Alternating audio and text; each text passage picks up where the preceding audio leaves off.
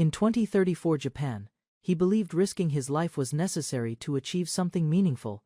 Work, hobbies, and ordinary routines felt distant compared to his goal. Days passed with him lying in bed, focused only on reaching the top. School and social life were neglected, while he devoted himself entirely to the game. Within Mobius Online, his character 7 held first place, undefeated and recognized worldwide.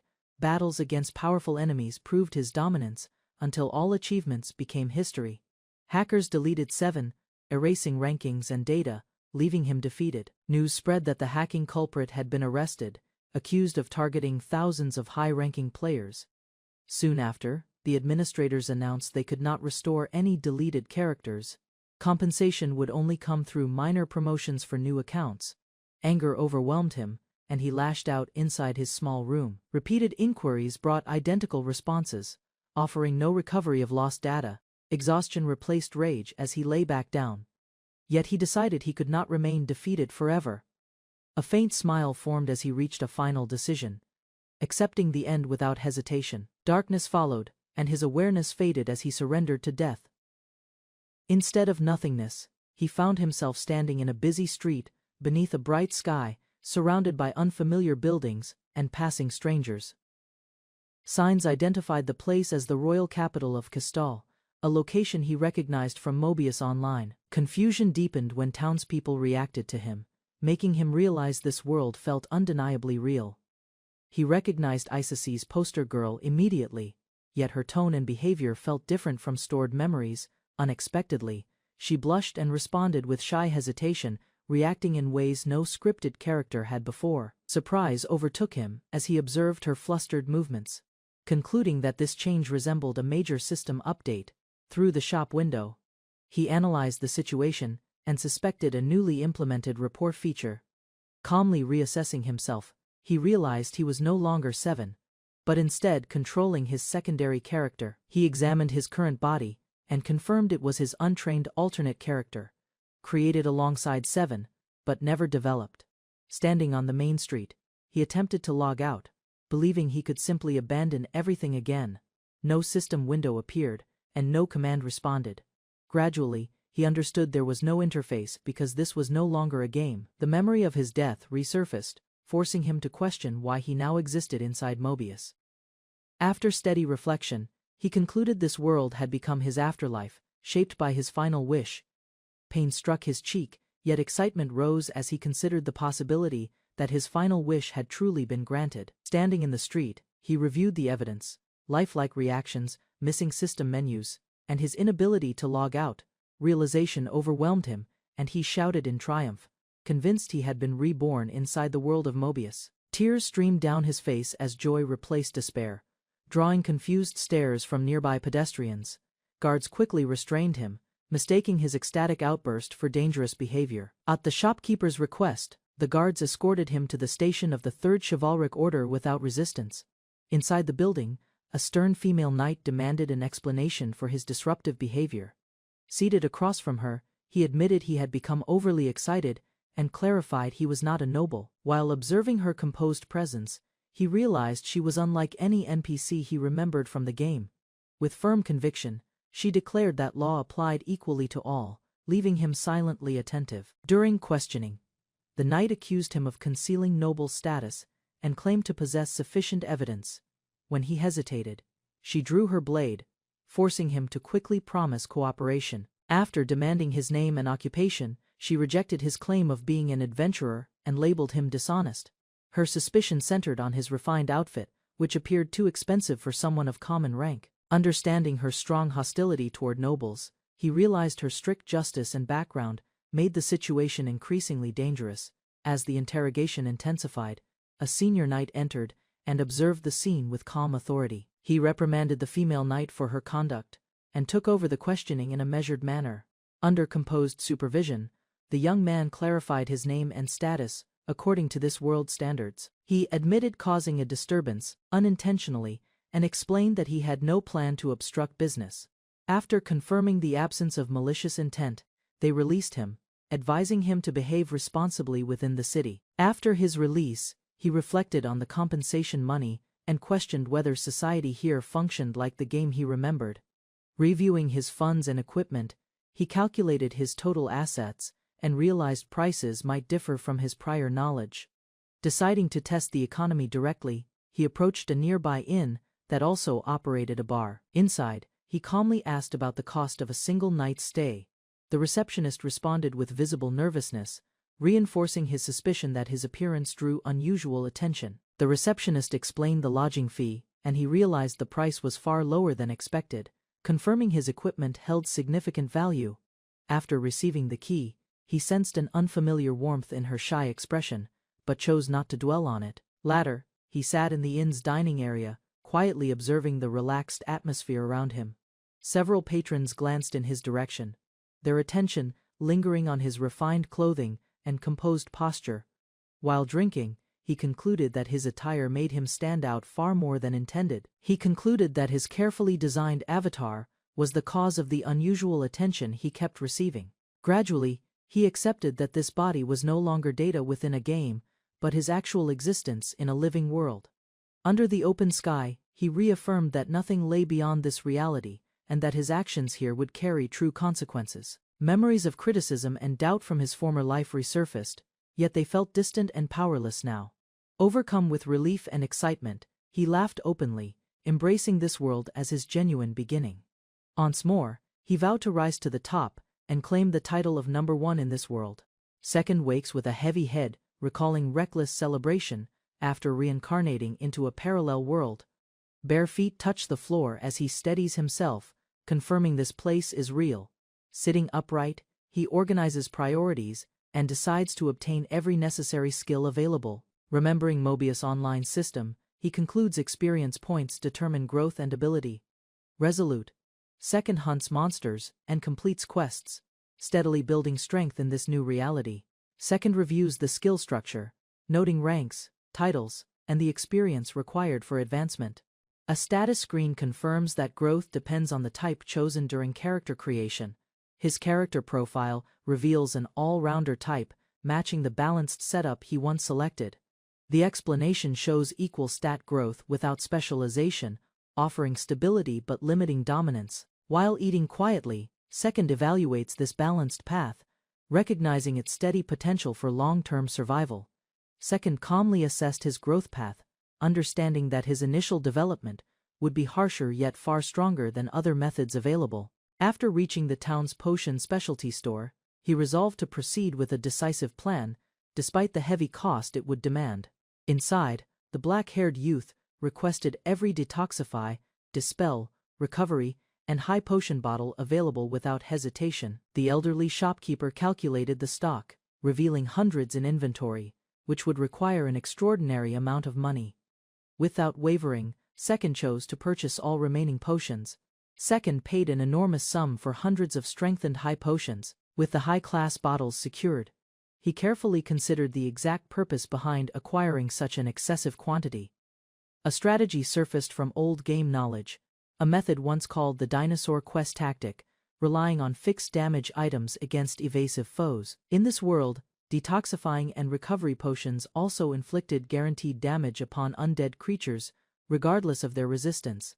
Each bottle hurled at the undead delivered precise fixed damage, turning Second's massive purchase into overwhelming offensive power. Viper zombies possessed valuable experience among the undead, and the fixed damage from his potions could steadily reduce even an intermediate monster's health.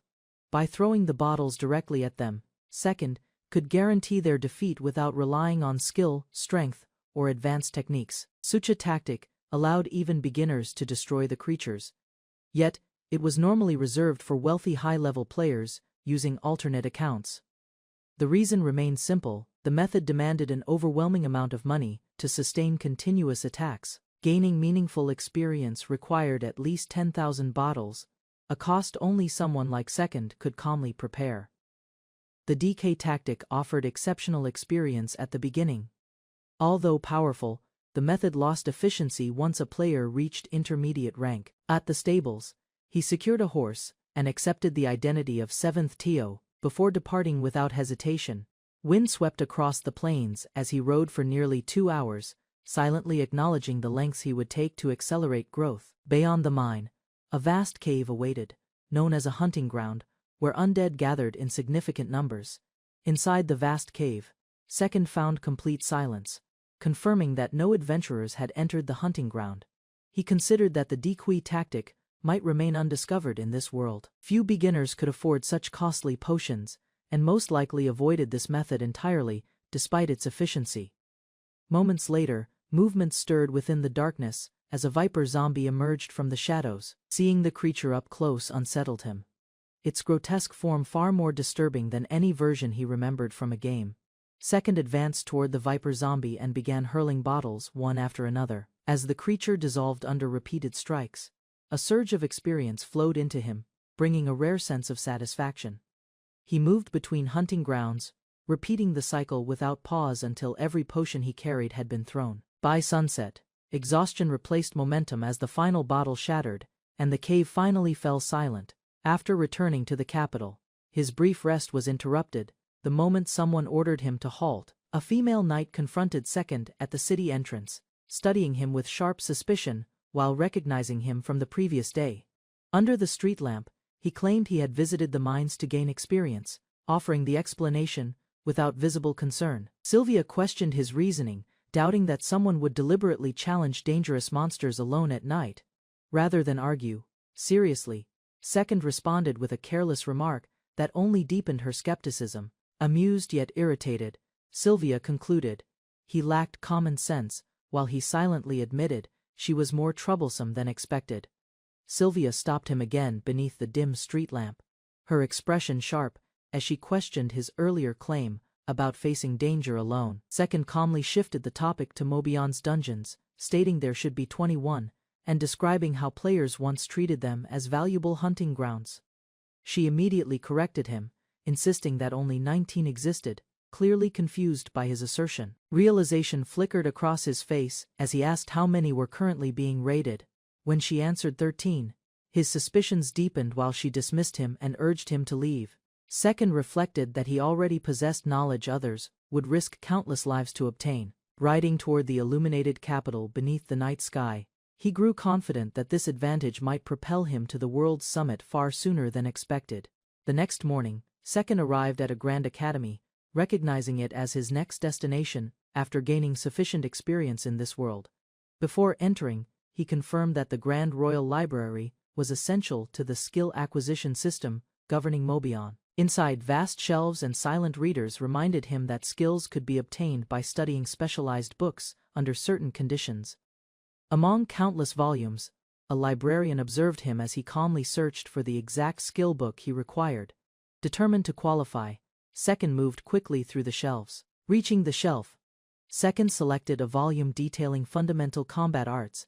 Charts inside explained major combat skills and their related minor branches, outlining structured paths such as pawn, spear, knight, and higher ranks. After reviewing the classifications, he decided to acquire pawn and spear techniques from both swordsmanship and archery disciplines. Having secured those abilities without difficulty, his attention shifted toward the next objective, the study of sorcery. Diagrams described 4 core elements: fire, water, wind, and earth, each divided into progressive forms he intended to master. Standing between tall shelves, Second confirmed that the grimoires matched those he remembered from Mobion. After completing every fundamental skill book available, he smoothly acquired the Oppo elemental forms without encountering any obstacles. Leaving the stacks behind, he reflected on the abundant knowledge gained and sensed clear progress in his overall development. A structured plan formed in his mind, arranging his training path from archery to swordsmanship, then advancing toward sorcery.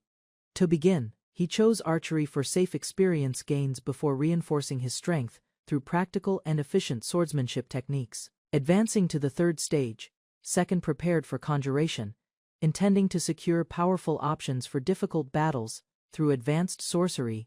Recalling a limited festival event from the past, he remembered acquiring a premium spirit ticket when he created this avatar. Using that resource would greatly increase his chances of summoning a rare spirit. Even so, he recognized that conjuration functioned best as support, requiring sufficient development in archery, swordsmanship, and sorcery beforehand. With the plan finalized, Second resolved to distribute his experience points carefully, and raise each chosen skill methodically, opening his status screen. Second carefully allocated his remaining experience, strengthening pawn swordsmanship for security, and raising elemental sorcery to reduce casting time. Soon his experience points were exhausted, leaving him temporarily satisfied with the balanced foundation he had constructed. Next he turned his attention to mastering advanced archery paths beyond pawn and spear classifications. Techniques such as bishop, silver general, and castle archery demonstrated powerful strikes suited for various tactical situations.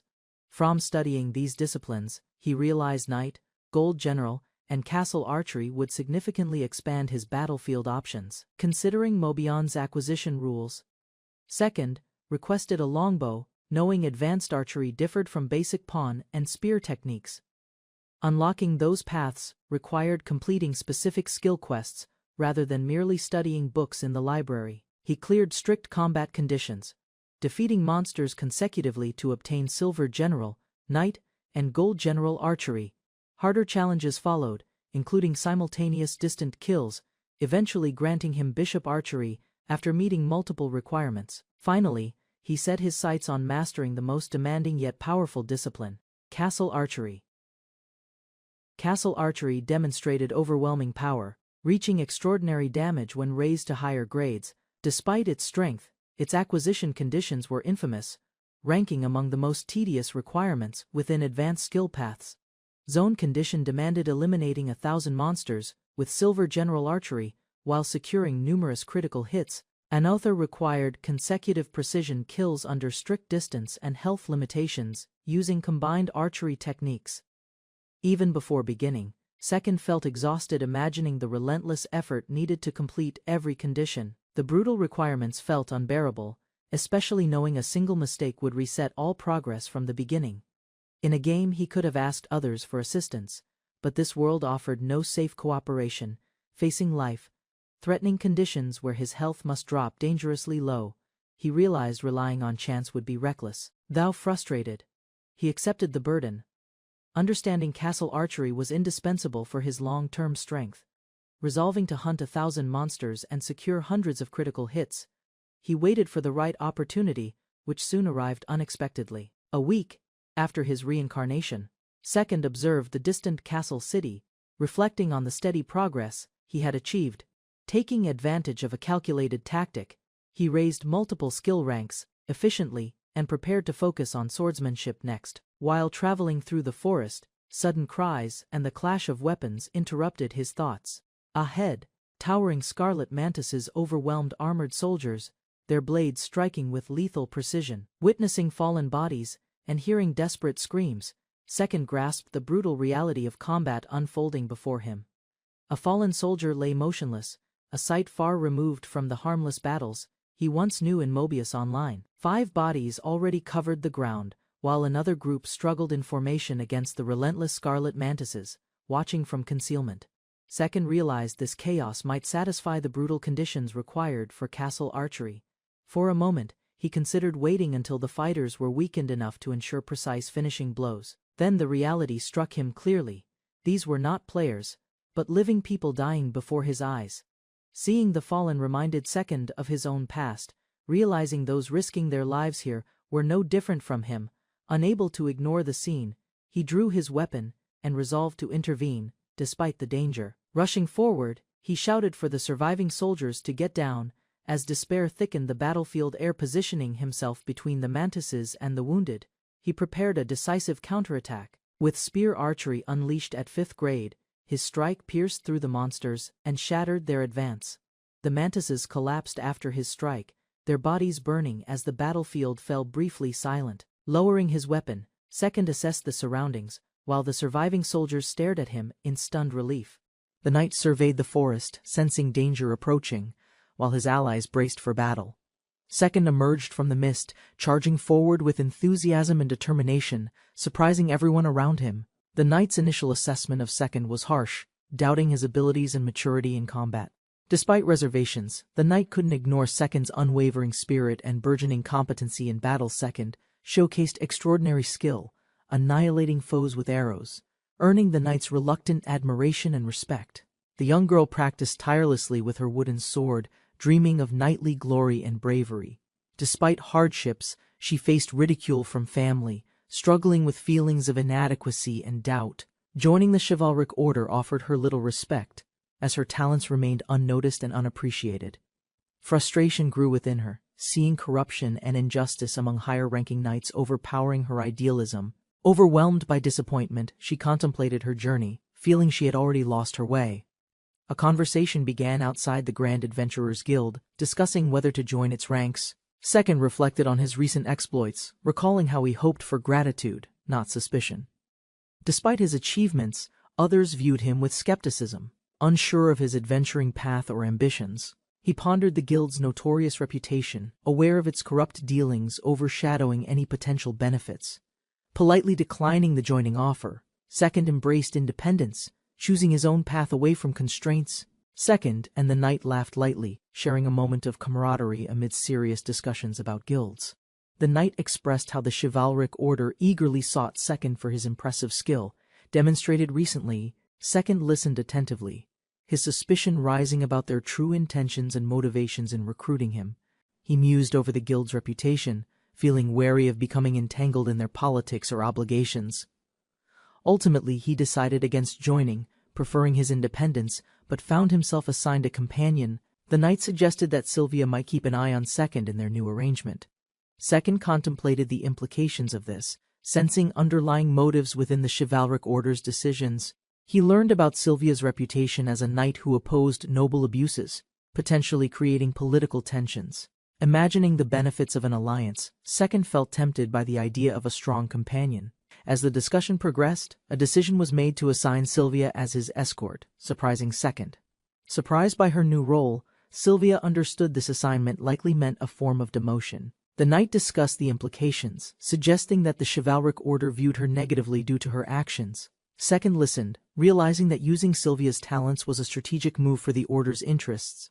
Determined not to waste this opportunity, Second calculated that 2 years could help him advance. With a reluctant acceptance of his new companion, he prepared for the challenges ahead. Sylvia reflected on her past failures in the Virginia family, feeling inadequate as a knight. Desiring a fresh start, she approached Second with a proposal to form a deal. Misunderstanding the situation, Second jumped to conclusions, suggesting Sylvia was tasked with seducing him. Despite the confusion, Sylvia remained open to the conversation, ready to hear what he offered. As they discussed their goals, Second expressed his desire to help her regain her knightly pride. Sylvia savored her mead, reflecting on her feelings, realizing an attraction to Second was growing.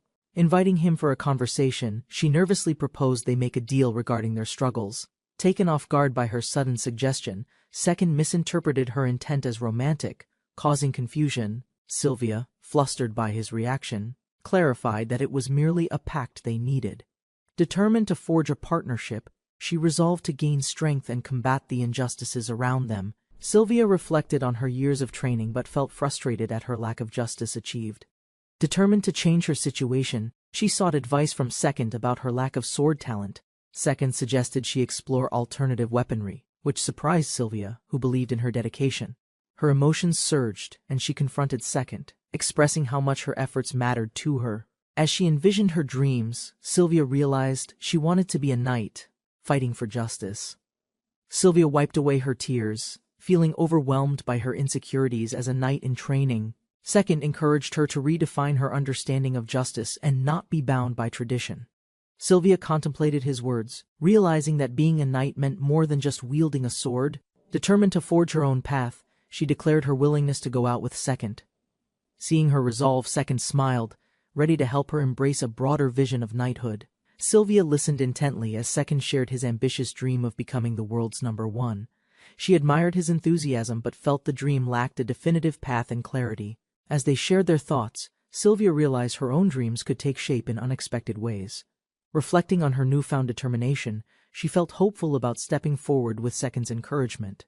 Even amidst her embarrassment, she recognized the potential for real change, ready to embrace new beginnings.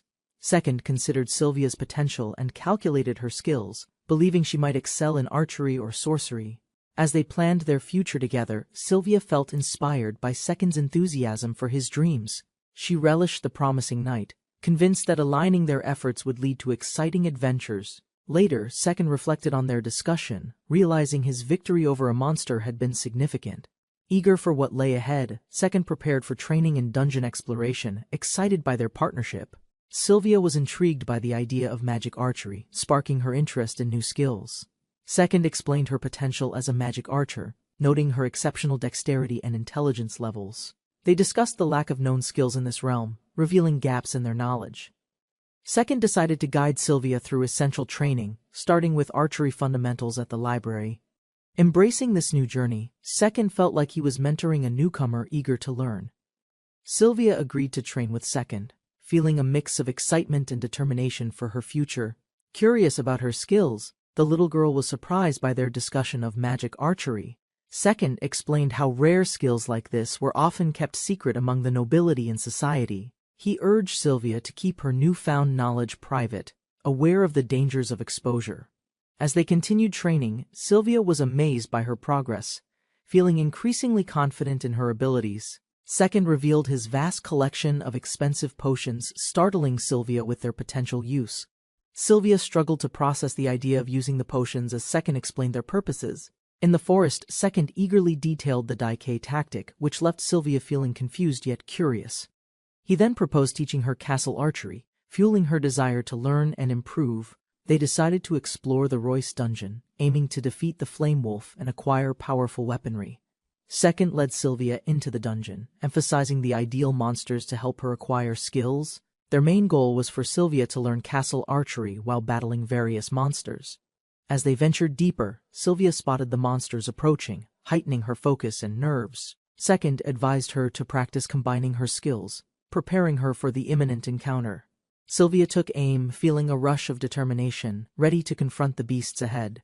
Sylvia's excitement grew as she realized the potential to become incredibly powerful through her training. With the Daikei tactic, both her knight archery and silver general archery skills progressed significantly. Second encouraged her, affirming that her hard work had paid off and promised further training. Confident now, Sylvia actively prepared to tackle the next challenge with elevated enthusiasm and determination. As they strategized, Second explained the final requirements for Sylvia to master castle archery in the dungeon. Second and Sylvia encountered a powerful flaming troll, the target monster for their quest. Second pointed out the troll's weak spot, encouraging Sylvia to prepare for the battle ahead. Sylvia spotted 3 trolls, realizing the importance of her next actions in this dangerous situation. Second instructed her on the strategy, emphasizing timing and attack patterns with confidence. As the trolls charged, Second steeled himself, knowing he had to protect Sylvia during the fight. Second was caught off guard by an unexpected attack, injuring him and reducing his health significantly. Despite the injury, he thought of Sylvia, motivating himself to get back into the fight. As he prepared his plan, the massive flaming trolls charged forward, presenting a daunting challenge. Second resolved to confront the trolls, determined to prove his status as the world's #1. With blood on his face, he confidently declared his strength, ready to defend his title. The flaming troll swung its massive weapon, sending Second flying through the air, crashing hard. Struggling with his injuries, Second assessed his health, realizing he was down to critical levels. While he recuperated, Sylvia prepared herself, determined not to let Second down during the battle. As Second braced himself, he noticed the trolls charging again, urging Sylvia to take aim. With newfound resolve, Sylvia unleashed her attack, targeting the trolls with perfect precision, ready for victory. After the battle, Sylvia tearfully scolded Second for his reckless actions, showing her deep concern.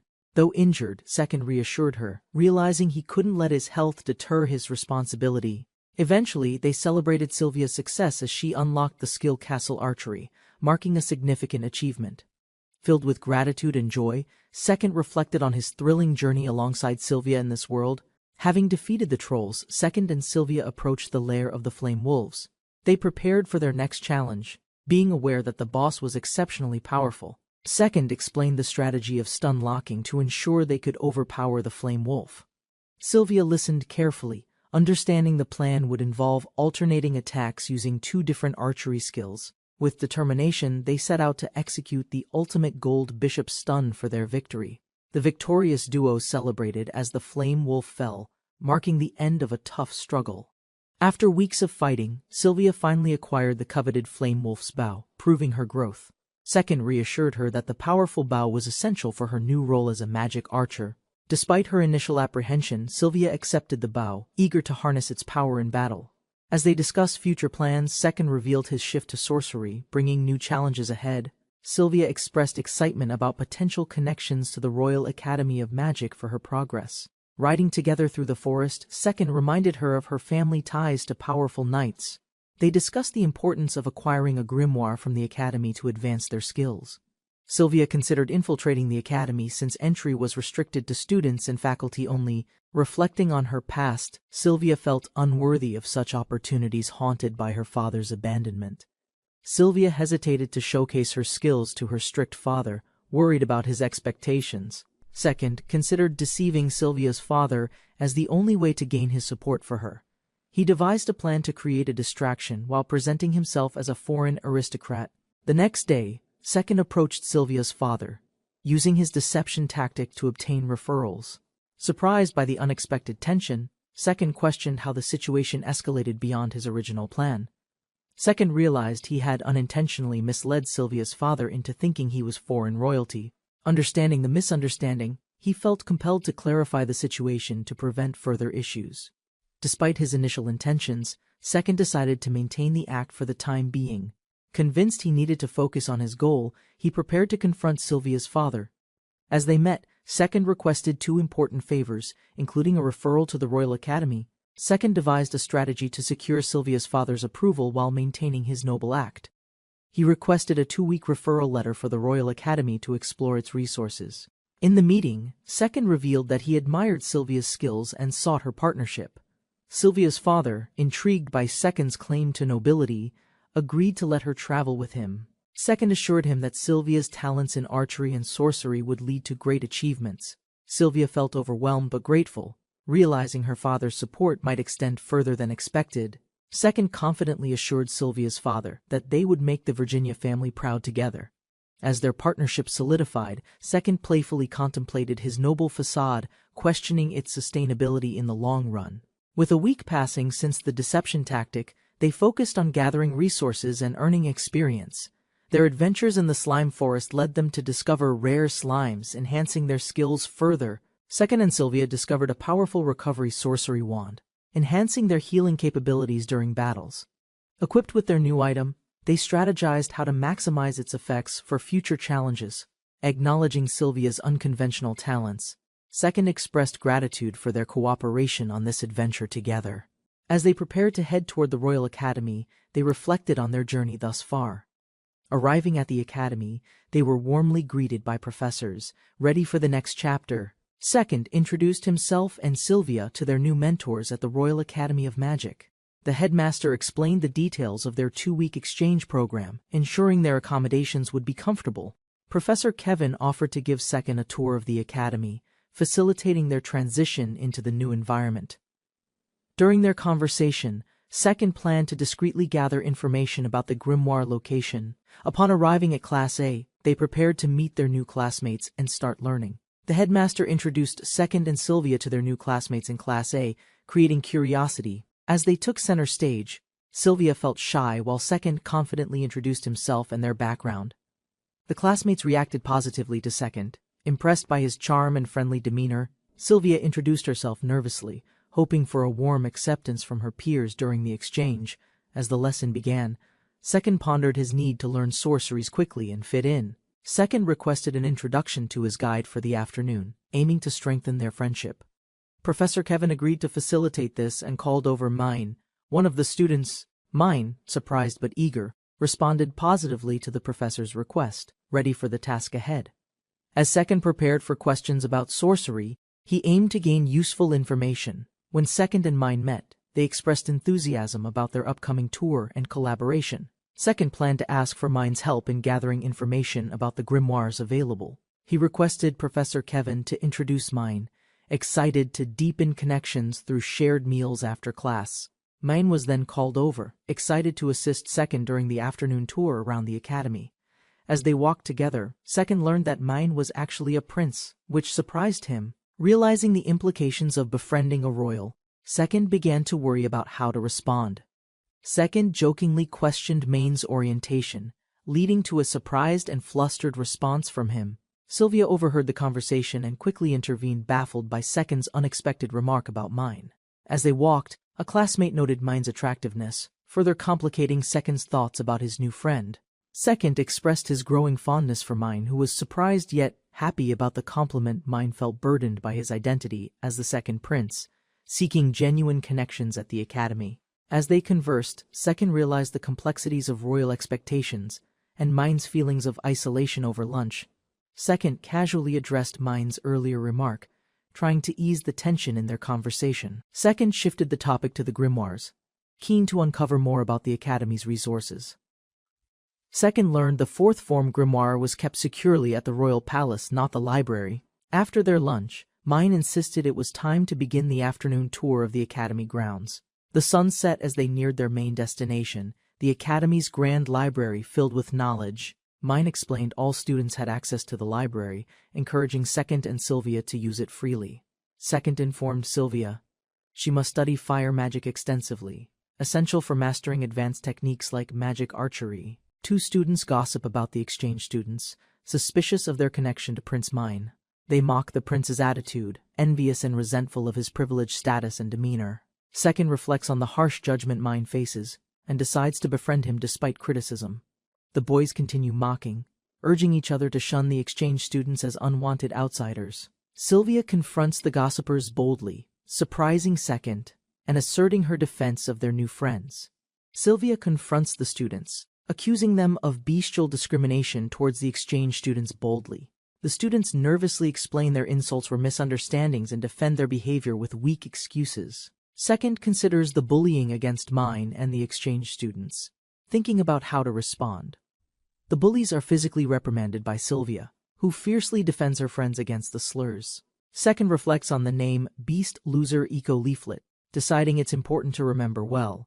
Second requests to read the Raptor form grimoires, starting his focused study in the academy library. He quickly reads and acquires the Raptor form Fire grimoire for further training.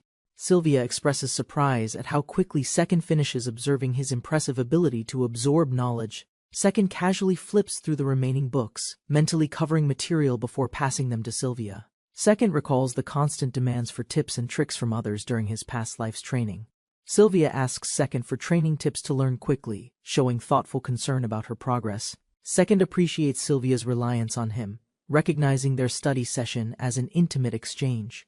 He surprises Sylvia by offering to personally teach her instead of separate studying. Sylvia feels both remorseful and happy as she learns directly from Second, appreciating the closeness.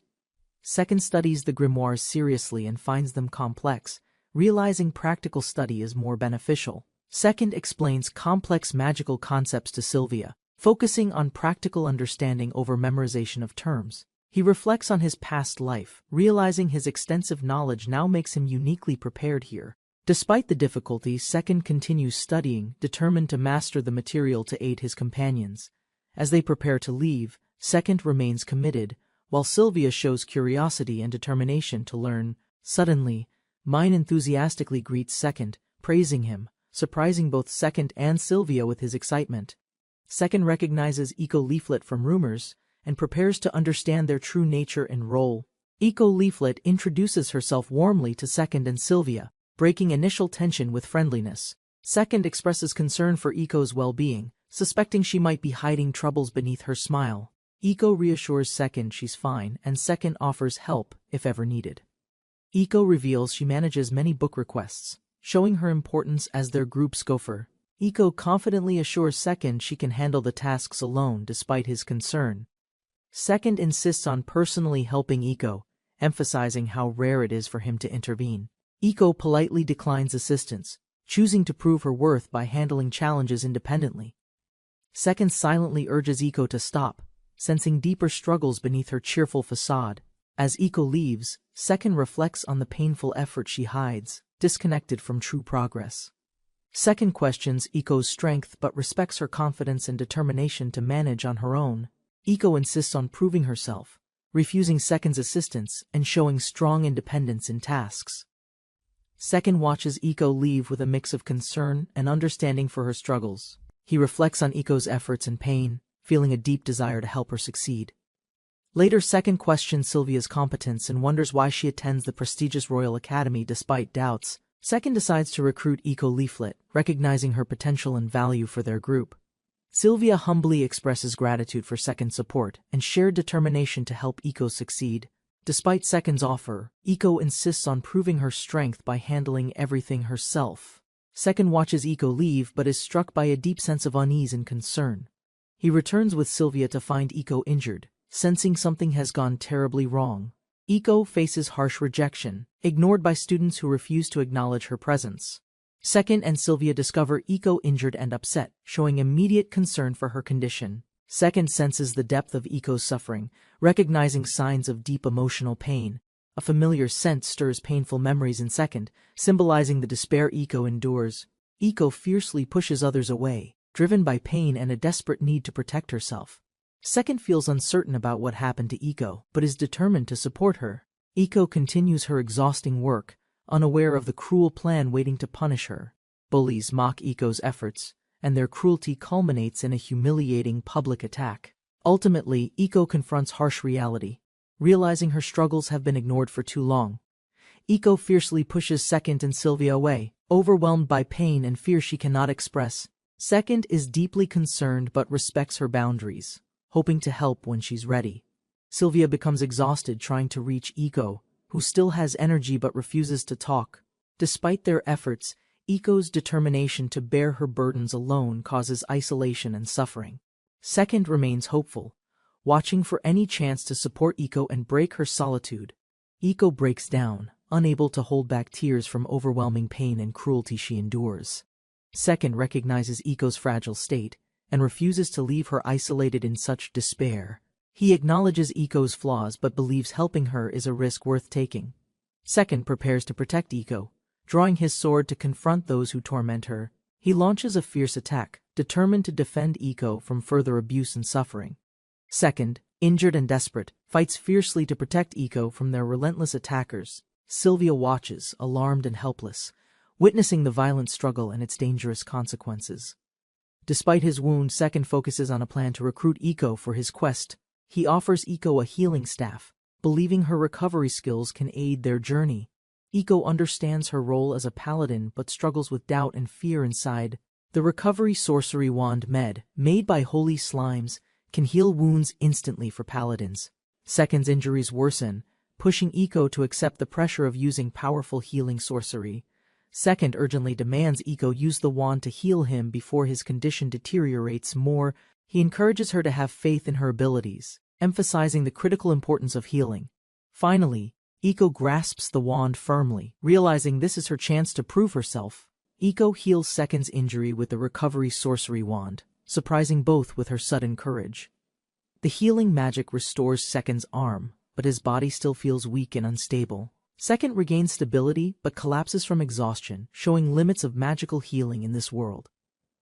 He explains that paladins like Iko heal slowly despite their magic restoring health points quickly. Second reflects on Iko's traits, realizing her low intelligence matches the paladin growth type perfectly. Iko's low intelligence limits her abilities, and her skill set shows potential flaws and weaknesses clearly. Despite obvious weaknesses, many successful teams still include paladins due to their crucial role. Paladins defend their teammates by absorbing damage and using recovery sorcery, becoming living shields. They can endure attacks until exhausting their magical power, protecting their group's survival. Second plans to make Iko a key member, forming a balanced team with diverse strengths. Second reflects on his determination to recruit Iko, believing her essential for achieving his ultimate goal. Second calculated her worth in silence, recognizing healing magic as critical for surviving future battles ahead. Though it felt manipulative, he repeated what he'd done to Sylvia, exploiting her emotional vulnerability again. Driven by guilt and longing, he staged desperation, hoping her sympathy would bind her to him. He awakened disoriented, Sylvia's concern visible. Her voice called him back from the edge of delusion. She held his hand gently, warning him not to risk his dream for fleeting reckless choices. Second downplayed his condition with a calm smile, hiding the real toll beneath his composed face. Sylvia stood firm, reminding him that she and Iko owed their lives solely to his actions. She recalled the moment he saved her without hesitation, then vowed to become his loyal knight. Her eyes glowed with resolve as she promised to follow him wherever his journey would lead. Second suspected Sylvia already knew everything his motives, his doubts, yet still chose to stay by his side. Second reflected on his manipulative intentions but acknowledged her kindness and willingness to trust him. Suddenly, Iko burst in, panicked and emotional, slamming the door and apologizing while rushing to Second. Calmly, Second repeated his offer, urging Iko to quit school and join him in training sorcery. He believed this was the right moment, trusting it would lead her toward healing purposefully. Hesitant and unsure, Iko wavered between fear and hope, uncertain if she truly belonged beside him. Second questioned Eko's hesitation, urging honesty while subtly asserting his confidence as the world's strongest player. He recalled her distant upbringing, born in a secluded beastfolk village, far from noble education systems. Her enormous mana pool stirred hopes in villagers, who funded her enrollment at the Royal Academy. Despite strong magical aptitude, her low intelligence stat led others to underestimate and dismiss her achievements unfairly. Labeled a loser by peers, she remained skilled in elemental control and beast transformation techniques. Eiko confessed her reason she couldn't abandon the hopes of the villagers who believed in her. Second understood the emotional burden, likening their expectations to a chain slowly crushing her independence and will. Offering her a choice, Second calmly revealed he had prepared a new path for her escape. He declared his ambition to become the strongest, hoping to inspire her with a higher purpose. To Second, worldly prestige meant nothing. True greatness came from strength and choosing one's own path alongside him. Second painted a grand future for Iko. Imagining her revered by all in her village, she began laughing at his exaggerations, her worries momentarily replaced by warmth and vivid imagined scenes. Second added silly impressions of villagers and family, making Iko laugh harder, her tension finally breaking away. Their laughter grew sincere, and in that moment, Eko's decision felt clearer than ever before. With confidence in her eyes, Eko stood tall and declared her choice to follow him forward. With a quiet smile, Second acknowledged the outcome of his plan unfolding exactly as intended. Iko accepted her new path with joy, officially joining Second as his first true companion. Second ordered Iko's withdrawal from study and arranged her promotion as his personal Class A attendant. The teacher, surprised by the sudden request, politely asked for some time to consider her decision. Second agreed without resistance, expecting a staff meeting would determine Iko's future later that same day. As they left, Sylvia questioned his motives, puzzled by the boldness of his sudden request. Second admitted the request was unrealistic, but he believed the chances of success were still favorable. Second explained his noble background and concern, having witnessed beastfolk bullying at the academy firsthand. Sylvia realized Second's move could pressure the staff, who appear unable to address ongoing discrimination cases. Second reasoned that avoiding further issues, the school would likely approve his request without resistance. Iko admired Second's strategic thinking, while he confidently declared his status as the world's #1. Another student approached, already informed about Iko's new role, proving rumors had spread unusually fast throughout campus. His expression froze at the blunt confession. The noble's praise caught Second off guard completely. Sylvia suddenly punched Second's stomach, misunderstanding the moment Iko and the other boys stared in shock. Everyone panicked as Second collapsed dramatically. The student council member arrived calmly, drawing attention with her sudden appearance. With a sly smile, Second asked for news. The elf calmly confirmed their request had passed without resistance. The elf granted permission officially. Iko would now join Second in Class A as his personal attendant. Second noticed the elf supervisor's silence meant more than approval. It was careful political avoidance, not ignorance. As Sylvia asked directly, Second recalled his true reason, masking it behind a casual, vague explanation. He once considered punishing those who hurt Iko, but revenge wasn't something she ever wanted herself. Iko never asked for protection, only to stay beside Second. That quiet request changed everything inside him. Second affirmed her place beside him not out of duty, but because she was family. Sylvia sat quietly in the library, aware that her study time was running out. She surprised everyone by mastering fire element sorcery in 3 days, far exceeding all expectations. Eager to improve further, Sylvia decided to tackle every element of choral form available. Obsessed with learning, she locked herself into books, studying endlessly with eyes spinning from exhaustion. With Sylvia fully trained, Second took a break outside, confident she'd mastered everything she needed. They played under the sunlight, enjoying peace. Their bond grew stronger through shared laughter and carefree moments. Those quiet days brought comfort. But Second had a hidden goal behind his calm demeanor. His real aim was clear Mine's favor. That was the key to the fourth form's knowledge. He planned to enter Algin Dungeon, but lacked power. Building trust with Main became his strategy. Before revealing plans, Iko found a paper. Curiously, she asked Second about its strange contents. Iko struggled with reading Japanese, having only learned the basics to attend the academy. Despite the handicap, she deciphered grimoires using a dictionary and memorized advanced elemental forms. Even with low intelligence stats, she showed remarkable potential by mastering multiple forms through intuition alone. Second grew curious and asked to see what Iko had found while sitting beside her. The flyer revealed a sorcery competition, with a rare prize called the Chase Ring for Champions. Second noticed the prize chase ring and immediately realized it held more value than expected. With a confident smile, he declared their next step was the Sorcery Convention Challenge. A mysterious ring called Chase Ring grants a rare power and extra attack through sorcery. Second tested the ring's effect himself, unleashing swift double strikes after each magical incantation. Despite mockery at the market, Second recognized its potential, ignoring doubts from clueless shoppers nearby.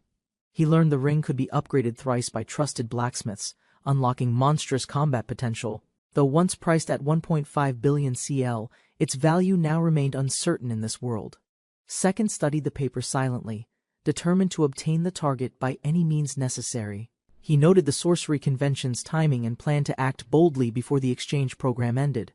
His intent remained hidden, even when asked casually if he'd attend the approaching magical convention at school.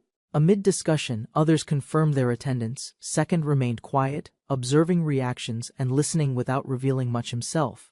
With a calm tone, Second confirmed his presence, surprising classmates who never expected his sudden participation. Mine revealed his concern to Second, and Sylvia, his brother, would appear at the sorcery convention. Reluctantly, Mine admitted his discomfort stemmed from his older brother, a powerful swordsman and relentless elitist. Mine believed his brother viewed him as a threat in a silent battle for royal succession. Second quietly analyzed the situation, learning the first prince commanded the chivalric order and wielded real authority. Sylvia remained silent, troubled by Main's pain, unsure how to comfort him or ease his anxiety. Second realized the first prince led the order that once tormented Sylvia. His anger quietly stirred. Mine imagined his brother's harsh ridicule if he skipped the event, despite knowing the consequences. Sylvia approached Second calmly, shifting the mood and revealing her recent achievement: she mastered the choral form. The morning of the sorcery convention arrived. Participants and students gathered, tension growing beneath the open sky. Backstage, competitors discussed the prize ring's mystery, unaware of its true value hidden beneath tradition. Second questioned the crowd's ignorance, surprised they underestimated the upgraded chase ring's hidden combat value. Nearby students discussed the prince's tension, unaware of the full story behind Mine and Klaus's rivalry. Second realized the academy itself promoted the image of conflict, exaggerating the prince's roles and contrast. He suspected Klaus was spreading rumors to damage Mine's reputation, possibly using others to manipulate perception. Later, Second revealed he'd begin in the semi-finals. His strength had earned him a seeded position. Mine smiled at the bracket placement. Reaching the finals would take him one clean victory. Second, however, realized he never actually understood the sorcery convention's rules or how it functioned. He guessed violently, thinking it involved lethal magical duels, which left Mine completely horrified and exasperated. Still confused, Second asked if it involved physical fighting, prompting Mine's desperate cry for clarification. Mine explained the competition crown a PvP tool ensuring safety, making the matches non-lethal and rule-bound. All actions inside the competition crown are virtual. Players take no actual damage or risk.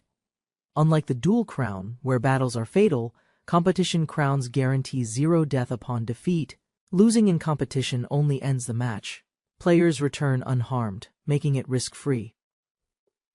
Rules led gamers to create unique variations. Now, only sorcery-based attacks are allowed. The third match begins as Second faces Dean in a regulated sorcery-only virtual competition arena. Second stood in silence as the crowd called his name and the crown's activation began. The arena formed a 50-meter circle where stepping out meant loss, and tension rose sharply. With a confident smirk, Second raised his hand, signaling his readiness as the judge announced the match start. Wind surged forward as the duel began. Second stood firm, calmly observing his opponent's predictable opening spell. He instantly recognized the raptor form of wind. Second sighed, already knowing how it ends. While Dean prepared his incantation, Second recalled each form's cast order and relative combat practicality under pressure. The spell's long cast time exposed its flaws. In duels, that delay often leads to failure. Mocked and underestimated, Second grinned coldly. This arrogant fool dared to challenge the former world's strongest strategist. Second swiftly cast Oppo form of wind, intercepting the attack with precise timing and stance. Dean followed with raptor form of wind, unaware both sorceries would soon cancel each other explosively. Second calmly explained the defensive strategy. Two sorceries colliding would nullify each other, reducing but not avoiding damage. While Dean recovered, Second closed distance. His faster cooldown gave him overwhelming momentum and a clear tactical edge. He finished preparing Curl form of fire, aiming directly. Dean now realized the vast gap in real combat ability. Second spell ignited, empowered by advanced class bonuses, reduced cast time, and massive intelligence-based damage multiplier. With steady movement, he released the fireball, its force compressed tightly into a devastating attack sphere. The fireball struck Dean directly. An explosion erupted, launching him backward with no time to react. Second approached calmly. His face showed mild regret. He unintentionally used too much strength for a friendly duel. The judge declared Second the winner. The arena restored instantly, erasing all trace of the violent clash. Dean sat paralyzed in shock. Second's cold stare reminded him how wide their skill gap was. Second rejoined his group. While others showed concern, he casually downplayed his overwhelming victory and fatigue. He declared his intent to escape after winning, believing nothing would stop his path to dominance. Amused cheers followed. One girl's encouragement and another's motherly concern sparked laughter, lightening the post-battle tension. The next match was announced: Second versus Keith, a veteran. The true challenge had just begun. The semi-final began. Second faced Keith, knowing only the winner would advance to fight main. Second assessed Keith's posture. Against fellow sorcerers, the first strike usually determines control of the duel. Both competitors cast Oppo form of wind fastest and safest, trying to gain tempo with simultaneous precision. Their attacks clashed mid-air. Neither backed down, and both realized this deadlock would likely repeat endlessly. Second sighed internally, recognizing the flaw. Equal speed sorcery would endlessly cancel, causing a pointless infinite loop. Second acknowledged Keith's strategy, but reminded him that a former world champion won't fall easily. Keith proposed a surrender deal. He planned to manipulate the tournament outcome for political reasons. Second questioned the motive. Keith dismissed him, claiming he didn't deserve to face the royal finalists. Keith admitted the match's meaning was political. Only a duel between royal elites was deemed worthwhile. Second realized Keith wasn't a student rival, but a planted servant sent to secure Mine's victory. Second recalled the rumors. Keith's true purpose was to shield Mine from public defeat in combat. His frustration grew not from the draw, but Keith's attempt to bribe him during battle. Both launched spells again, but Second refused to play along. The match would not end quietly. Their fire spells clashed once more.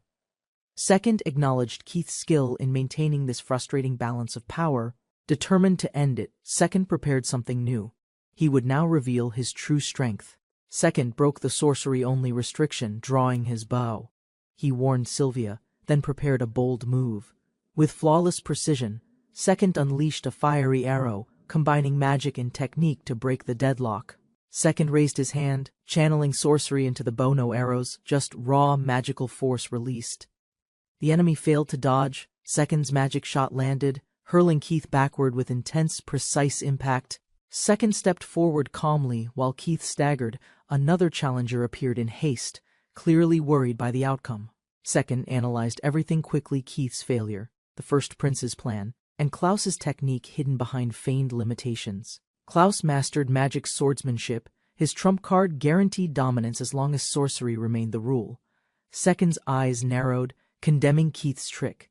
He prepared to retaliate with precision and magical authority. Channeling focus, Second combined 3 advanced archery skills, reinforcing them with elemental strength to maximize destructive output. As Keith fled, Second unleashed the strike mid-air, fast, calculated, and impossible to escape from. The impact landed cleanly. Keith's defenses collapsed. The blast sent him flying without any chance to resist. Crushed by the final blow, Keith fell unconscious. The judge announced Second as the undeniable victor. The crowd erupted with cheers as Second stood silently, his victory earning admiration from every direction.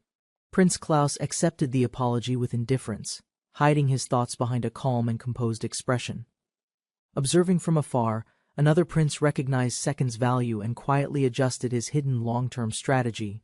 Despite Keith's concerns, Klaus dismissed doubt, believing his authority and strength could easily draw Second to him. Meanwhile, Second's achievement gained attention praised by classmates, acknowledged by staff as he advanced into the tournament finals. Second requested access to rare texts. Mine agreed, flustered but willing to meet conditions directly. Their duel began with equal footing. Both invoked the same spell, summoning wind form sorcery simultaneously. Second intentionally avoided advanced magic, deciding to fight fairly since Mine used only basic sorcery techniques. Mine abruptly interrupted casting and cancelled the match's flow, surprising Second with unexpected control and timing. With sudden momentum, Mine charged in, disrupting the rhythm by distorting his own cast timing. Second reflected on casting mechanics mid-fight, realizing timing advantages when attacked during chant initiation. Both Second and Mine launched Choral Form of Wind, causing a powerful shockwave between them. Despite casting later, Second's higher skill rank let him match Mine's timing and neutralize the spells. Mine's reaction revealed it was his strongest move. Second admitted underestimating Mine's capability and commitment. Seeing Mine's determination, Second accepted it seriously, preparing to respond with equal focus and full effort. Second invoked the highest-tier sorcery, determined to demonstrate his unmatched precision gained from countless ranked victories. Mine countered with wind magic, but Second launched fire form sorcery, amplifying pressure with an overwhelming cast.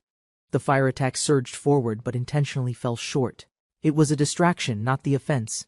The blast spread smoke across the arena, stunning Mane.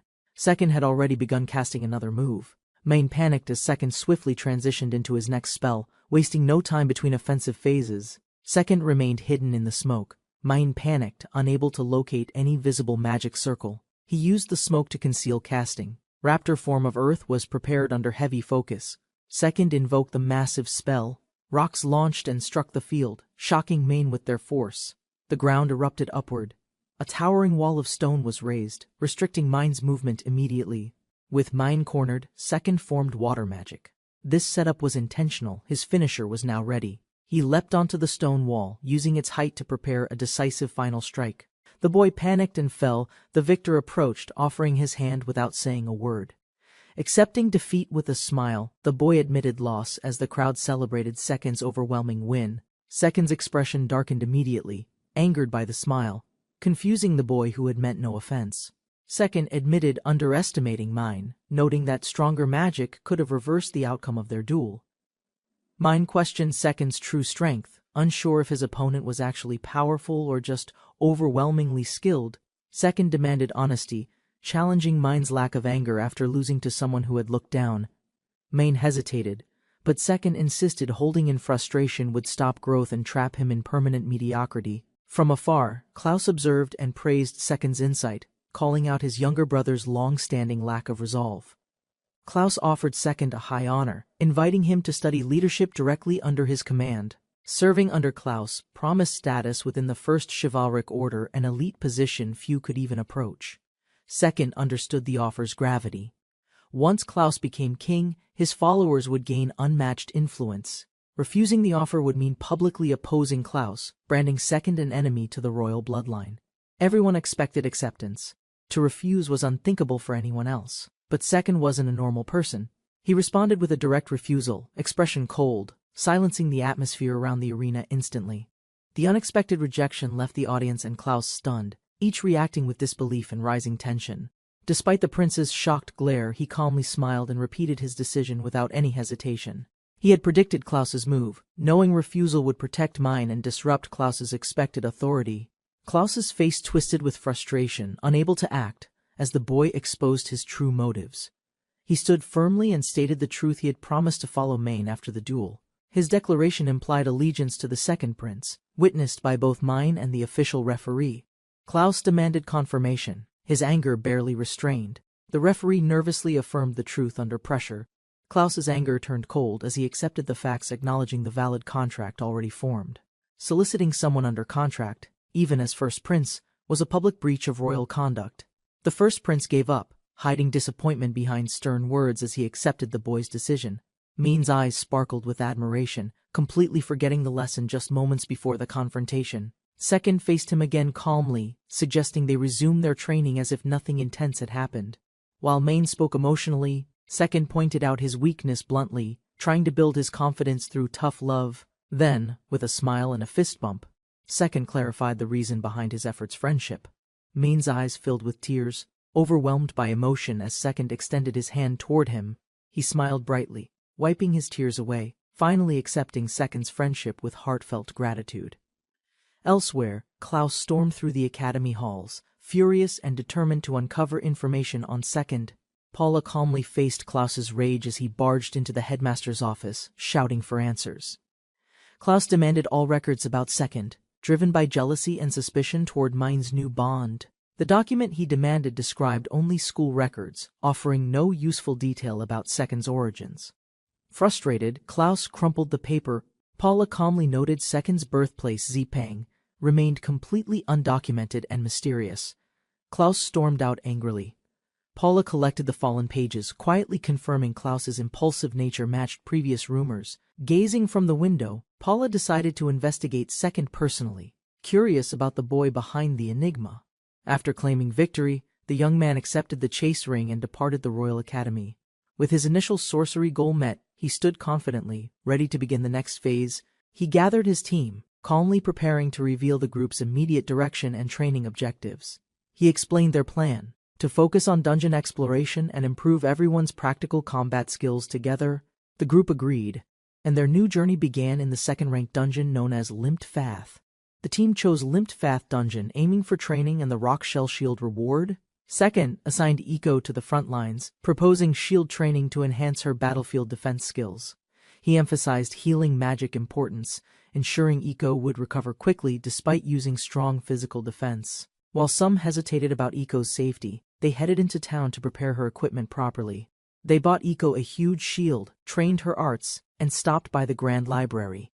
They visited the church to review recovery sorcery grimoires, selecting a suitable one for Iko. Iko successfully acquired Recovery Minor and studied the grimoire, preparing herself with focused determination.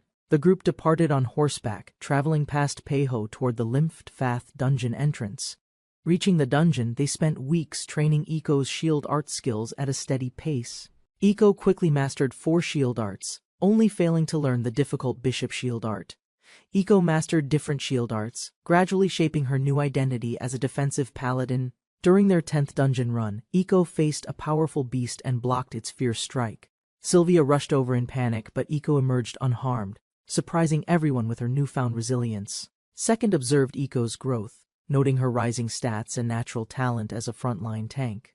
Confident in Iko's strength, the group advanced deeper, preparing for the dungeon boss's final chamber. The Limped Fath dungeon boss appeared, a colossal rock tortoise with overwhelming defense and thick armor. Second explained the monster's traits, reminding Iko that perfect coordination was vital to win this battle. Despite the pressure, Iko remained calm and responded with quiet determination, fully accepting her crucial role. They faced the rock tortoise head-on. Iko took position, shield raised, ready for the fierce clash. To unlock Bishop Shield art, Iko needed to block 100 consecutive strikes from a stronger opponent. Second analyzed the requirement. The word completely meant Iko couldn't afford even minor failure. He devised strategies repelling with spear shield art, or parrying using knight or general shield. Timing was critical. Iko had to match the enemy's strikes perfectly to trigger parry. Parrying resembled a rhythm game. Precise timing allowed repeat defense with significant tactical benefit. Second gave rapid commands. Iko responded flawlessly, shielding against Rock Tortoise's relentless heavy blows. Although the Rock Tortoise's attacks seemed basic, parrying their rhythm remained unexpectedly difficult initially. Iko was knocked back by a mistimed defense, prompting concern but no hesitation from her leader. Despite the pain, she answered confidently, her determination unwavering as everyone looked on with surprise. Iko received a minor recovery spell, regaining composure and preparing for the next assault immediately. For nearly 2 hours, Iko endured and parried, syncing her defense perfectly against each strike. After hours of relentless defense, Iko finally unlocked the Bishop Shield art and celebrated joyfully. Second approached Sylvia, informing her it was time to begin learning the magic archery skill. Sylvia accepted the challenge, showing motivation. Second scheduled training, and Iko curiously watched the conversation unfold nearby. Iko demanded attention eagerly. Second paused, caught off guard by her enthusiasm and spontaneous energy. Second assigned Iko to continue her shield training while Sylvia pursued sorcery-infused archery in dungeons. The group entered the cave. Sylvia began fulfilling the archery sorcery condition, aiming for the required monster count. Second instructs Iko to activate her new skill. A monster's claw cautiously edges forward. Iko positions her shield and activates Bishop Shield Art, intercepting the creature's aggressive frontal attack. The impact is absorbed flawlessly. Iko and Sylvia react to the surprising strength of the defense. At maximum grade, the skill can deflect boss-level attacks using enhanced vitality-based shield resistance. Second warns that the skill drains SP fast, advising Iko to reserve it for emergencies. Echo cried uncontrollably after realizing her skill finally made her helpful in real combat. Sylvia proudly announced her success in learning magic archery, and a creature soon appeared. She calmly drew her weapon, preparing to fire her newly gained skill at the beast. Though nervous, Sylvia focused under Second's reassurance and gathered her energy for the attack. With one decisive motion, Sylvia launched a powerful shot using the full magic archery combination. The explosion engulfed the area as Sylvia's magic collided with the monster, vaporizing everything instantly. Second assessed Sylvia's power calmly, calculating damage and potential if her skills were fully upgraded. Inspired by Sylvia's growth, Second declared his intent with sudden intensity, catching her completely off guard. He stepped closer, expressing his resolve, while Sylvia stood frozen, startled by his unexpected determination. Sylvia panicked, misunderstanding his words, overwhelmed and embarrassed by what she assumed he meant emotionally. He declared his determination to grow stronger, surprising Sylvia with his sudden passion and intense gaze. He explained the connection between Sylvia's flame wolf's bow and their mutual need for growth. While Iko slept, they discussed damage potential and the importance of upgrading their battle equipment. Sylvia was shocked by the projected power increase if the bow reached its final stage. Realizing the potential, Sylvia agreed but questioned the method. They needed a blacksmith to proceed. He raised 4 fingers, explaining they had 4 realistic paths to find a blacksmith.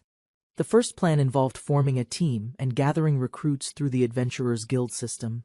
The second option was to scout and invite those with blacksmithing talent, regardless of experience.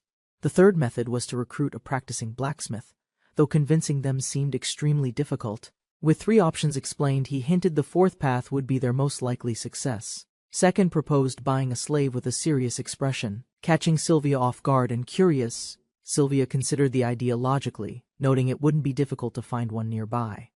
Second expected rejection, but Sylvia calmly approved, analyzing the practicality of recruiting one with skills. With no objections, they agreed to return to the royal capital and search tomorrow. Sylvia suggested dressing formally. Second agreed, realizing appearance might influence the dealer's attitude and cooperation. Second arrived at Vinston's royal capital with Sylvia, entering the Maurice Slave Company for recruitment. They were greeted by Philip, the company's president, who welcomed them with practiced hospitality. Second requested a blacksmith slave. His formal clothing impressed Philip, ensuring full cooperation without delay. A group of chained men entered. Each potential slave appeared strong, disciplined, and battle-worn in silence. After examining their stats, Second realized Sylvia's calmness. They were professionals trained for specific roles. Second realized his expectations were wrong. Blacksmith slaves were older, seasoned men, not youthful talents. Although disappointed, he began reviewing their individual status sheets and filtered them based on usefulness.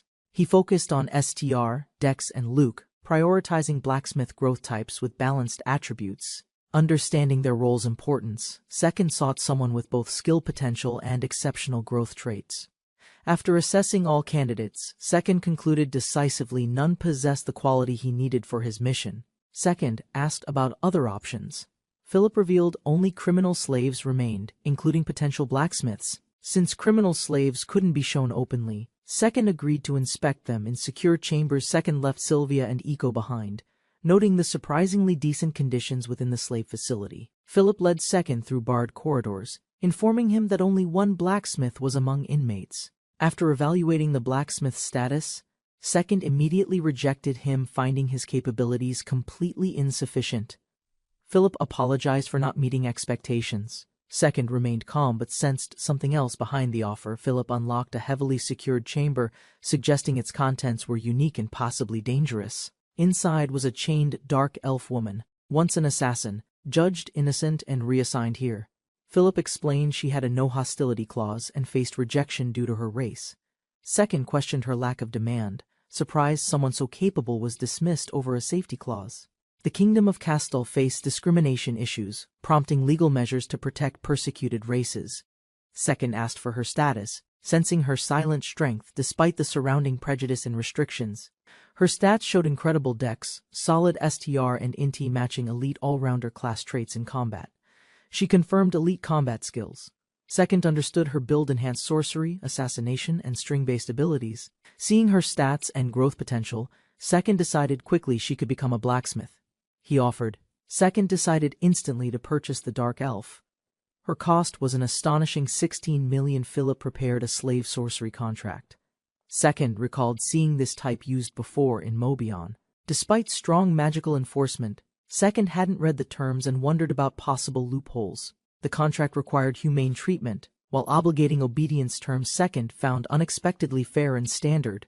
However, one final clause alarmed him: she could not attack any human under any circumstance. The boy confirms the slave contract, complying with national orders despite clear personal hesitation. He signs the document. A magic ritual activates, completing the slave contract with the Dark Elf. She follows silently. When asked her name, she reveals she doesn't have one at all. He realizes she misunderstood. Despite her past, she remains composed and unwilling to show weakness. He offers to give her a name, reflecting on the hard life she endured alone. He examined her features, pondering deeply to choose a fitting name for the Dark Elf. After thoughtful silence, he suggested the name Yukari, inspired by her color and presence. Accepting the name, the elf bowed respectfully and formally introduced herself as Yukari, his servant. He finally introduced himself as Second, promising Yukari that she would meet his allies soon. Yukari quietly followed Second up the stairs, marking the beginning of her new life. The group welcomed Second with curiosity, surprised by the new elf girl beside him. Second introduced Yukari as a new blacksmith apprentice, catching the group off guard completely. Sylvia was shocked by Yukari's figure, not expecting a female blacksmith with such presence. Iko greeted Yukari cheerfully, while Yukari responded calmly, maintaining her composed demeanor throughout introductions. Second explained Sylvia's true strength as a magic archer, while Yukari quietly observed in thought. They prepared to return to Peiho, aiming to regroup and plan their next step carefully. On the journey, Second tried talking with Yukari, hoping to grow closer and build trust. Despite his efforts, Yukari remained distant, answering plainly, which discouraged further casual attempts at bonding. After struggling, Second decided to stop guessing and ask Yukari directly to understand her. Reaching Peiho, Second gathered courage and calmly asked Yukari to share details about her past. He invited Yukari to speak about her past, offering the freedom to decline completely. Yukari declined calmly, showing restraint, while he unexpectedly found value in her reactions and hidden expressions. Her quiet demeanor concealed emotional tension, revealing she feared her history and exposure of painful memories. He realized her silence wasn't indifference, but deliberate concealment shaped by pain and mistrust. Thinking back to his peak, he remembered someone's question that once made him reconsider everything. He remembered lying about his job, hiding his truth to protect a delicate new bond. His fear of judgment made him avoid others, despite once being praised as the strongest. Yukari's guarded nature mirrored his own, prompting him to think of her reasons deeply. He decided she needed trust, not pressure, to believe her past wouldn't change their view. With resolve to support her, he shifted focus and cheerfully called everyone for dinner instead. In a lively tavern, a cheerful man proposes forming a new team for quests. The group gathers at a table, surprised and eager to hear their shared objective. He declares his dream to become the world's #1, asking Yukari to join. Yukari doubts his ambition, offering conditional help while inwardly questioning his outlandish-sounding goal. Sylvia calmly asks how he plans to achieve such a dream, seeking real answers. He answered Sylvia's question confidently, explaining that becoming #1 required every skill title. Using archery as an example, he described 7 ranks, each symbolizing mastery within that discipline's system. To earn a title, one must first raise all secondary skills to the 9th grade. Next, competitors must win title fights in PvP tournaments, held twice yearly, to qualify.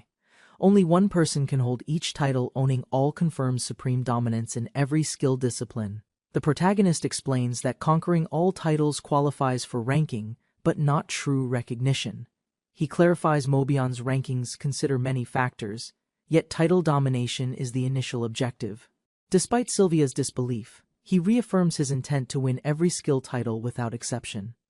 Yukari confronts his claim, insisting it's impossible for anyone to gain such overwhelming strength. With a stern look, she advises restraint, doubting anyone could ever reach such ambition. She pressed her belief, but he challenged her with logic, demanding a real reason for doubt. Cornered by the question, Yukari's mask cracked, revealing emotion she had long buried within herself. Before revealing the truth, she retreated, masking her pain with politeness and asking to be excused. As she walked away, he reflected on her past, sensing the weight of her silence. Her assassin upbringing, marked by cruelty and strength, made her instinctively reject naive dreams of power. She asked if Yukari was dangerous. Second admitted it. Yukari was mentally unstable, emotionally unpredictable, unstable. Sylvia remembered Yukari's origins. Once enslaved, locked away, she showed restraint but seemed to hold something back. Sylvia and Second realized Yukari was hiding a secret. She feared being known, not rejection but exposure. Sylvia softened, assuring Second it wasn't mockery. She believed Yukari's heart was simply full of conflict. As Sylvia carried Iko, Second admired her calm strength for the first time, seeing her differently. Second watched Sylvia walk away confidently, but a napkin stuck behind her changed everything instantly. A crumbling dungeon entrance stood before them. Asiasparn, a third-class zone rarely visited anymore. Second led the group forward, explaining their purpose: to form a proper team through combat trial. To qualify, they must clear this dungeon within 2 hours, working together as a united front. Second recalled how easy these quests once felt, but this specific dungeon stirred faint unease. What he had forgotten then was crucial: the buried danger he once narrowly escaped long ago. Second remembered too late the dungeon's reputation. Asiasparn, known by veterans as the Blowaway Dungeon. From the shadows, armed goblins emerged, hostile and organized, quickly surrounding Second and his forming team. One goblin charged wildly, but the girl countered fast. Magic-infused arrows tore through the enemy's exposed flank. Using advanced fire techniques, she launched a decisive strike, overwhelming the group with explosive force and precision. Sylvia acknowledged the effort. Second stayed silent. The girl cheered. It felt easy, but danger still lingered. Iko charged ahead, confidently facing the next wave, declaring victory before battle even officially began. Yukari questioned the approach. Second allowed it. Iko launched her shield technique to block incoming goblins. With great impact, her shield skill flung the goblins backward, sending them crashing violently into the cave walls. Second observed quietly. Their teamwork showed promise. He decided to stay back and guard Yukari's position. Deeper inside, a massive goblin appeared, the dungeon boss. Slow and durable, but tactically unimpressive and vulnerable. Second assessed their strength calmly, knowing the goblin KO could be defeated in 2 hits. Iko asked for strategy. Second explained simply: she draws attention while Sylvia and he deliver the finish. With everyone understanding their role, Second gave the order. Sylvia and Yukari responded without hesitation or doubt. Iko dashed ahead to provoke the boss. The goblin KO responded with a massive downward strike. The battle had begun. Iko raised her shield, bracing for the impact with unwavering confidence. The boss's massive attack barely scratched Iko. Confused, she peeked from her shield unharmed. Second praised Iko's defense. Sylvia launched a precise shot. Her calm expression showed the fight lacked challenge. Second prepared his own attack. His arrow pierced cleanly. Castle archery landed a decisive blow to the boss. The fight ended swiftly. Sylvia watched in silence, acknowledging how easily Second ended it all. The goblin KO fell. Second only needed 2 arrows. Sylvia handled the remaining mages without difficulty. Second noticed something wrong. The team formation quest remained incomplete even after the boss was defeated. The goblin KO's body began vanishing. One remaining mage quietly used the time to prepare. As smoke rose, Second spotted the hidden mage aiming directly at Yukari, catching him off guard. Reacting instantly, Second shielded Yukari. His body moved on instinct before the enemy could unleash magic. Without hesitation, Second activated fire magic Oppo form of fire to strike down the last hidden threat. Second and Yukari found themselves teleported to a beach. stunned by Asura's infamous hidden effect. Random teleportation forcibly expelled them 4 kilometers away, one of the dungeon's sorcery triggers at death. Historically, players reported bizarre cases. One Mobion Wiki user claimed a teleportation distance of 255 kilometers. This unusual effect happened when a mage cast the spell while touching the boss's corpse during vanishing. Teleportation distance is MP-based. The more mana spent, the further the caster and targets are displaced. The goblin's random spell misfired, resulting in an uncontrollable 255-kilometer long-distance teleportation jump. Second recalled this event too late, triggered inside a low-level dungeon usually avoided by experts. Stranded on a distant coastline, Second and Yukari stared silently, realizing the mess ahead. As waves rolled ashore, Second remained calm while Yukari processed their sudden and confusing relocation. Realizing their destination was the great ocean plain, Yukari's voice cracked with confusion and disbelief. Second calmly explained the goblin's random magic had forcefully teleported them far from the dungeon. They estimated the distance 255 kilometers far outside familiar zones, but their team status unexpectedly activated again. Meanwhile, the goblin mage failed, yet team messaging allowed distant communication between party members. Second called out using team chat.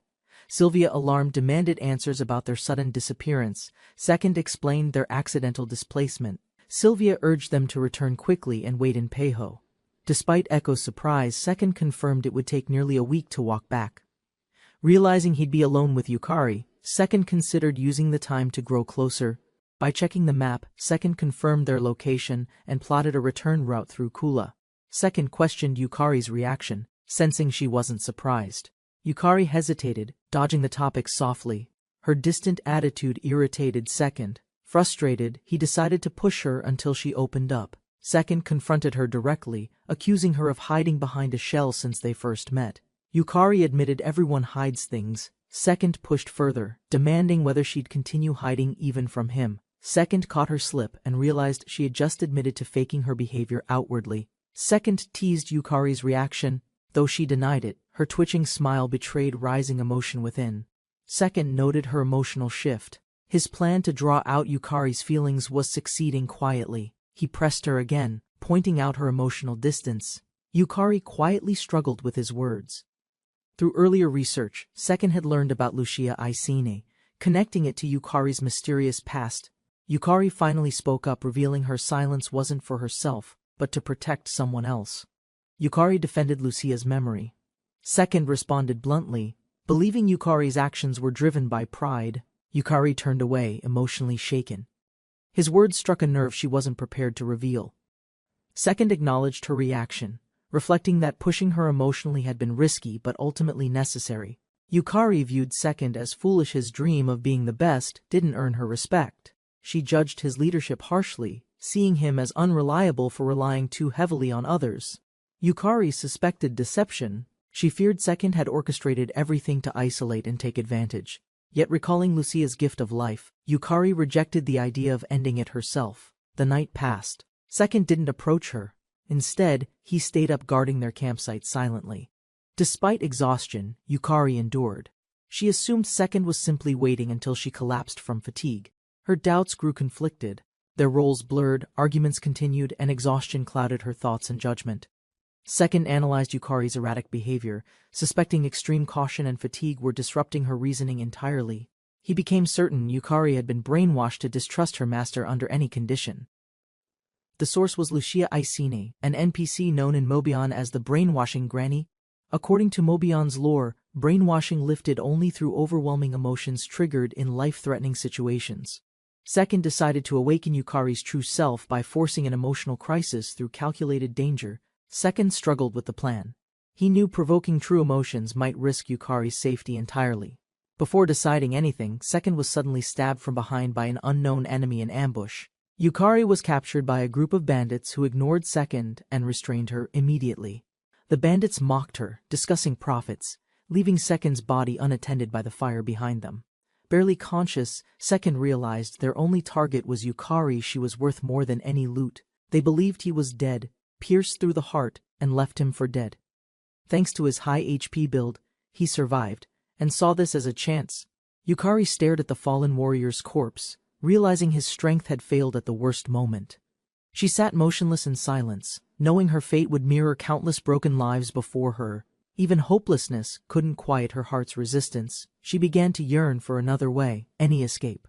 Her body trembled, overwhelmed by injustice. She screamed inside, unwilling to accept a future built from misery. Then warmth touched her skin. Her eyes widened as forgotten memories returned, awakening something deep within her soul. Yukari was trained to obey, kneeling before Lucia-sama, the woman who claimed her shadow. Though strict, Lucia's hand offered warmth, leaving Yukari torn between pain, discipline, and a strange attachment. Lucia made it clear usefulness was survival, and Yukari chose obedience to avoid being discarded. Years passed, and Yukari became a skilled assassin, Lucia-sama's blade, born only for silent execution. On their final day, Lucia's request echoed coldly, hiding truth behind one last cryptic command. Lucia gave Yukari a final blessing, smiling gently before everything faded and she collapsed unconscious. Yukari awoke in chains. Lucia was executed. Her comrades were killed. She alone was spared. She remembered Lucia's warmth, respect, and command, but doubt grew in the silence left by her absence. Realizing the truth, Yukari saw everything differently. Her devotion was not love, it was manipulation. Surrounded by jeers and disgust, she coughed blood, her past shattered along with her blind loyalty. Yukari was kicked down again. Laughter followed. Her pain was dismissed as unimportant merchandise damage. Tears welled as truth surfaced. Lucia's kindness was rare. Her warmth only shone at death. Yukari trembled in grief. Questions flooded her mind. Her survival felt like a cruel punishment. With rising anguish, she screamed. Her trust, her devotion, everything she believed in was a complete illusion. The men mocked her breakdown. She cried, realizing no one had ever truly loved her. Yukari lay silent as the men discussed restraining her. She felt hopeless, unable to resist. Outside the cabin, darkness hid the cruelty within. Guards stood unaware of what approached through shadows. Second observed the cabin carefully. 5 enemies, 1 chance. Yukari's life depended on his swift judgment. Without hesitation, Second released a deadly arrow. His technique was precise, ending the sentries instantly. He emerged from the woods, sword drawn, standing over fallen enemies. The rescue had begun. Second acknowledged the weight of killing, but there was no time to hesitate or reflect. Hearing footsteps, he stepped aside. 2 enemies exited, unaware of the trap, waiting in silence. Second struck first. His sword moved quickly. Surprise flashed in their eyes before falling under his blade. Inside, Second advanced. Noise behind the door confirmed his instinct. Yukari had to be close by. Without warning, he burst through the wall, startling the men guarding the innermost room. Second unleashed gold general swordsmanship, his omnidirectional strike clearing enemies with force and overwhelming technique. Inside the final room, the remaining captors recognized Second. Yukari remained unconscious beside them, vulnerable. With bishop swordsmanship, Second pierced through their defense, swift and direct, showing no room for hesitation. Only one man remained. Fear overtook him as he questioned if Second was human at all. Yukari stirred. Her hostile gaze faded. Second realized the brainwashing had broken. Her mind was finally free. The last man used Yukari as a hostage, threatening to kill her immediately. Second dropped his sword slowly, acting calm. He hid any sign of resistance or aggression on purpose. While attention stayed on the sword, a magic circle activated underfoot, engulfing the man in flames. As the captor screamed and staggered, Second lunged forward with a clean, decisive, and merciless finishing strike. The enemy fell backward, burning and defeated. The battle was over, and Yukari was safe. Second finished the job with silver general swordsmanship, drowning the last foe using water magic. He untied Yukari gently. Though exhausted, she looked up, tears forming, finally free from control. Yukari's voice returned. She reached for his hand, asking silently to leave the place together. They sat quietly, holding hands, the moment soft and still after the chaos had ended. As morning light broke outside, they left the building behind. The mission finally complete. Second bowed his head in regret, feeling responsible for placing Yukari in danger during battle. Yukari listened quietly, slowly admitting her strange behavior had a hidden reason she couldn't understand before. Second explained Duchess Lucia's sorcery, revealing the brainwashing magic that manipulated Yukari's thoughts and loyalty. They walked slowly through the forest, giving Yukari time to reflect and open up her past. Yukari revealed Lucia raised her nameless, solely to serve as a silent, obedient tool for assassination. Yukari reflected on her past, realizing her loyalty to Lucia had been manipulated through brainwashing. Once freed from the spell, despair overwhelmed her. She admitted Lucia never truly cared for her. Second listened quietly. Yukari explained how she clung to a false sense of love for strength. He asked directly if this related to Lucia's execution. Yukari quietly confirmed, eyes heavy with memory and guilt. Yukari revealed the truth. Lucia was framed by Prime Minister Balmoral in a political scheme. Second asked how she knew so much. Yukari admitted serving Lucia, shedding blood silently. She believed her silence was forced, not by fear but brainwashing to protect Lucia's reputation. Second listened carefully. Yukari asked if he would hear her thoughts without judgment or rejection. He affirmed her logic but offered another view. Lucia's actions hinted at deep care for Yukari. Yukari rejected the idea. Second proposed the brainwashing might have been a shield, not control. Yukari denied illusion. Her life as an assassin was real, not false loyalty or fantasy. Second began explaining that brainwashing magic is limited, usable only once by any single caster. He revealed both worlds shared rules, and this contradiction led him to uncover the truth. Second explained the spell was used on Yukari to distrust him, not form her beliefs. Despite uncertainty, Yukari felt relief. If he's right, her entire life wasn't a mistake. Second suggested Yukari escape captivity, hinting at a hidden method made possible by broken brainwashing. He explained the loophole. Escaping meant breaking both the slavery bond and combat restriction enchantment.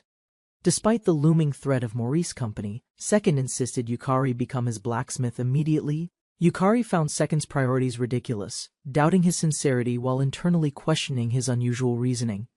Although the proposal defied legal magic, Yukari agreed to trust Second if escape succeeded. Second boldly challenged Yukari to test her restraints by headbutting him with full strength. Confused, Yukari hesitated, unsure whether her contract would allow her to cause physical harm.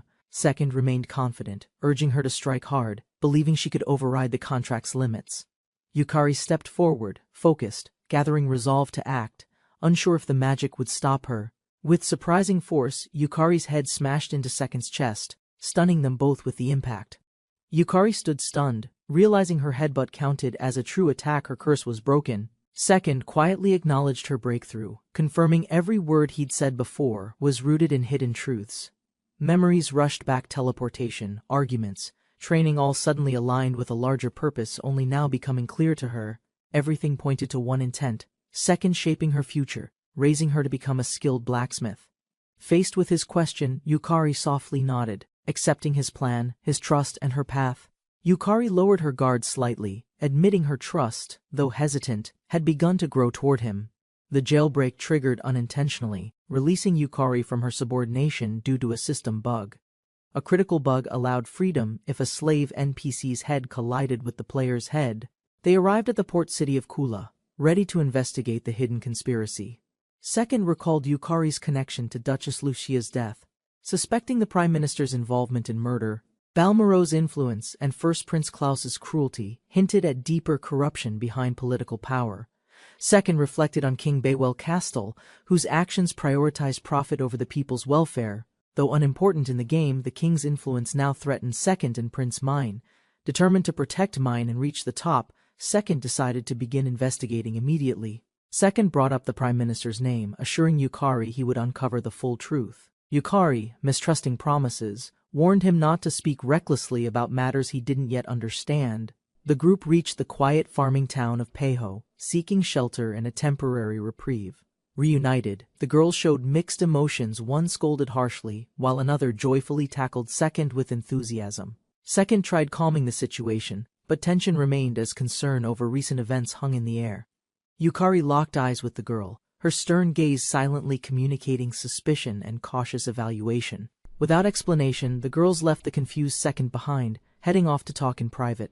Second silently watched the girls' intense exchange, realizing it was a serious, competitive girls-only gathering. Yukari and Sylvia clashed over their closeness to Second, each claiming superiority in experience and dedication. Iko asked about their next adventure, but Second explained dungeon raids were unsafe during the evening hours. They agreed to plan strategy over dinner instead, walking together as conversation resumed among the girls.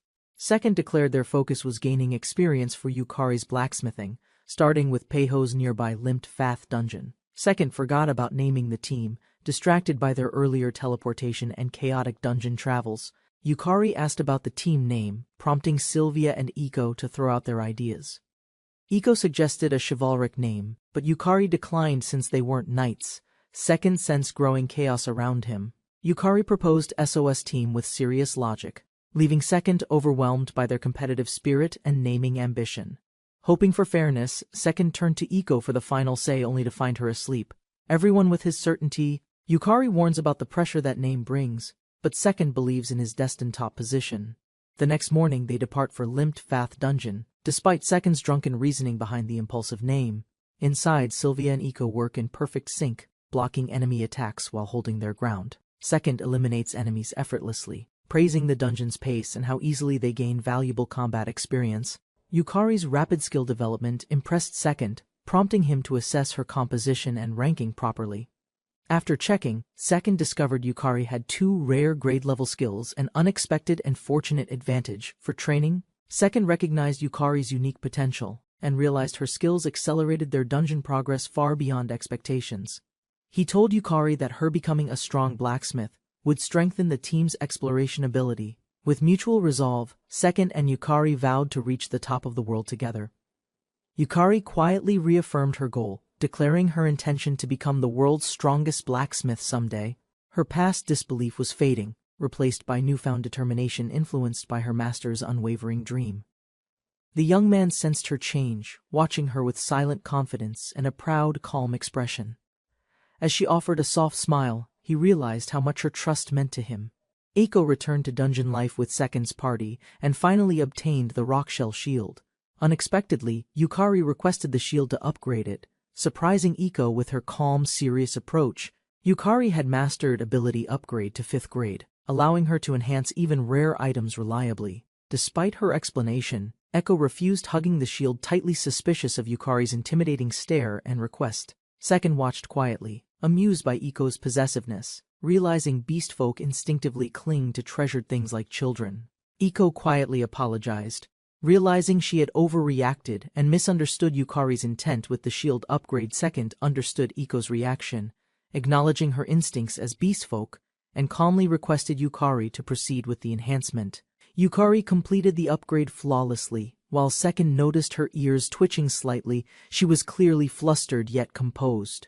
Iko received the improved shield joyfully from Second, thanking Yukari with a bright smile and tail twitching.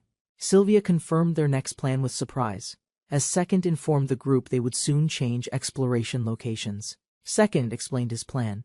A new location offers better experience, money, and resource gathering efficiency combined. He continued explaining that monster drops there would allow crafting superior equipment, which benefits future dungeon progression. Additionally, the dungeon boss dropped mithril, a rare material ideal for advanced gear and massive profit gains. Their income plan included building a luxurious mansion to serve as Team Fastest's new operating base. Second finally appreciated the housing system's practicality, choosing to invest in a functional yet grand headquarters. Sylvia raised her hand as Second declared their goal 50 billion CL through mithril alchemy. She questioned the massive goal. Second answered confidently, referencing capital real estate worth 25 billion CL. He explained further only double that could earn the title of world's #1 estate. Yukari, curious, shifted the topic and asked about the specifics of mithril alchemy itself. Second explained how mithril alloy forms using ores, blacksmithing, and refining skills near a dungeon called Bad Gold. The group learned mithril alloy was forged with mithril and iron, extremely strong, rare, and valuable. Sylvia questioned Second's knowledge about Proline, a dungeon nobody had yet conquered or even fully mapped. Second hesitated. Doubt swirled in his mind as everyone waited for a clear and honest answer. Sylvia gently insisted there must be a deeper reason. Second finally admitted the truth was difficult to explain. He wondered if confessing everything would bring judgment, haunted by guilt that weighed silently on his heart. Second lay in silence, convinced that revealing the truth would only distance him from others. He believed fear of the unknown would ruin trust, halting his dream of becoming #1. Despite everything, Sylvia responded with unwavering trust, assuring she would accept him regardless of his past. Second admired Sylvia's honesty, her willingness to hear truth even if it risked everything they built. He ultimately withheld the truth, declaring it untouchable, shielding his secret from everyone without exception or apology. Second believed evasion was essential, revealing nothing meant staying true to the mindset of former greatness. He declared his secret eternal, something he'd never reveal, not even with time or closer bonds. Though Sylvia accepted his words, Second offered a condition, wanting her to understand his stance deeper. Sylvia smiled gently, offering him forgiveness anytime. In return, he silently recognized her kindness from his heart. Second and the group arrived at Bad Gold, aiming to sell their mithril alloy directly. Despite interest, buyers quickly rejected the offer, claiming mithril alloy supplies were unreliable and untrustworthy. Though they found potential clients, none accepted. Second faced the harsh reality of merchant skepticism. Yukari acknowledged the failure.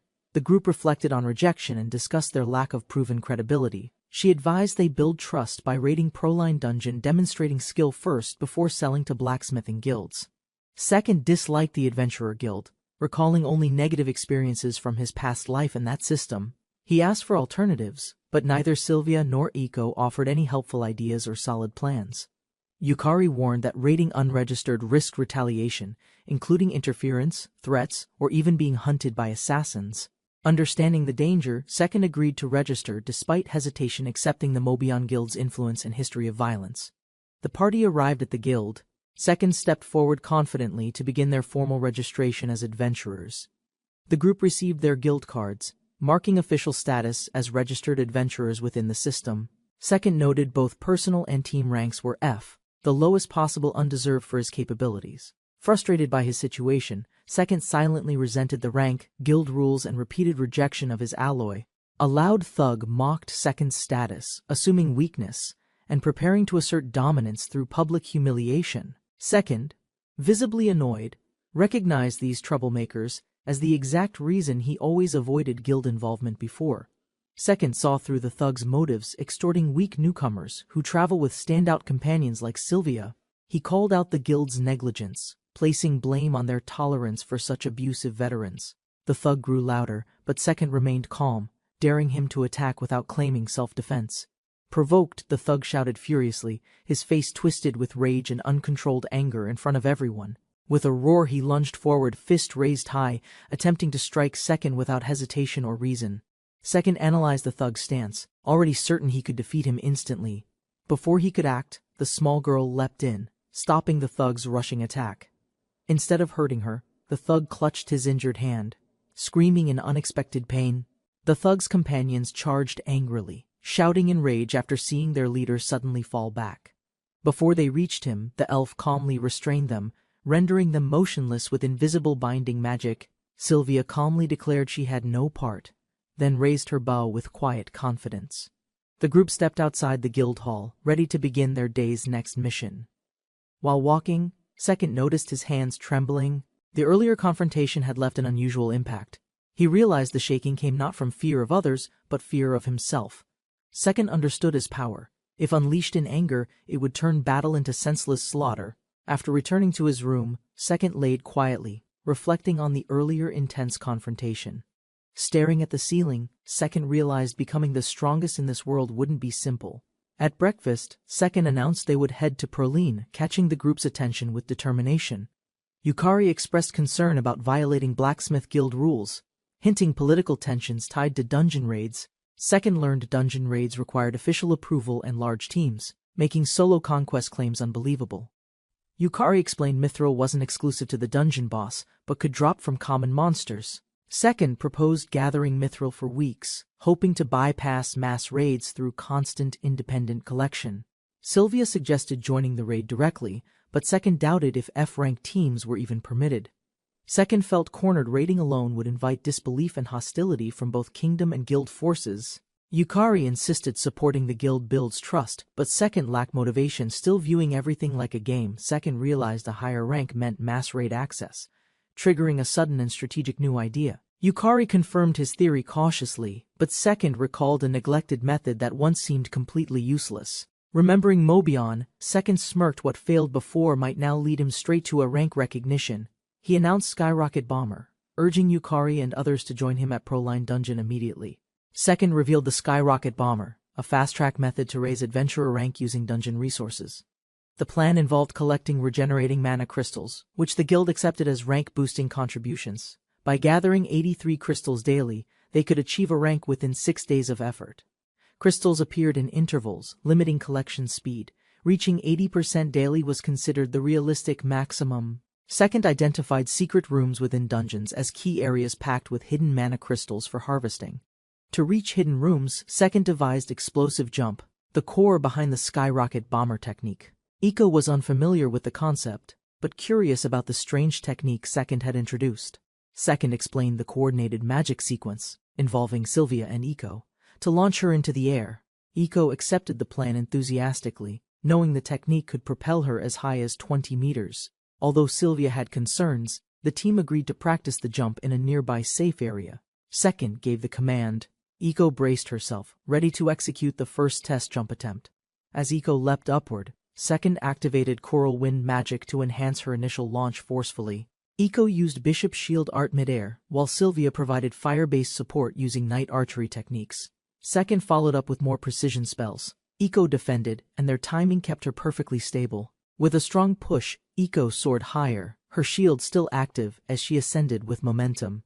Iko soared joyfully through the air, completely thrilled by the success of her first launch. Second realized too late no one had planned how Iko would land from the sudden height. Everyone rushed over nervously, but Iko emerged safely and excitedly asked to try it again. Relieved by her enthusiasm, Second approved another jump as the team prepared for a real attempt. Echo returned triumphantly from above, arms full of mana crystals she had collected in one go. Camellia inspected the crystals Iko brought in and froze, shocked by their rarity and purity. The team visited the guild desk, where Camellia confirmed the crystals were genuine mana crystals. Second confirmed their C-rank promotion, requesting rank updates and depositing their funds into the guild. Second thanked Camellia with a wink, leaving a strong impression while confirming tomorrow's follow-up delivery. Internally, Second cringed at his act, but acknowledged the benefit of winning Camelia's favor. Sylvia and Yukari reacted sternly after witnessing Second's strategic charm toward the guild receptionist. Second laid out a 5-day plan: gather crystals, train, and prepare for Pro-Line Dungeon. Sylvia agreed with the plan but asked if they'd continue building Yukari's blacksmithing expertise. Second decided to balance efforts, having each member train equally to strengthen the entire party. Confidently, Second announced his next goal: he would begin improving his conjuration skill starting the next day. 5 days of training, gathering, and dungeon exploration passed quickly as the group stayed focused. While Iko fetched crystals, Second and Sylvia hunted golems relentlessly, gaining massive experience and materials. Yukari, meanwhile, conducted a quiet investigation into the city's guilds, while the team trained underground. She discovered 2 issues: an incoming Pro-Line mass raid and a mithril shortage affecting blacksmiths. Second reconsidered their plans should they rank up, join the raid, and earn the guild's trust. Second weighed 2 options: solo the dungeon for control or gain trust through mass raids. He realized one earned faster money but more enemies, the other safer but less profit. Yukari, calm and deliberate, requested 1 more day to execute a yet unrevealed independent plan. After brief hesitation, Second agreed. Yukari hinted at a time-efficient strategy involving external influence and support. She revealed her goal to utilize the Merchant Guild's network to accelerate their broader objectives. Yukari explained that becoming a rank would establish trust, attracting merchants seeking easy profits.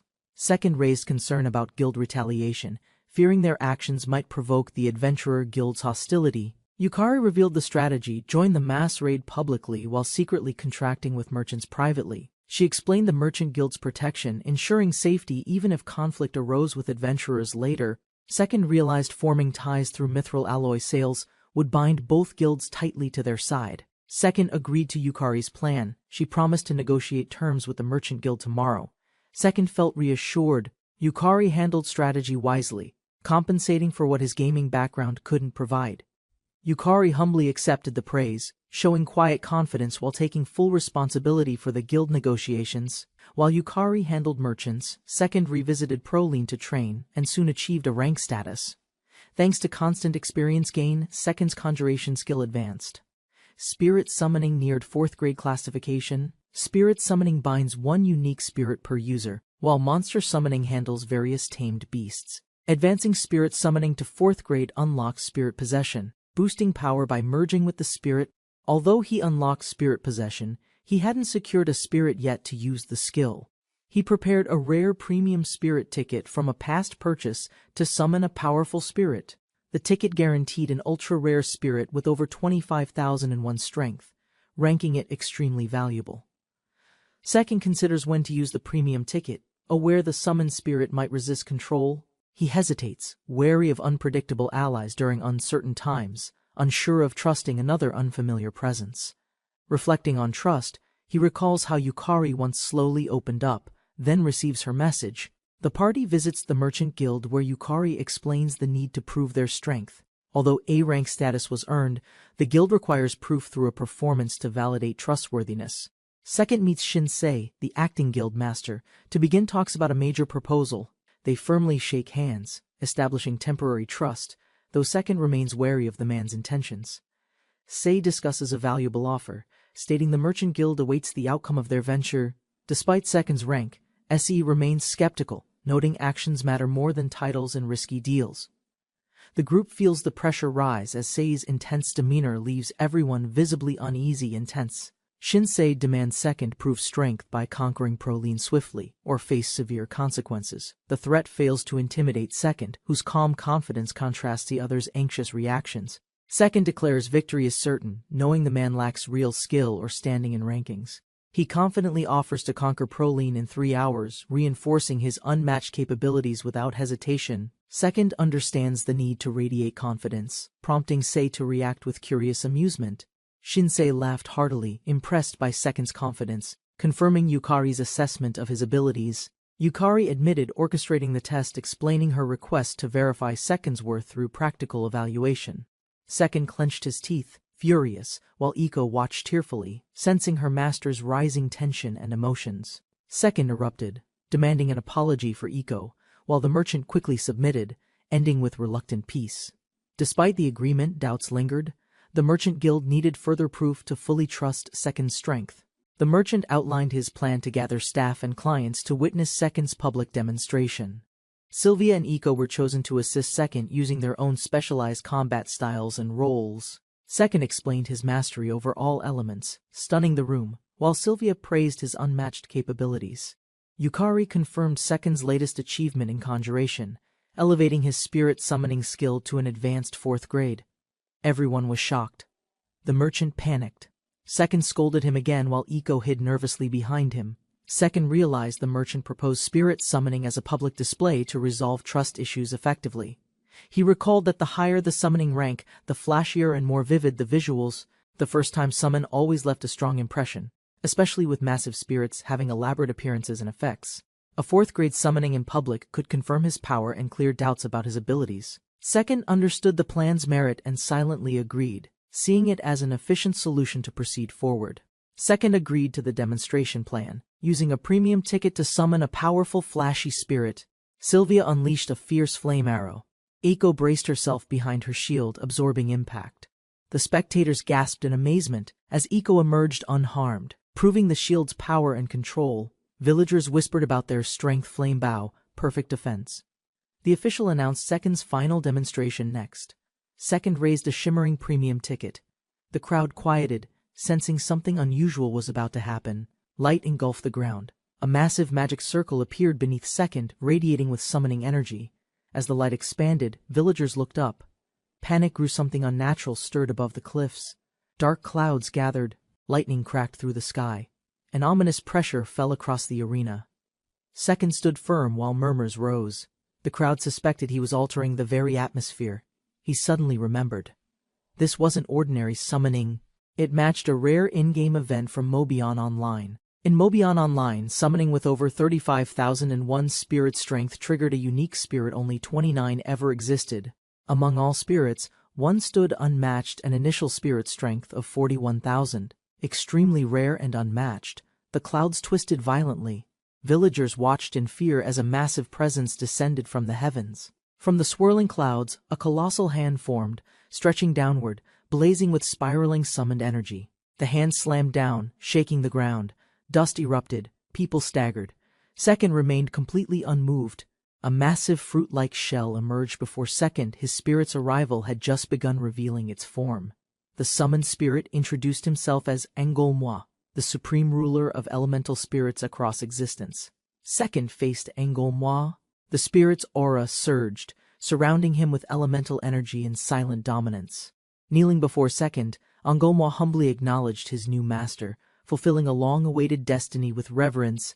Bystanders panicked. To them, enrollment looked like a demon. His dark presence stirred fear instantly. Second despaired at the timing. Summoning a top-tier spirit now only raised more suspicion everywhere. Second, embarrassed, dismissed enrollment mid-speech, asking him to appear calmly next time instead.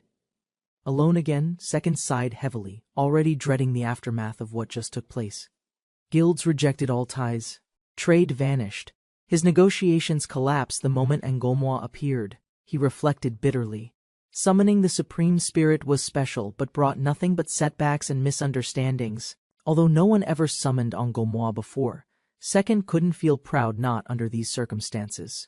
Yukari lowered her head and sincerely apologized. Burdened by her role in the situation, she admitted misjudgment, believing her idea helped, but it may have constrained Second instead. Reflecting, Yukari realized Second's strength made schemes and guild alliances unnecessary. He surpassed them all naturally. They exchanged honest views. Yukari admired Second's resolve, while he admitted the chaos was overwhelming. Despite setbacks, Second stayed composed, dining, drinking, smiling, believing a true failure wouldn't live with such purpose. Yukari explained her view. Second never believed the incident to be a true failure. Second confirmed her thoughts. His failure wouldn't stop his long-term goal of becoming world number one. Moved, Yukari expressed amazement. She apologized again, admitting her understanding of him wasn't yet complete. She regretted not knowing him better. With deeper insight, she might have created a better plan. Second insisted the blame was his. He made the decision and took full responsibility for it. Second reassured Yukari. He encouraged her to help plan next time without blaming herself. Yukari accepted his trust with relief. She promised to support and work with him fully. Determined, Yukari declared her intent to understand everything about her master to support him properly. She hesitated, gathered courage, then approached Second with a blush, preparing to express something personal. Flustered but serious, Yukari tried to invite Second for the evening. Her voice trembling softly, Second stood still as Yukari leaned closer, her expression serious, eyes locking onto his. Their intense moment was interrupted by a knock on the door, causing Yukari to turn. Yukari narrowed her eyes in silence, sensing something important was about to happen between them. An elderly man entered slowly, apologizing politely for disturbing them at such a late hour. Confirming Second's identity, the guest stood firm, clearly bringing news that required immediate attention tonight. The visitor introduced himself as Forrest, steward of the influential lumberjack family from Regnard. Second deduced Forrest came secretly. Yukari was surprised at his insight but quickly accepted it. Forrest revealed his true reason. He had a business proposal involving Second's mithril alloy operations. The Earl wanted exclusive wholesale rights to Second's mithril, raising concerns about hidden political motives. Second hesitated, sensing risk. Yukari, though cautious, couldn't deny the tempting appeal of the offer. Second placed full trust in Yukari, sensing her motivation to prove herself through this responsibility. Yukari accepted the task with enthusiasm, immediately beginning discussions with Forrest to clarify expectations. Second transferred all planning authority to Yukari. She confirmed their need to meet the Earl. Yukari quickly organized a tight schedule covering meetings, travel, and a banquet with the Earl. Forrest acknowledged the plan, promised to return the next evening, and prepared to depart respectfully. Second raised concern about a trap, but Yukari analyzed the Earl's intent as sincere. Though uncertain, Second believed Yukari could manage. She confidently reaffirmed her commitment to the mission. Second questioned the burden on her. Yukari appeared confused, uncertain how to express her feelings. Despite the workload, Yukari accepted it. To her, Second's goal was harder than her own. Yukari smiled gently, admitting this new life gave her purpose unlike her former assassin days. Second warned the group about tomorrow's event. Something powerful was scheduled to appear once again. Yukari admitted concern about its nature. Second recalled enrollment, a powerful spirit he might summon. The next morning arrived. Second declared his intent to summon the mysterious spirit without hesitation. The team assembled and confirmed their readiness, each preparing with weapons or magic for support. Within a glowing summoning circle, Second activated the ritual, surrounded by light and arcane power. From the glowing light, the Great Spirit appeared radiant, powerful, and cloaked in ceremonial attire. The spirit shouted, confused and emotional, demanding an explanation for the unusual summoning procedure. Second thanked him for cooperating. The spirit responded earnestly, showing slight frustration but honest obedience. They discussed power and timing. Second clarified he needed support eventually, not immediately. The spirit relented. The spirit complained about being treated casually, despite claiming to be above all others in rank. Second boldly declared his superiority, reminding the spirit who truly held the highest authority now. Flattered by Second's confidence, the spirit quickly submitted, prompting Second to ask personal curiosity-driven questions. The spirit, named enrollment, claimed no fixed gender or age, accepting any name Second preferred. Second agreed to the name and decided to introduce enrollment to the rest carefully. Second pointed out his companions Sylvia, Yukari, and Iko, each standing alert, ready to observe the new spirit. Enrollment suddenly revealed knowledge of Sylvia, Yukari, and Iko's roles, shocking Second with accuracy to test the spirit. Second asked personal questions. Enrollment answered correctly, leaving Second stunned. Second escalated the test with historical trivia. Enrollment instantly named Emperor Jinmu, shocking everyone again. Realizing the spirit's power was genuine, Second grew nervous. He hadn't expected such mental precision. Enrollment boasted again of spiritual supremacy, but also humbly questioned his own inferiority towards Second. Second froze in place as Enrollment suddenly referenced a name no one else should know. Second panicked as the elf's curiosity grew, fearing exposure of his secret past identity. He barely avoided suspicion, while Sylvia and Yukari silently questioned the awkward tension between them. To test their strange bond, the elf instructed Second to mentally project his thoughts back. They successfully connected minds, sharing synchronized thoughts in real time, confirming a hidden telepathic system. Second realized this telepathy, unlike anything from Mobion, unlocked limitless tactical advantage with enrollment nearby. Second confirmed that enrollment's power and the lightning element could bypass traditional elemental weakness mechanics. Feeling a mysterious connection, Second instinctively understood and controlled lightning sorcery without prior training or explanation. Reviewing his sorcery sheet, Second found lightning skills listed forms never available in Mobion's player system. Despite confusion over the cause, Second celebrated the breakthrough, embracing the unexpected compatibility with enrollment. Their laughter echoed in sync, marking the beginning of a powerful partnership built on shared strength. Sylvia and Yukari grew suspicious, watching Second and enrollment laugh like fools without explanation. They theorized the strange behavior came from telepathy or enrollment's rare spirit ruler abilities. Second tried to exit, but Sylvia immediately noticed his presence hadn't disappeared from the room. Sylvia panicked upon realizing the identity of their recent visitor, someone tied to noble authority. The name Earl Woodcut brought disbelief, but Sylvia confirmed the lumberjack family's prominent reputation and reach. Yukari explained Regnard's lumber trade origins, crediting the lumberjack family's success for the thriving city. Sylvia elaborated that the current head, Earl Barrel, and his children were skilled adventurers too. Yukari confirmed the brother mastered swordsmanship, while Cherie Lumberjack was a rare spirit summoner prodigy. Cherie earned A rank at 16, impressing Second, though he sensed arrogance behind the title. Sylvia asked everyone's age, revealing hers at 19. Iko was 16, and Yukari was 17. Eko and Sylvia teased Yukari for being the oldest, triggering her cold, wordless reaction instantly. Yukari defended herself, claiming she was only 16 in dark elf terms, though clearly older. Second summoned enrollment again, apologizing for earlier and explaining Iko's fear needed to be addressed. Enrollment forgave the reason for summoning, then began recounting a rebellious spirit he once defeated. Second sympathized with spirit politics, but enrollment revealed the conflict stemmed from a cracked teacup. Enrollment described how he vaporized Gnome in retaliation and appointed Gnome's daughter as successor. A butler arrived to escort Second's group, announcing Earl Barrel was ready to meet them.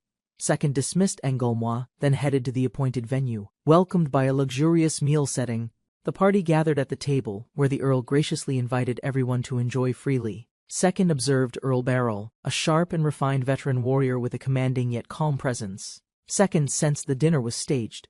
The Earl's hospitality masked his desperation for mithril alloy. The stew served was from Regnard. and the Earl highlighted their age-aligned adventuring team connection. After a courteous handshake, the Earl ended the meal proposing they meet again tomorrow. Second felt puzzled. A powerful man like the Earl showed excessive humility to secure cooperation. Curious, Second directly asked Earl Beryl why he valued this negotiation so highly and intensely. The Earl outlined his belief: national strength begins with empowered citizens and thriving local economies. He insisted the new mithril industry be founded in Regnard, Castal's vital trade hub. Second questioned his motives, but the Earl affirmed alignment with citizens, soldiers, and kingdom equally. Second acknowledged the Earl's logic, realizing it included adventurers, and showed respect for the strong. They agreed to meet again. The team later departed, traveling quietly through mountains toward the Earl's territory. Second asked Yukari about her plan. She proposed short-term contracts for controlled mithril alloy distribution. They discussed mithril harvest rates and potential profit, calculating logistics based on daily Proline dungeon expeditions. Yukari estimated 20 days to earn 30 billion, surprising even herself with the overwhelming income projection. Analyzing rarity, Second noted low drop rates and unexploited zones justified mithril's high market value. They reflected on sustainability, agreeing to rest cycles and market impact risk before continuing toward their destination. Second finalized the plan, entrusting Yukari with logistics while they balanced work and rest cycles. Their carriage reached the city outskirts. Second awoke as Yukari confirmed their arrival at Regnard. Second arrived at Regnard, a lively town where political alliances and business deals took shape. He entered the meeting hall with Yukari, facing powerful merchants waiting for negotiation and trust. As the meeting began, Yukari took the lead while Second quietly observed, pretending to understand everything. Though he appeared confident, Second didn't grasp the discussion, hiding his confusion behind a serious face. Thanks to Yukari's handling, the contract succeeded 30 billion CL secured, even without Second following anything. Second praised Yukari with a bright smile, acknowledging her efforts after the successful business deal. Yukari reminded him that final approval was pending, then prepared for the evening's formal banquet. At the Grand Hall, nobles, merchants, and envoys gathered in elegant attire for political mingling. Second was surrounded by praise and laughter, yet he quietly looked for a chance to escape. While nobles greeted Sylvia warmly, Second drifted aside, silently wondering about his absent teammates' whereabouts. Second noticed Sylvia making connections, while Yukari prepared to extract knowledge from influential guests nearby. Left alone, Second observed Iko happily eating while being doted on by smiling friendly maids. Feeling isolated, Second considered joining Iko, but a sudden voice from behind interrupted his quiet thoughts. The Earl's daughter, Cherie Lumberjack, introduced herself firmly, expecting proper acknowledgement from her chosen guest. With confident airs, Cherie summoned Second directly, leaving him confused yet unable to refuse her. Cherie grew frustrated with Second's calm replies, mistaking his neutrality as arrogance and defiance. Without explanation, she stormed off. Second hesitated, then followed, watching her fume in small circles. She snapped at him to walk properly, while Second quietly wondered if she was talking alone. Cherie questioned his class, assuming he's a spirit summoner. Second corrected her with a composed response.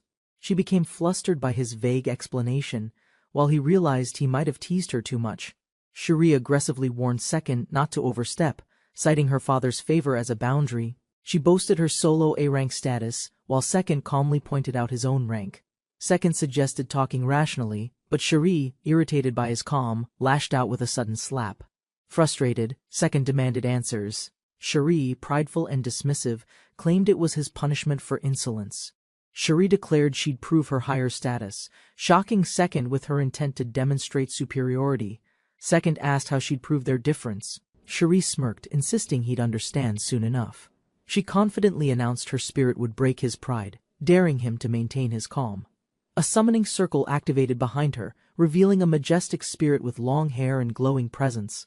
The spirit responded to Cherie's call. She ordered it to declare her superiority to Second. Instead, the spirit warmly greeted Second and introduced herself as Terra, the great spirit of Earth. Cherie grew furious as Terra casually addressed Second, undermining her intended display of dominance. Second remained amused, calculating Terra's overwhelming power. Cherie urged him to summon his inferior spirit. Mocking continued, but Second agreed to summon only to be interrupted urgently by Sylvia's unexpected arrival. Sylvia shouted that Iko had collapsed, instantly alarming Second and halting the duel entirely. Second rushed away. A doctor explained Iko's condition: overeating, requiring only rest to recover normally. Second observed the Great Spirit Terra casually greet him, causing shock and frustration to her summoner. Despite her anger, the girl demanded Second reveal his spirit, mocking him with Terra's impressive strength. Amused by the taunt, Second accepted the challenge, preparing to summon his own hidden spirit. Before he could act, urgent news arrived. Echo, their companion, had suddenly collapsed from unknown causes. Second rushed off, only to learn Echo had overeaten. She simply needed rest to recover. Without warning, Cherie declared she would join Second's group, stunning everyone with her boldness. Second's expression darkened instantly, spiraling into dread as he realized what her presence would mean ahead. Second and Cherie chatted for hours, their banter resembling a rehearsed act full of interruptions. Despite her constant complaints and bursts of energy, Cherie's cheerful aura remained consistent and sincere. While riding in the carriage, Second asked Cherie her reason for suddenly joining their journey. Cherie declared it a spirit summoner contest, though Second clarified he wasn't exactly one himself. Flustered, Cherie struggled to pick a challenge format, revealing she hadn't planned anything specific yet. She suddenly proposed a competition using contribution points from the guild, her eyes sparkling confidently. He doubted the logic behind her reasoning, questioning the connection between points and spirit arts. He insisted he could earn points without spirits. She brushed it off, thinking she'd win easily. She finally set the rules. One day, starting sunrise the day after, winner gets glory. That evening, she took the room beside him, joining dinner uninvited, adding to his growing annoyance. Cherie entered the inn with confidence. Whispers spread, everyone recognized her as the spirit summoner. Second teased her achievements, provoking a fierce reaction. Their banter drew attention and lightened the mood. Though rough around the edges, Cherie brought balance to a team that lacked playful energy. Alone in his room, Second recalled something important. A forgotten function stirred quietly in his mind. Summoning light flared, revealing an elegant figure. An old companion returned, greeting Second after long silence. Second apologized for his delay. The spirit's stern gaze demanded explanations without any signs of leniency. They discussed Terra, a mysterious girl under nomadets. Her appearance felt gentle, but truth remained elusive. Second asked about her father's fate. The spirit answered bluntly, hiding no guilt behind confident laughter. He joked about scaring Cherie too. Second accepted the idea, already imagining her shocked reaction later. With timing perfect, Second suggested visiting. The spirit paused, surprised they were right next door already. Second noticed their absence. The spirit confirmed no one remained in the room next door anymore. He recalled Cherie's earlier words. The timing of the contest suddenly felt suspicious and wrong. Doubts formed. Her actions' random contest, forced encounters seemed deliberate, not coincidental, raising deeper questions about her intent. The spirit offered a clear explanation. Her behavior, he said, was rooted in silent envy. Second accepted the truth. Cherie's jealousy drove her to stay close, seeking purpose through rivalry. Second realized the truth. Cherie had entered bad gold, a dangerous place even for veterans. He burst into frustration, blaming her recklessness. If she continued like this, she might not survive. Anger overflowed. Second stormed out, fed up with the chaos she constantly brought into everything. Despite Second's complaints, the spirit smiled. Deep down, Second still cared enough to chase after her. Driven by envy and fear of loneliness, Cherie entered the dungeon determined to surpass Second. As they advanced through the dungeon, Cherie prepared herself to ask Second to accept her. She asked her companion to deliver her words if she couldn't speak them directly. Meanwhile, Second approached on horseback, wondering if Cherie had reached the dangerous boss already. The dungeon boss, Mithril Golem, was infamous, stronger, deadlier, and nearly impossible on a first encounter. Most adventurers underestimated it. Sorcery worked better, but physical attacks usually failed against its defense. Uninformed players rely on basic sorcery, but the Mithril Golem resists both magic and weapons. Exhausted from casting, they collapse. The Mithril Golem finishes them before they can even react. Cherie lacked the strength needed. Without a proper attack skill, survival was nearly impossible here. Second and Engolmwa charged into the dungeon. He trusted Engolmwa's ability to detect her location. Sensing her spirit nearby confirmed that Cherie was alive, still holding on inside the deadly dungeon. Second rushed through the dungeon, minimizing battles, desperate to reach Cherie before it was too late. Cherie recalled her childhood isolation. Her sharp tongue and noble status pushed everyone else far away. She believed her behavior couldn't change. Being an earl's daughter, loneliness seemed like her fate. Despite acting strong, Cherie quietly admitted the truth she had always felt deeply. painfully alone inside.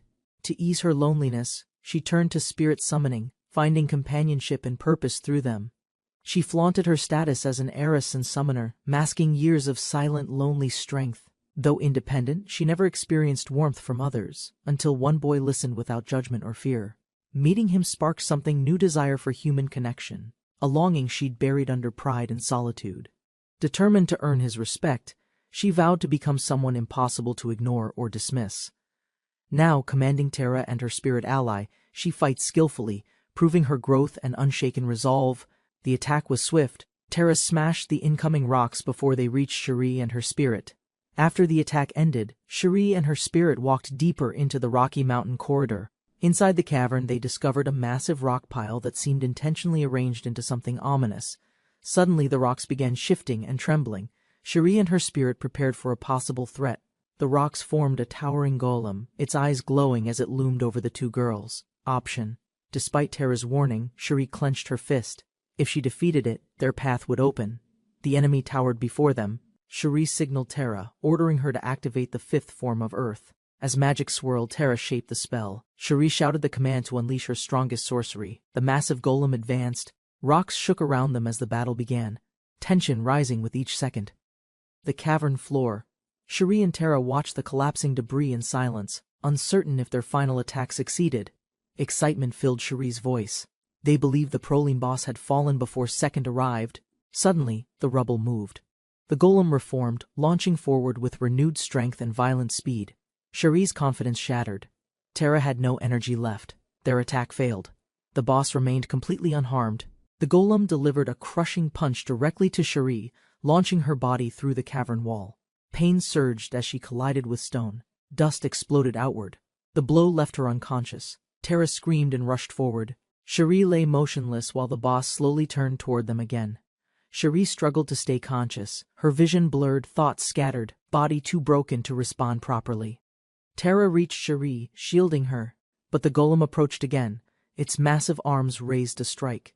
Cherie, bruised and weak, realized Terra stood firm to protect her without hesitation or fear. She whispered gratitude, unable to speak clearly, hoping Terra would understand through her expression and eyes. As the golem prepared to strike, Cherie silently accepted defeat, believing it was her end. Suddenly, a sword intercepted the attack. Second arrived, placing himself between the monster and the girls. Without pause, Second launched a rapid assault, pushing the golem back with precise, powerful counterattacks. Second attacked fiercely from all angles, his strikes breaking through the golem's defenses without hesitation. Cherie watched in disbelief. His power was beyond normal adventurers. Each move forced the golem backward hard. Terra recognized his technique, castle swordsmanship. His overwhelming ability proved he wasn't an ordinary A-rank like them.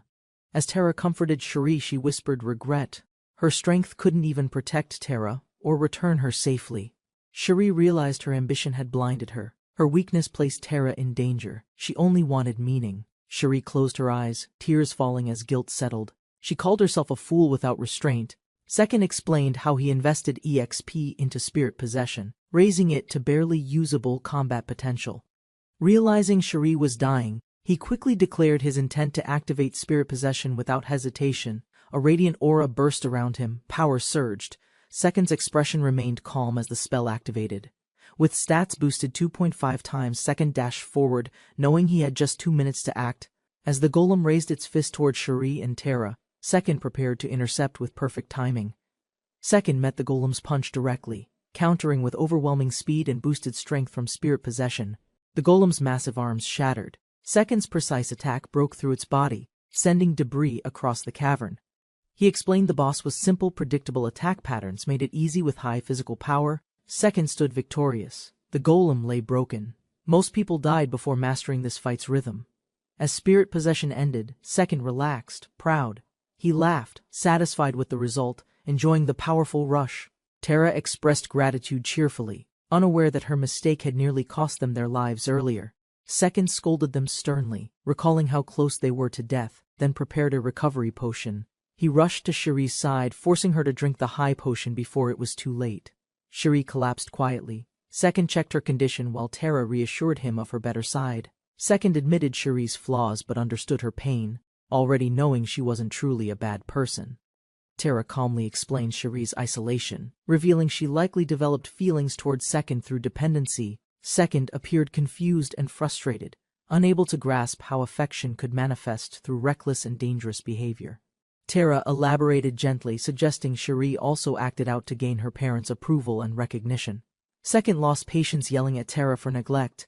While Tara begged him not to blame Cherie, though annoyed, Second admitted he didn't truly hate Cherie, then summoned the spirit's master for serious answers. Tara calmly explained Cherie's isolation, revealing she likely developed feelings towards Second through dependency. Second appeared confused and frustrated, unable to grasp how affection could manifest through reckless and dangerous behavior. Tara elaborated gently, suggesting Cherie also acted out to gain her parents' approval and recognition. Second lost patience, yelling at Tara for neglect, while Tara begged him not to blame Cherie. Though annoyed, Second admitted he didn't truly hate Cherie, then summoned the spirit's master for serious answers. Tara, overwhelmed, sat exhausted, while Second demanded clarity about the mysterious feeling of unity. The master explained that spirits and masters merge minds over time, especially when bonds grow stronger. Cherie's influence had taken control of Tara. The connection had gone beyond normal master-spirit boundaries. Because Tara failed to resist her, she was deemed unqualified to remain a great spirit. Second listened as Tara's past was revealed. Understanding her compassion came from caring for a lonely child. Second softened his stance, moved by Tara's story, while the master decided to pardon her actions. The master laughed, revealing he exaggerated the situation just to tease and stir up trouble. Second sighed, realizing the master had a twisted personality and was toying with them from the start. He carried Cherie out of the cave, only to feel something wet and unexpected. To his dismay, Second discovered Cherie had lost control and wet herself from fear and exhaustion. Second quickly woke Sylvia through team chat and instructed her to prepare clothes and warm water.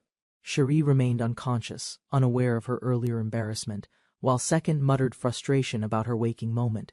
She suddenly jolted awake, confused and panicked, trying to recall what she had done before fainting. Tara greeted her warmly, but Cherie struggled to remember anything, still dazed from the previous day's events. Tara stopped her apology gently, admitting fault and wishing she had warned her master much sooner. Cherie took full responsibility, denying Tara's fault, while Tara revealed she already knew her feelings. Embarrassed, Cherie panicked and tried to deny everything, but her reaction made it even more obvious. Tara calmly explained Cherie's reckless actions, asking if they weren't all done for Second's attention. As Tara defined affection, Cherie began to reflect, recognizing her feelings as more than simple admiration. Still confused, Cherie tried to deflect, but Tara linked her behavior to both danger and embarrassment. Tara explained how Second rescued Cherie, healed her with a potion, and carried her back. Cherie realized the potion was valuable and considered giving Second a fitting gesture in return. Embarrassed, she recalled the cause of her collapse and noticed her clothes were unfamiliar and changed. She froze in horror as Tara casually revealed the truth about her accident during unconsciousness. Mortified, Cherie cried out in panic as Tara bluntly repeated the embarrassing event without hesitation. The morning began quietly in the village, but sudden knocking startled Second awake in bed. Second sat up annoyed, expecting peace. Someone insisted on disturbing his morning with urgent knocking. A nervous girl stood outside, trembling with a letter clutched tightly in her shaking hands. She handed it quickly to Second, apologized, and ran, leaving behind confusion and curiosity in him. Tara smiled gently, watching her leave, and thanked Second for his kindness on everyone's behalf. Said earlier already, he tried resting again, but duty called. A strategy meeting had to be held immediately. While meeting at the inn, Second received a package Cherie had entrusted to the innkeeper. Inside the package was a heavy pouch, containing gold coins as payment for his past help. He then turned to Sylvia, explaining their next plan. She listened eagerly, excited to keep training. Second outlined Sylvia's next objectives, focusing on strengthening offensive skills and unlocking advanced archery techniques efficiently. Sylvia questioned his advice, remembering he once called those skills useless at the start of training. Second clarified they were hard to use early but essential for experts aiming to reach top ranks. Sylvia was shocked by the goal, a title. Second confirmed it, she was the intended candidate. He revealed the ultimate goal, earning the prestigious archery title known as Demon Piercer. Second assigned Iko to learn promoted rook shieldsmanship first, though he secretly wanted it too. He instructed Iko to focus on mastering shield skills and eventually aim for a prestigious title. Next came Yukari's turn. Second explained her blacksmithing path while she stood loyally behind him. She would raise both blacksmithing and endowment to 9th grade, though her closeness startled Second. Yukari understood. With confidence, she vowed to handle endowment, aware of its powerful item-enhancing potential. Yukari asked about Second's own plan.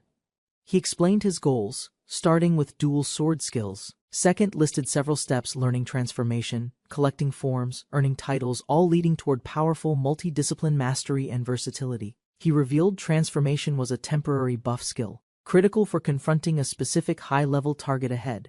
The group committed to 2 months of training and gathering resources from Prolene while growing stronger. Unseen by the group, Cherie secretly watched Second, her face nervous and determined. Cherie waited nervously, wondering if Second had read her letter, with the elf standing nearby. Suddenly, a young man called out and approached. Terra warned them someone was coming. The stranger enthusiastically identified Cherie, startling her with his sudden appearance and overly familiar tone. He introduced himself as Serum, a 19-year-old C-rank adventurer, and a big fan of Cherie. Cherie, already frustrated, lost patience as Serum praised her spirit, ignoring her clear signs of irritation. Nymph, a quiet wind spirit, appeared and humbly introduced herself to Terra and the others. She revealed she met the Great Ruler, shocking everyone with her unexpected spiritual encounter. Terra confirmed it was Enrollment, the feared Great Ruler of spirits, respected across all spirit realms. To their disbelief, Terra added he now served someone named Second, pointing directly at him nearby. Cherie panicked, realizing Second commanded a legendary spirit. She shouted, unleashing power to prove her worth. Cherie was struck by disbelief. Second's spirit summoner had the Great Ruler under command. Terra casually admitted forgetting it. Cherie couldn't believe such a critical fact was so carelessly ignored. Not wanting to get involved further, Cherie grabbed Terra's hand and fled down the town's alley. Meanwhile, Serum nervously greeted Second in person, confirming Cherie had spoken of him earlier that day. Wind Spirit Nymph politely introduced herself, acknowledging Second's greatness as the Great Ruler's current master. The Spirit Nymph's immense power was recalled as Second doubted the man's flattery and motives. A sudden message from Yukari interrupted the conversation, drawing Second's attention with quiet urgency and concern. The warning mentioned assassination. Yukari grew suspicious as Serum's friendliness seemed like an intentional tactic to deceive. Second analyzed Serum's behavior, questioning what benefit he might gain from meeting the Great Ruler. Serum answered calmly. His reasons were accepted, but only if he was truly a spirit summoner. He devised a plan to handle Serum's demand and agreed to show the ruler. The summoning ritual activated with great power, stunning Serum with the overwhelming magic Second casually demonstrated. Second commanded his spirit to display strength, ordering a show of force to assert his dominance. Serum was crushed to the ground by immense spiritual pressure, completely unable to resist or respond. Second and the Great Ruler stood above him, leaving no doubt about who held control. Second analyzed the Spirit Ruler's technique, realizing it forced submission by amplifying a target's fear. Feeling a bit of pity, Second considered ending the pressure now that dominance was established. The Great Ruler commanded the group to raise their heads, restoring dignity among the humbled. Yukari warned Second of hidden intentions, while the ruler began investigating with the Spirit Nymph. One spirit moved suspiciously, triggering magical suppression as the group swiftly subdued his escape attempt. The elf calmly revealed the truth. The suspicious man was a spy from Marbel Empire. Second grew cautious, recalling the Empire's reputation for strength and aggressive expansion toward Kingdom of Castal. Despite the spy's nervous act, Second remained skeptical and considered if everything was just performance or manipulation. He respected the Empire's rise through strength, though their methods clashed with his principles and beliefs. Second decided to release him, ensuring he remembered the name of the future strongest man. Second ended the encounter with a smirk, mocking the spy and asserting complete psychological dominance. The agent blended into Castal's capital, gathering intelligence for Marbel Empire's military high command assessment. By chance, he witnessed Cherie and Terra, key figures in the spirit realm's growing influence. Terra's presence confirmed a war threat, but one unknown male controlled spirits an even greater concern. His cover was blown. The enemy commander praised him mockingly, exposing his allegiance to the Empire. Shocked, he questioned everything. Had his movements been predicted from the very beginning of this mission? Confused by the exposure, he panicked. No contact, no mistake. Yet they suspected everything. He realized defeat his every move outmaneuvered, overwhelmed by someone far sharper in every respect. Kneeling in surrender, he swore his last duty was reporting this to the Empire's leadership. To his shock, the enemy commander clarified he had no intention of executing him today. Instead, he casually invited the spy to join their dungeon raid, leaving him speechless and shaken. The agent realized Second had known everything and used the entire encounter to test him. Terrified by Second's calm nature, he panicked, unsure whether to flee, obey, or collapse. Second allowed him to leave, but warned him to deliver a message to his emperor. The agent accepted the message, understanding that Second's true target was the ruler behind enemy lines. Shaken to his core, he left Castle, vowing never to forget Second's terrifying presence.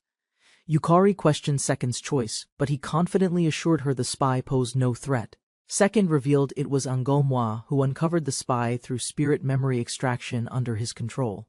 While Second smiled proudly, Yukari and Iko were left confused by his cryptic sense of accomplishment. Second admitted fondness for the Empire, and surprisingly, Manhwa shared the same sentiment without hesitation.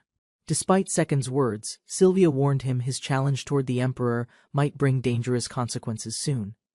Second reflected on Sylvia's advice while Iko excitedly pulled him forward toward their next destination. Despite the shift in tone, the group headed for Proline Dungeon to train and gather mithril. Within a month, they completed their mithril objective and gained significant experience beyond their original expectations. Using their downtime wisely, Second gathered everyone, proposing a focused training period to expand their practical knowledge. They began studying core skills, targeting promoted bishop and rook abilities to strengthen their future combat performance. Each member was assigned skill combinations like promoted bishop or rook for their class advancement goals. Second emphasized promoted rook swordsmanship's value and planned to develop it personally after acquisition during training. Sylvia eagerly asked how they'd obtain the skills, prompting Second's bold answer by defeating a dragon. The team was stunned by the requirement, but Second remained composed while laying out his strategy. Second explained they must attack the dragon with specific skills. Yukari questioned the plan's practicality.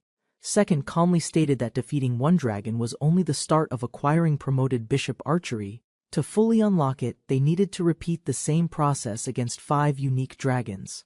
They then discovered Mobion had over 20 dragon types, greatly increasing the challenge's scale and complexity. Second explained, promoted rook archery required defeating 10 dragons with castle archery, though it was supposedly easier. Sylvia collapsed under the absurd difficulty, overwhelmed by Second's unrealistic explanation masked as a simpler alternative path. Second reassured Sylvia that he would assist her in the hunts needed for swordsmanship. Iko's training was unique, involving dragons exposed to every tier of shieldsman skills before defeat.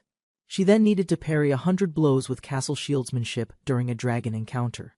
With responsibilities delegated, the group concluded their business in Proline and began their dragon hunting operation. They rode north through rocky terrain from Bad Gold, searching the ravine for their first dragon.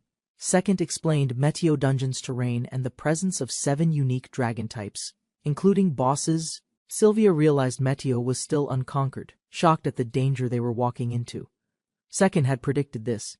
If Proline was untouched, Meteo surely remained unexplored and even harder. Despite her worries, Second assured they'd handle it as a trio, each dragon being highly formidable. With preparations complete, Second, Sylvia, and Iko advanced into the open field near Meteo Dungeon's entrance. Second and his team entered Meteo Dungeon, a massive ravine with signs of dragons nearby. A towering dragon appeared ahead. Second stepped forward confidently, ready to demonstrate the proper technique. Second stood quietly before the dragon, preparing to begin his advanced course on dragon hunting tactics. With a magic circle glowing, he initiated spirit summoning, drawing forth a powerful spirit ally named Aniclimax. The spirit entered his body, amplifying his strength and speed through a technique called spirit possession. Targeting the dragon, Second planned to unlock a new skill by meeting specific attack conditions. He struck first with pawn archery, launching a precise blow that disrupted the dragon's stance immediately. Second dashed forward with precision, landing his second strike using spear archery to further weaken the dragon. The dragon retaliated fiercely, but Second countered with gold general archery, forcing it back with sheer power. Continuing without hesitation, Second launched bishop archery next, maintaining momentum and cycling through the required skill conditions. He noticed the dragon's posture shift. Its roar signaled an imminent breath attack, a pattern he had studied. As expected, the dragon stiffened after exhaling.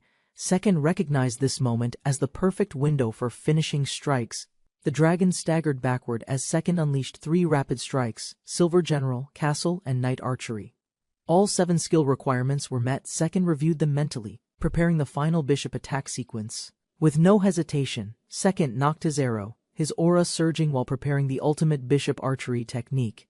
A series of explosive hits. Bishop Rush struck the dragon precisely during its weakened moment, disrupting all defense. The dragon collapsed, body torn and smoking, completely defeated by Second's calculated skill sequence tactical execution. Second approached Sylvia and Iko, casually summarizing the intense battle they had just witnessed. Iko and Sylvia stood frozen, astonished by Second's skill and calmness after the confrontation ended. Second explained calmly future dragons would be tackled as a team, detailing key combat tactics clearly. Iko asked timidly if Second felt fear. Sylvia reminded him he did something extraordinary alone. Second clarified the misunderstanding, assuring them confidently that fear had no place in his resolve. Second confidently outlined simple tactics, assuring that even a white dragon's critical blows wouldn't defeat them. He reminded the team of their shared goal: becoming the world's strongest, unshaken by terrifying foes. Only afterward did Second realize he forgot to explain why his strategy guaranteed their survival. Echo and Sylvia protested, embarrassed. Second apologized, and their dragon hunt began with clear coordination and trust. In Metheo Dungeon, 7 dragon types awaited, with the rainbow dragon looming as the final massive threat. The dragon strength chart displayed each type's power, revealing the terrifying might of the rainbow dragon. Second analyzed the difficulty gap. While red dragons were manageable, gold dragons posed serious danger. Despite his own capabilities, Second understood Sylvia and Iko weren't ready for battles of that scale. He decided to focus on skill acquisition, specifically promoted Bishop and Rook rather than full dungeon conquest. To earn promotions, each member must meet specific conditions by defeating dragons using advanced tactical skills. Second reminded the team not to engage the deadly gold and rainbow dragons under any circumstance. Red dragons, twice as strong as white, were now the team's greatest acceptable challenge target. After exhausting battles and endless tension, Sylvia and Iko collapsed into deep sleep from sheer fatigue. With multiple white dragons defeated, the team mastered new promoted skills and planned tomorrow's final objectives. Second warned Sylvia the next enemies were stronger, hinting at something vital she must remember. Second firmly warns against provoking gold and rainbow dragons, stressing their overwhelming and unnecessary threat level. He explains the red dragons are twice as strong as whites, currently their highest priority target. After an exhausting day of battle and training, Sylvia and Iko collapse from mental fatigue. Despite their exhaustion, they gained new skills, and the team plans to face 4 more tomorrow. Sylvia questions the danger, but Second prepares to explain something more critical before they face stronger foes. He remembered each dragon's attack pattern, developed techniques through countless failures, and finally succeeded surviving. But he realized that no one could afford to die even once in reality. She listened closely, internalized every word, and responded with confidence that she had understood completely. Though she suspected the source of his knowledge, she accepted it in silent trust. With the briefing done, they confirmed the plan: no dungeon conquests, just survival and repetition tomorrow. Second explained that while Metheo Dungeon was conquerable, doing so now brought no real benefit. Sylvia found his logic unusual, questioning his lack of interest in recognition or traditional dungeon fame. Second calmly accepted her view, affirming his only focus was becoming the world's strongest through efficiency. Sylvia pointed out how odd his calmness was, while Iko had already fallen asleep. As the moon rose over quiet rooftops, the group rested, preparing for tomorrow's deadly challenge. Second charged forward as the red dragon roared, protecting Sylvia standing stunned behind him silently. After retreating safely, Sylvia recounted their growth. She and Iko had mastered bishop-style defensive skills. Thanks to Second's precise tactics, they defeated dragons repeatedly. Even green or red dragons fell easily. Second announced his solo challenge. Calmly, he approached the red dragon to earn sword mastery. With swift precision and no hesitation, Second engaged the beast alone, blade ready for decisive combat. Second launched high into the air, striking with precision as the red dragon opened its jaws. Every movement Second made was deliberate and sharp, suppressing the red dragon without wasting effort. The dragon fell, Second confirmed the skill gain and casually signaled the group to return. He smiled warmly, the same way he did after good food or simple personal victories. Sylvia silently watched him walk ahead, inspired by his strength and hoping to follow someday. After completing the quest, Second and Eco exchanged a nod, ready to return without worry. Just before exiting, the group noticed battle sounds echoing. Second turned back, sensing unexpected activity nearby. They cautiously climbed higher, spotting another party deep inside Metheo dungeon still unconquered and known as Deadly. Second observed a lone swordsman facing danger, clearly experienced and daring enough to fight alone. The swordsman clashed against a dragon without hesitation. A mysterious woman watched silently from a distance. While observing, Sylvia confirmed the stranger's strength. He was soloing the yellow dragon with ease. The yellow dragon fell quickly. Without resting, the man approached a green dragon for another fight. He launched straight into battle, his sword raised against the roaring beast's charge and heavy blows. Sylvia admitted his power, but something felt off. His movements lacked grace, presence, or emotional control. Compared to Second's calculated elegance, this man's performance seemed crude, efficient, yet unrefined like earth to sky. Second considered warning the stranger, knowing rainbow or gold dragons could overwhelm his current strength. They confirmed the strangers were leaving. With no threat ahead, the group resumed their journey calmly. Back in town, Yukari arrived at the Earl's mansion shortly after Second's team went hunting. To secure the mithril alloy, Yukari delivered payment and agreed to stay at the mansion. Believing the safest option was to wait, Yukari prepared silently, trusting Master to return successfully. Yukari began preparations for mansion acquisition, arranging meetings with developers, builders, and real estate professionals. Despite inviting top experts, Yukari doubted their ability to meet her master's high expectations. Second inspected the proposed mansion, finding it smaller than imagined but not reacting with disappointment. Even the most expensive mansion in the capital didn't faze Second's calm and steady attitude. He proposed purchasing 9 mansions and connecting them into a single vast estate under one vision. Yukari questioned Second's boldness but resolved to take action and fulfill his ambitious request. The room of professionals sat speechless, caught off guard by Yukari's overwhelming demands and expectations. Calculating total costs, Yukari determined Second aimed for the world's greatest estate without hesitation or limits. With building plans nearly complete, Yukari turned to organizing labor, specifically a plan for hiring servants. Surprised, Yukari learned the Maurice Slave Company's president had arrived, marking the next negotiation phase. Yukari analyzed the unexpected development, suspecting a careless agent had leaked critical purchase information prematurely. Realizing the legal implication, she declared her slave contract invalid and consulted Master through team chat. Though uncertain, Yukari trusted Master's decision, believing everything would be all right under his guidance and intent. She ordered Philip to enter, observing him closely, ready for serious negotiations regarding their servant needs. Philip entered confidently, but Yukari remained cautious, questioning his surprise while staying alert to possible deception. Philip visited unexpectedly, speaking vaguely about slave law violations. While watching Yukari's tense, suspicious expression closely, Yukari stayed alert, realizing he wasn't hostile. Instead, Philip praised her master's flawless slave management. Confused, Yukari recalled her freedom. Yet Philip spoke of a delivery from her former master. Yukari was stunned by the letter. It came from Duchess Lucia, her past guardian and trainer. Philip explained the late Duchess's wish: if trust grew, he must give the letter to Yukari's master. Yukari stepped forward, realizing Philip wasn't ignorant. He knew the truth behind her history and bond. She tried to expose the lie, but Philip deflected calmly, insisting everything was a misunderstanding. Yukari's thoughts raced. Duchess Lucia, the slave company, the pardon, all events linked by hidden intention.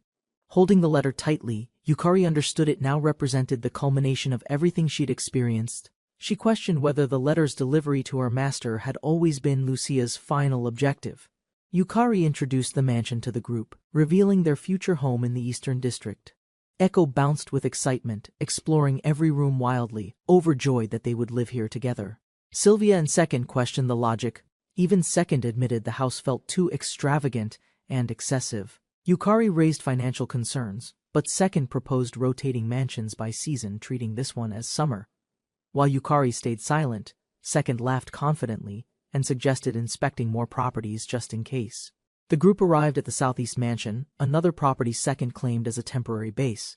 Everyone was confused when Second revealed all 9 upcoming mansions were already under his ownership. Second declared this mansion would house their servants. Yukari offered to manage and train them personally. Though concerned about her workload, Second asked if Yukari was sure. She remained firm and determined. Gratefully bowing, Yukari accepted the role. Second reminded her not to overexert herself in duties. Yukari's planning made the process efficient.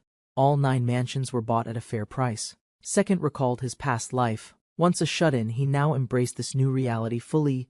To celebrate their move, the group gathered cheerfully. Second suggested a barbecue to lift spirits. After drinking too much the previous night, Second descended the stairs hoping for a morning coffee. Yukari, now dressed as a maid, greeted him formally, surprising Second with her elegant presence. Yukari prepared breakfast professionally. Second, half awake, admired her maid look with growing quiet amazement. Sylvia appeared, shocked at Yukari's initiative. Yukari calmly declared victory through swift calculated action alone. Iko ran in excitedly, shouting about giant fruits found in the garden outside the mansion. Second explained the fruits were coconuts, edible but tough. Iko pouted, disappointed by their hardness. Yukari served lunch elegantly. Everyone gathered at the table, enjoying the peaceful meal she prepared. As Second sipped his coffee, he observed Echo's playful chatter outside through the glass doors. Staring at the sealed letter, Second grew serious, realizing it might carry deeper responsibility ahead. Yukari explained Lucia's request. Second suspected something odd, perhaps even brainwashing, given Philip's strange cooperation. Yukari reacted with surprise at the idea. The thought of brainwashing unsettled her calm demeanor. Second pondered the situation. For a mere letter, everything seemed too calculated and suspiciously elaborate. Second finished reading the letter. Its content was far more serious than he expected. Yukari asked about the letter. Second hesitated, explaining the situation was complicated and deeply troubling. Despite the tension, Second reassured her with confidence, determined to take full responsibility himself. Yukari felt relieved by his words. She smiled softly and accepted his lead without hesitation. The letter revealed 4 matters: trusted people, untrusted ones, kingdom secrets, and brainwashing magic methods. He learned that Castel's Prime Minister Balmoreau was secretly from the Marbel Empire. Spies from the Empire infiltrated Castel, controlling opinions while silencing those who knew the truth. Even small villages had hidden agents. The kingdom's collapse was closer than anyone expected. Prince Klaus, led by the reformists, would unknowingly hand the kingdom over to the Empire. Other nations were also absorbed, stripped of resources, bound by false treaties, and left ruined. The people supported Second Prince Mine, but his resources and influence were clearly far too limited. The kingdom's population, unknowingly affected by brainwashing, protested military strength and rejected preparations for war. Duchess Isena documented forbidden magic, hoping someone would save the kingdom where she no longer could. The letter selected someone who could see Yukari's brainwashing and free her if necessary. Despite his detachment, he considered acting both to fulfill his promise and protect the kingdom's future. Second concluded the best outcome was Mine's rise and total removal of corrupt forces. However, he feared spies would twist the truth, painting him as a villain to eliminate. Despite countless reflections, Second still couldn't reach a definitive conclusion for solving Castel's fragile situation. He decided to delay using brainwashing magic and first prioritize preparations based on past experience. Determined, Second assigned Yukari duties and planned to teach Sylvia and eco-transformation skills next. Second shared duties with Yukari, entrusting the servants to her while planning for new training. Yukari responded with composure, assuring him she was fine and had her own intentions. Second noticed her dedication, wondering if the maid uniform reflected her deeper care for others. Yukari's silence and calm demeanor masked her intent to serve with genuine loyalty and strength. Meanwhile, Second traveled with Sylvia and Iko to Slime Forest to begin transformation training. Second explained the transformation skills requirements, surprising Sylvia who had never heard it before. In Slime Forest, Second began explaining the 4 unique and challenging conditions to acquire transformation. He listed tasks: matching digit damage on monsters. Bosses within a week, then yelled transform. Sylvia confirmed the last step, but Second insisted. All 4 must be completed precisely as stated. Iko eagerly demonstrated the command, while Sylvia realized Second's equipment purchases had been carefully planned. Second explained the plan, recalling the spears bought earlier for low-damage training against slimes. They studied the spearmanship skill, ensuring their attacks dealt weak hits on Slime's high defense bodies. In Slime Forest, the team prepared their weapons, ready to track and record specific damage values.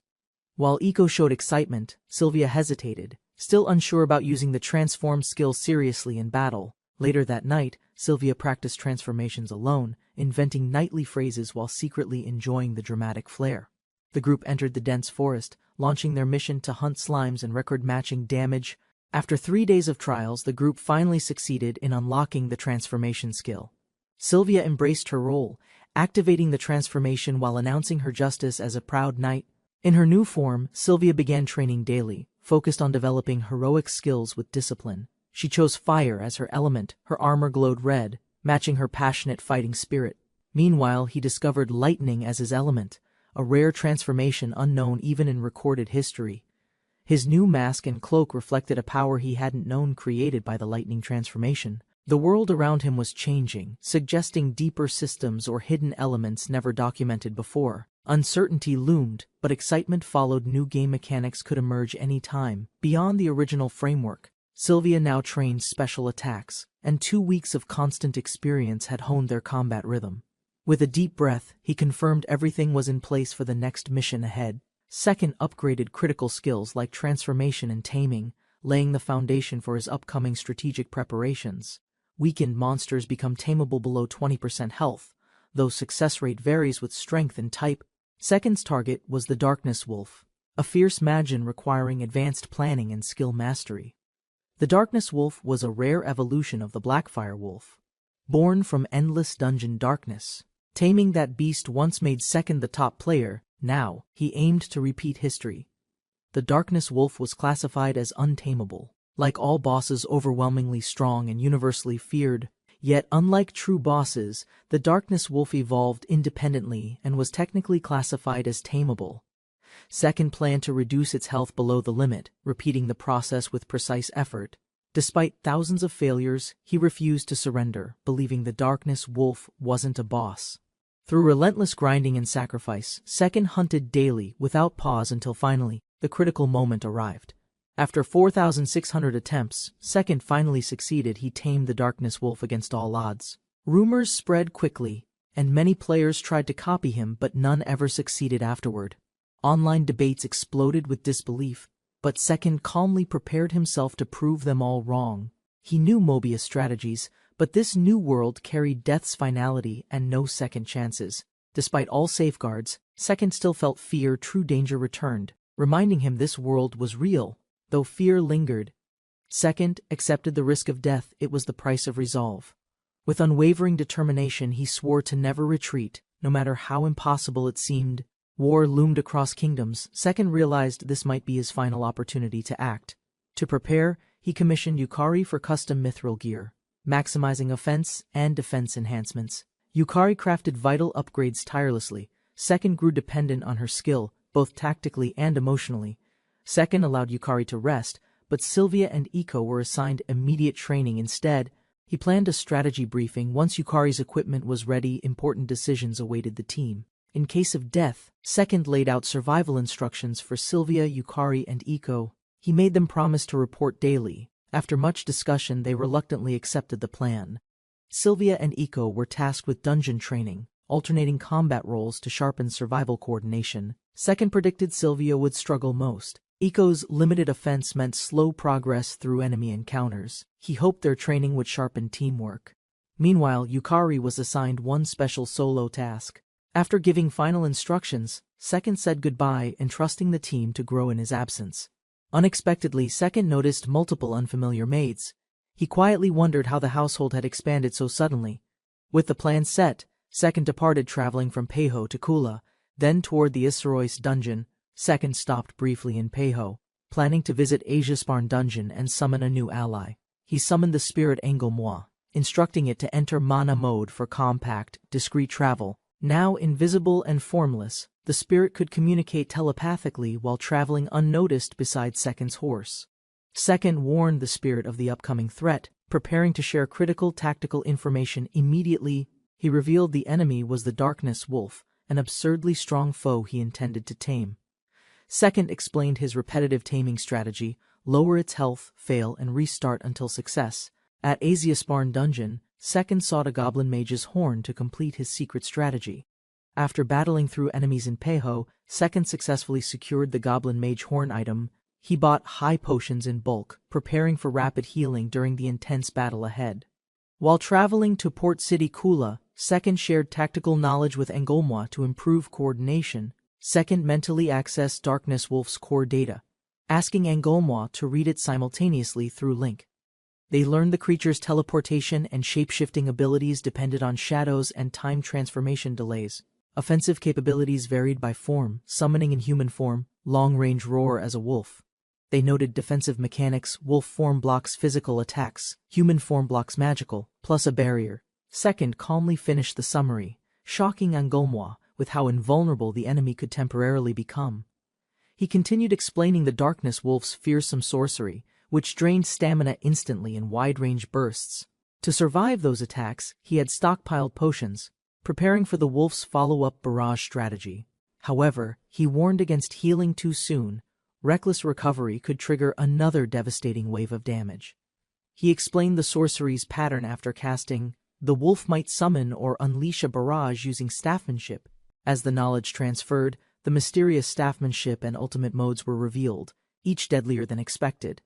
Movements nearly impossible during combat. While riding across the plains, the knight confirmed the wolf's abilities, realizing its monstrous potential and danger. Even the great spirit ruler feared the Darkness Wolf, whose power was absolute and terror beyond reckoning. The Darkness Wolf's legend grew, feared not for strength, but for relentless, irritating combat tactics. Second remembered its brutal style from the game, and now desired to tame it here. Preparing ahead, Second used potions mid-battle to avoid losing the Darkness Wolf after failed attempts. Since taming only activates below 20% HP, Second restored it repeatedly to restart the process efficiently, rather than risking permanent loss by killing it. Second chose potion cycles until they arrived nearby. Second arrived at the Port City Kula, preparing to cross toward the dungeon fortress Isekai'd. Standing before Isekai'd, Second assessed the ruins' towering walls and braced for what awaited inside. Though the dungeon boss resided above, Second aimed for the hidden library buried beneath the fortress. Armored guardians blocked the path ahead, enforcing the fortress's defense with brute strength and heavy presence.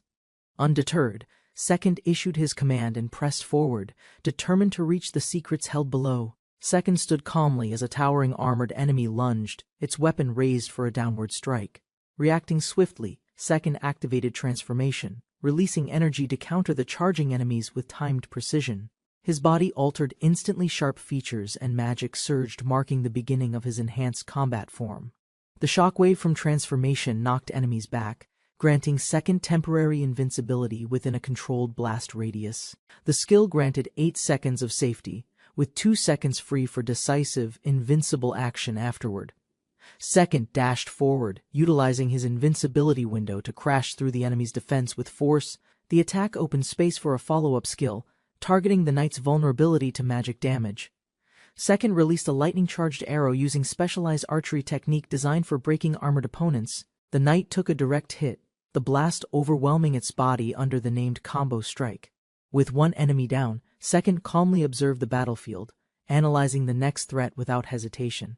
Second's lightning strike shattered the enemy's form, confirming the finishing blow with practiced precision and force. Though powerful, Second admitted luck played a part. Critical hits shortened what should have been a struggle. With the fight over, Second proceeded alone through torchlit halls, following the winding path downward cautiously. He reached the large door marking the underground Grand Library, the target of his mission. Recognizing monster behavior, Second set camp at a raised ledge, safe from wandering ghost-type enemies. The torch was lit, its glow marking the start of a cautious, deeper descent ahead. Second gripped the torch firmly, instructing his partner to activate spirit possession. When the door opened, dark energy surged around Second as he initiated the spirit possession technique without hesitation or delay. Inside, a lone Darkness Wolf stood atop scattered books, radiating menace deep within the library. Second froze, recognizing the beast immediately. His expression tightened as the encounter turned into something unexpected. The Darkness Wolf stood alert atop ruined texts, its presence undisturbed by Second's sudden entry. Second acknowledged his disadvantage. Though confident, he accepted the wolf's power exceeded his current stats. Still, Second smiled, recalling the system's logic.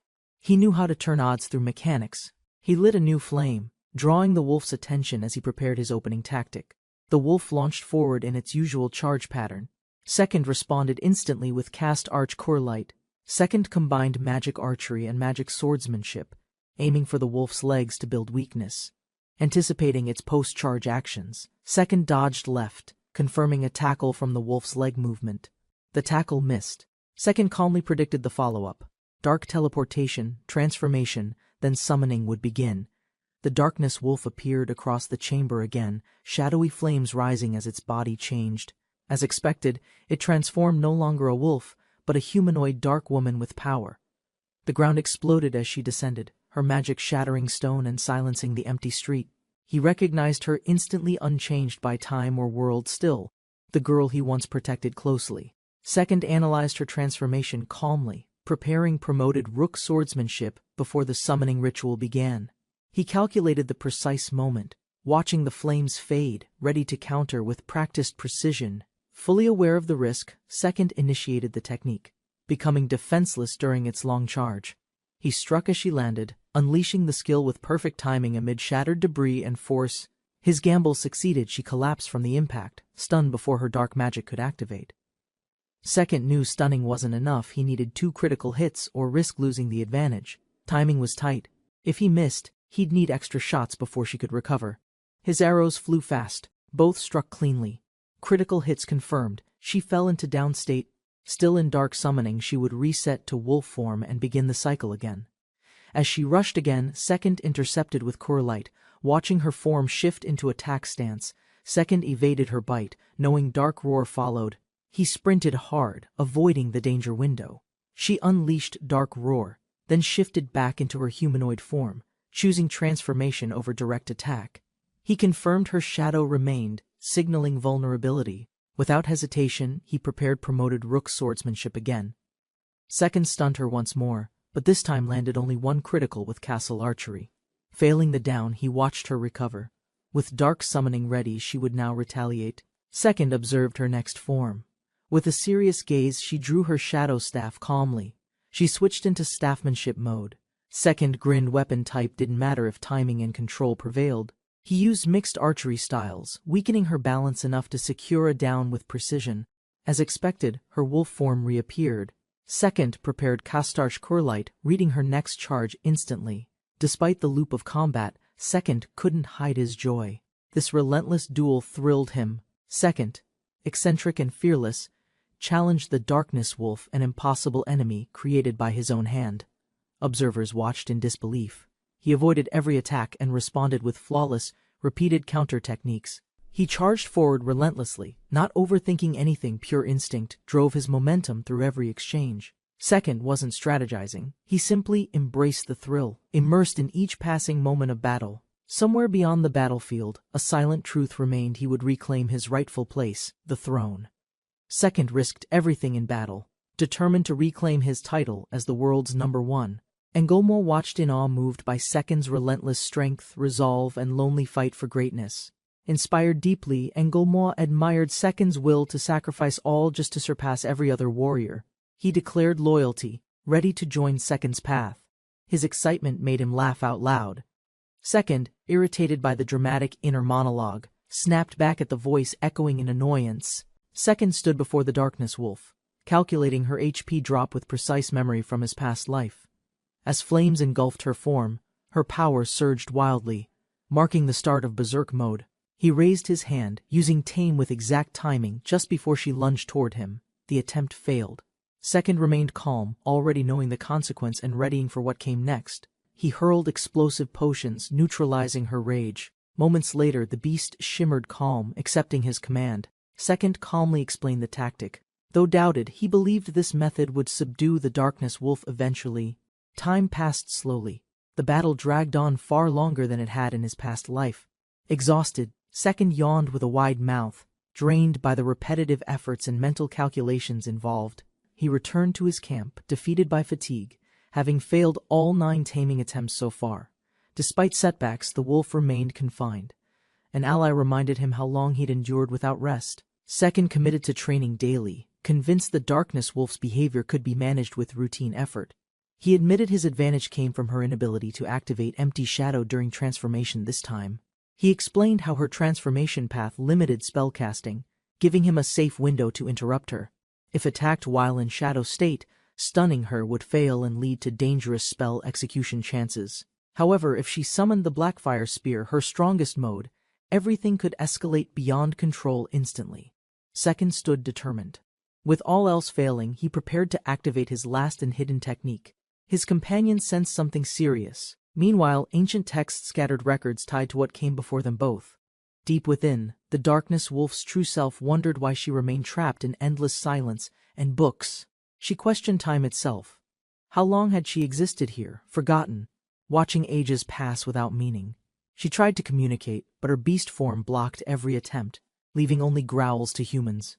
Driven by ancient bloodlust, her body moved with instinct, executing another life without hesitation or remorse. She stood atop bones, her thirst deepening over time, an eternal hunger sharpened by solitude. Waiting in madness, she longed for another soul, wondering how they'd die and what they carried. Second finally arrived. Her senses surged. Though familiar, her body reflexively gave the command to kill, yet for the first time in centuries, something stirred, an unknown reaction sparked within her core. Second's strike landed directly. The Darkness Wolf was shocked to be wounded by a mere human. Wounded and in disbelief, she screamed. For the first time, she felt real danger and fear. Her body weakened. Limbs wouldn't regenerate. Second stood firm while she trembled, confused by her failing strength. Pain flooded her senses. She had never screamed before. It was all foreign and overwhelming to endure. Yet through that pain, she laughed. For once, she truly felt alive in every sense.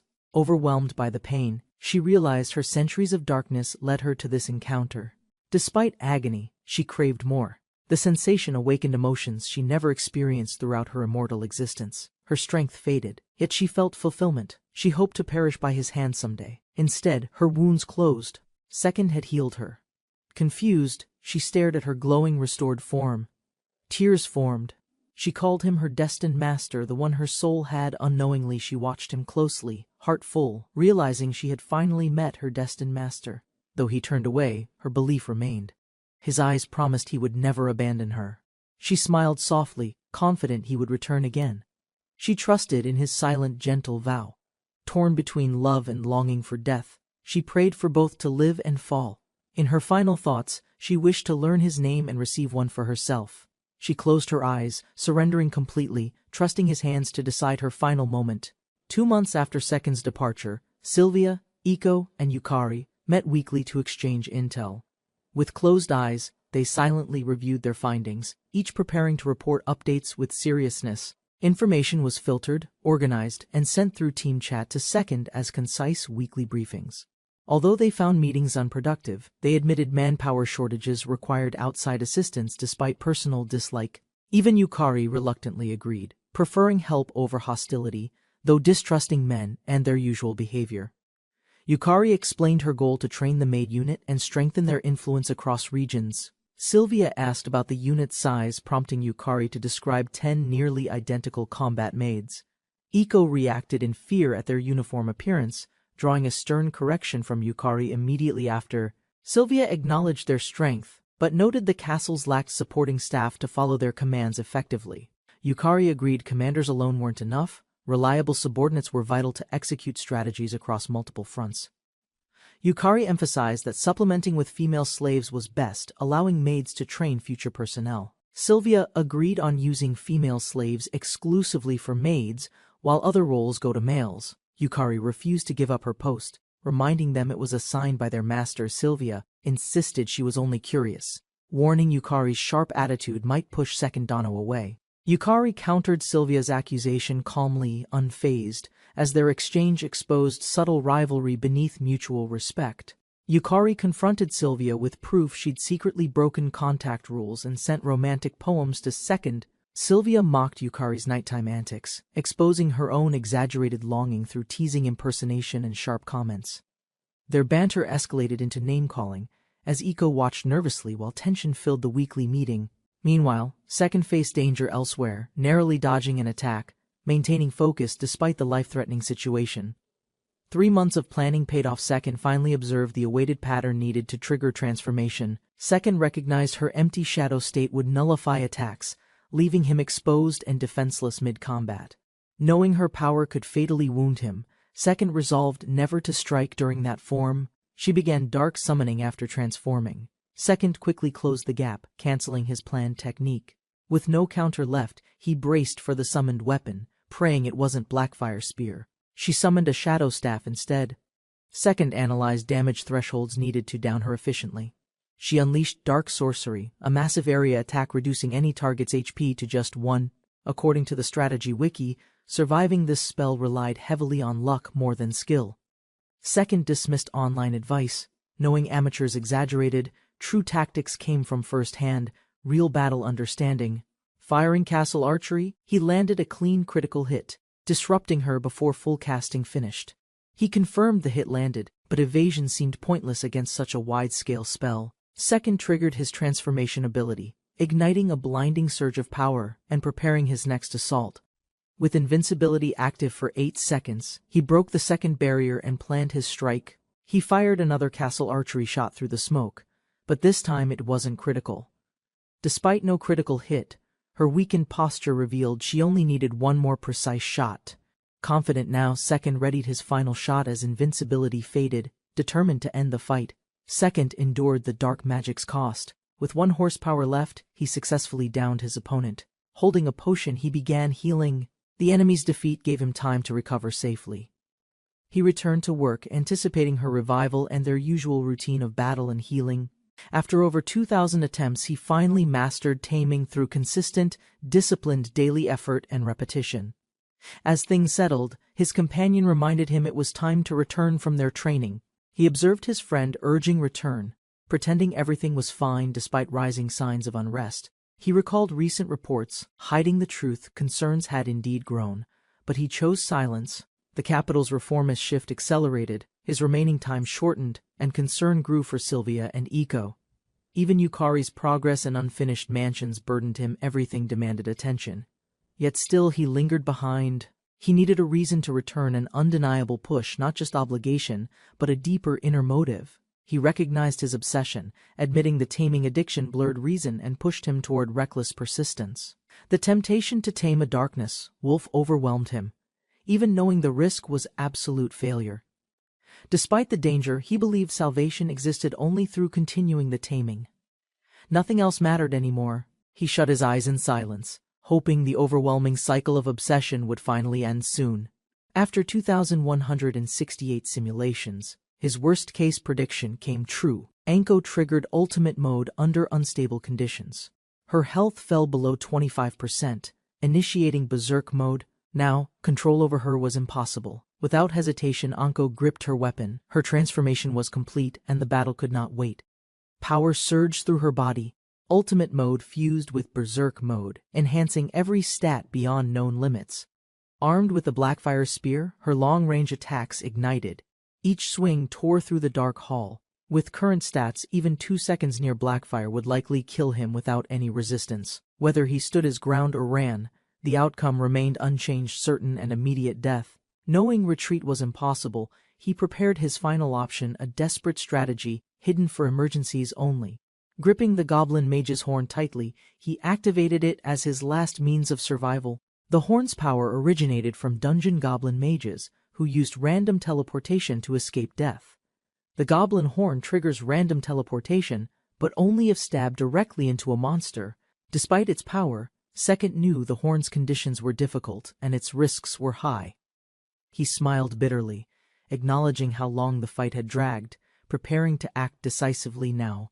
As Anko advanced with calm fury, Second readied the horn, hiding fear behind grim resolve. Her strength was overwhelming. Second admitted defeat silently. Escape was his only viable path to live. Second raised the horn with determination, vowing to return as he activated the teleport escape. Anko's fierce expression softened. Her eyes trembled with conflicted emotion, caught between rage and sorrow. Just before using the horn, a voice echoed in his head, pleading for him to stay. Second hesitated, stunned by Anko's subtle change. His grip loosened, his certainty started to waver. He remembered the rule of Mobion. Running meant losing everything. He clenched his fist tighter, Second stomped forward. A voice echoed from within, reminding him that retreat meant losing everything. He remembered his title. Being the top meant pushing forward. There was no turning back. Second shouted, invoking transformation. His hesitation vanished as determination overtook fear and doubt in an instant. With 8 seconds of invincibility, Second dashed forward. His chance depended on the final 2. Laughing wildly, Second embraced the pressure. His spirit reignited, facing the impossible with reckless resolve. Second charged forward with no hesitation. Anko remained still, eyes closed, as if expecting him. He praised her strength mid-battle. His words were sincere, her power had truly cornered him. Activating castle archery, he launched a precise shot at full force, aiming without holding back. The arrow struck Anko's head. It was critical, his bold attack landed exactly as planned. With only moments left, he stood firm. Her HP dropped again. He refused to retreat. With no time left, Second extended his hand and activated the skill, Taming Protocol. Second accepted failure, laughing at the odds. But despite it all, he had no regrets. Anko knelt silently before him. Her rage subsided, and the room fell into silence. She looked up with softened eyes and spoke clearly, submitting completely to Second's command. Second froze in disbelief. What he expected to fail had now completely changed everything between them. Anko knelt, overwhelmed by the bond. Second had tamed her amidst impossible odds and chaos. No warrior had survived her ultimate berserk form.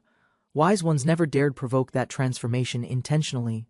But Second, through calculation and risk, let her rage ignite and her HP fall too low.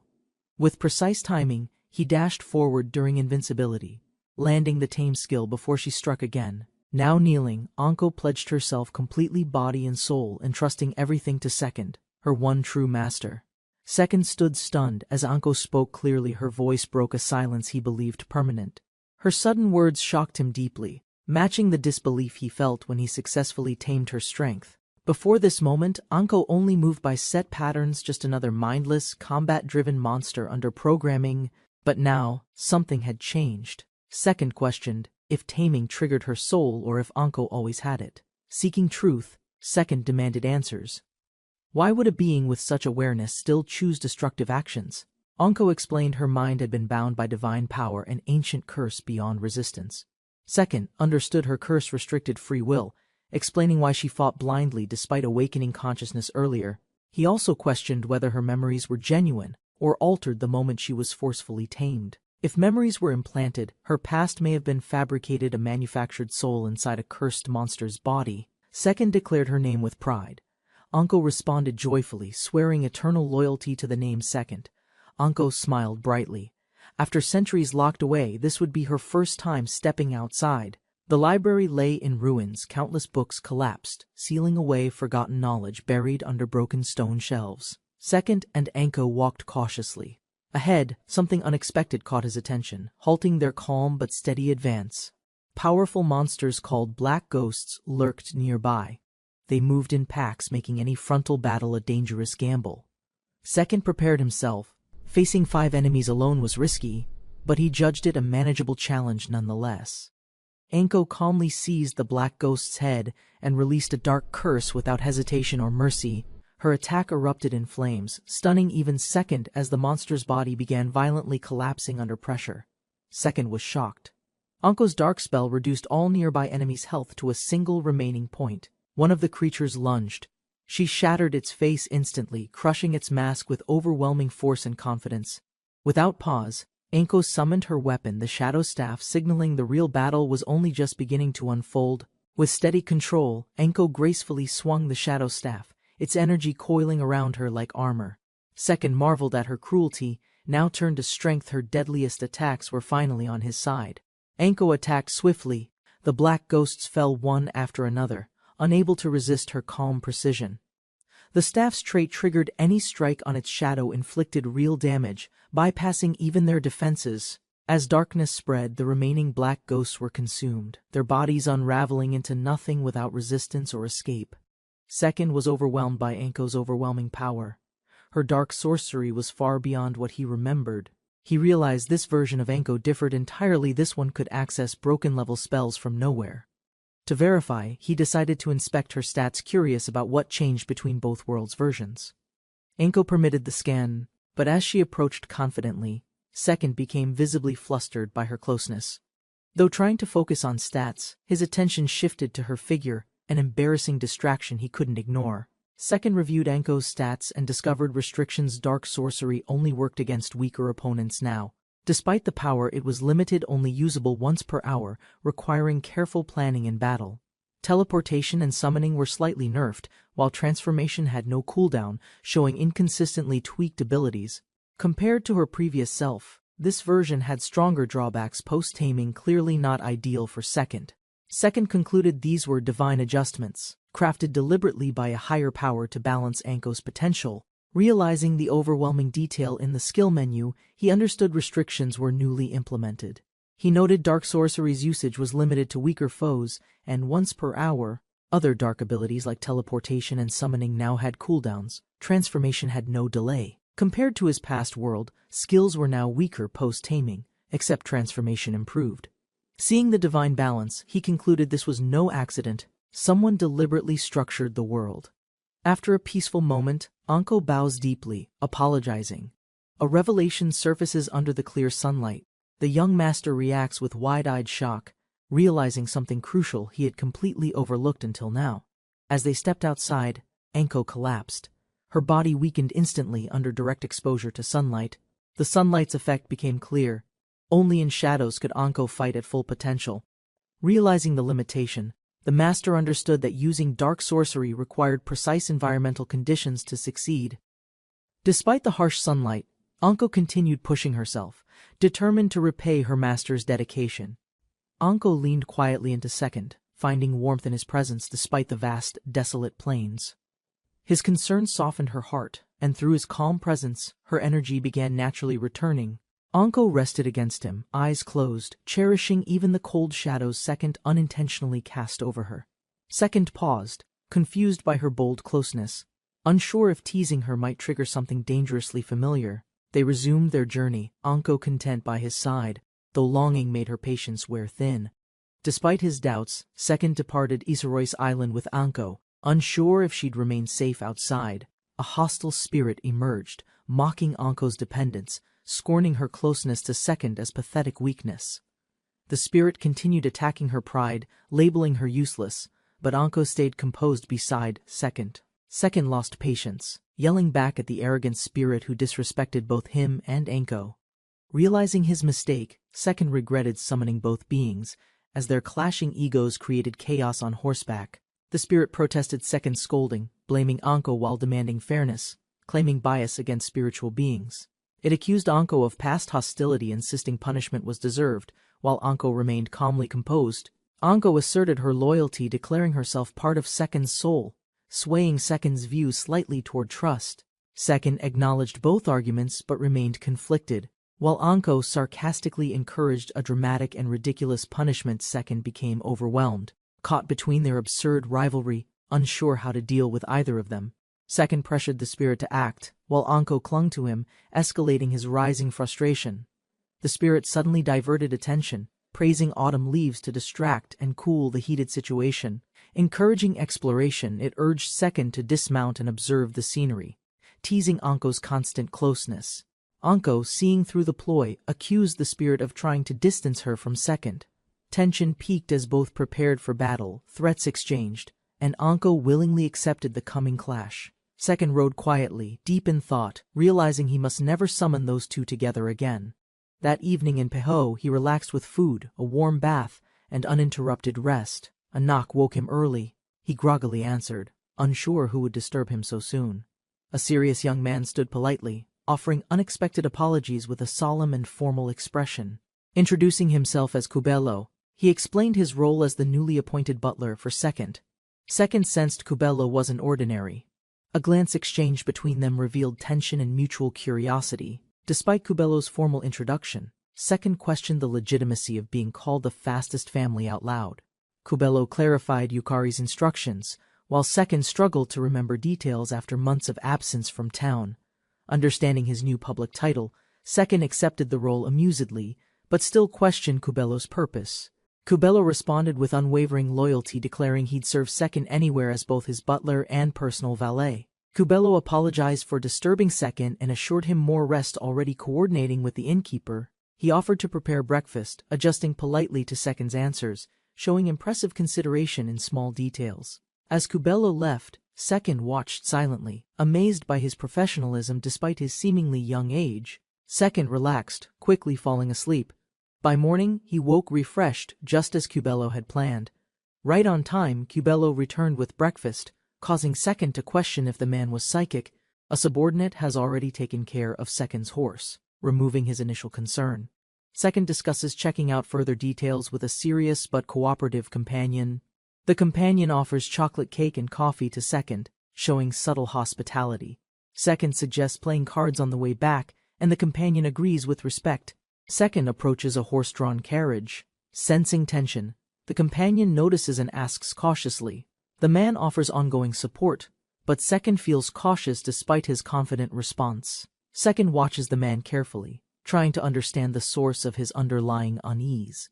Second decides to keep the tension moderate during the long journey to the royal capital. The man appears anxious, showing small signs of strain beneath his composed exterior. Despite his anxiety, the man suppresses it, fulfilling duties flawlessly to avoid troubling Second. The man's willpower suppresses anxiety, impressing Second by maintaining composure against all odds. Second laughs, admiring the man's incredible spirit and determination despite his inner struggle. The man awkwardly reacts to Second's praise, causing a brief moment of confusion between them. They settle into the carriage, Second expressing thanks, clarifying his genuine appreciation without misunderstanding. Second suggests playing cards to ease tension, noting the man's fatigue yet respect for duty. Kubelo and valet carefully holds his cards, showing his serious dedication to duty. Second smiles as they travel by carriage, hopeful for a strong and lasting relationship with Kubelo. Second speaks to Kubelo, offering support and urging him to seek help if troubled. He promises to help Kubelo with his past, assuring him of assistance when needed. Kubelo feels awkward, explaining his words were careless, wanting to maintain a strong image. Kubelo deeply appreciates Second's kindness, vowing to remember his master's words forever. Later, Kubelo gathers courage to ask Second for a private consultation during the night. Second agrees to help Kubelo with his suppressed anxiety and plans to support him tonight. Arriving at the estate, Second notices the seasonal house change, slightly different from his expectations. He realizes the estate swap idea was adopted by Yukari and others for seasonal living. Yukari greets Second warmly, signaling a comfortable homecoming as they prepare for the season ahead. Yukari leans on Second, showing emotional vulnerability. While Second offers quiet, steady support in response, Yukari embraces Second, apologizing softly while seeking comfort in his strong presence. Second listens quietly as Yukari admits worry, feeling the weight of her responsibilities.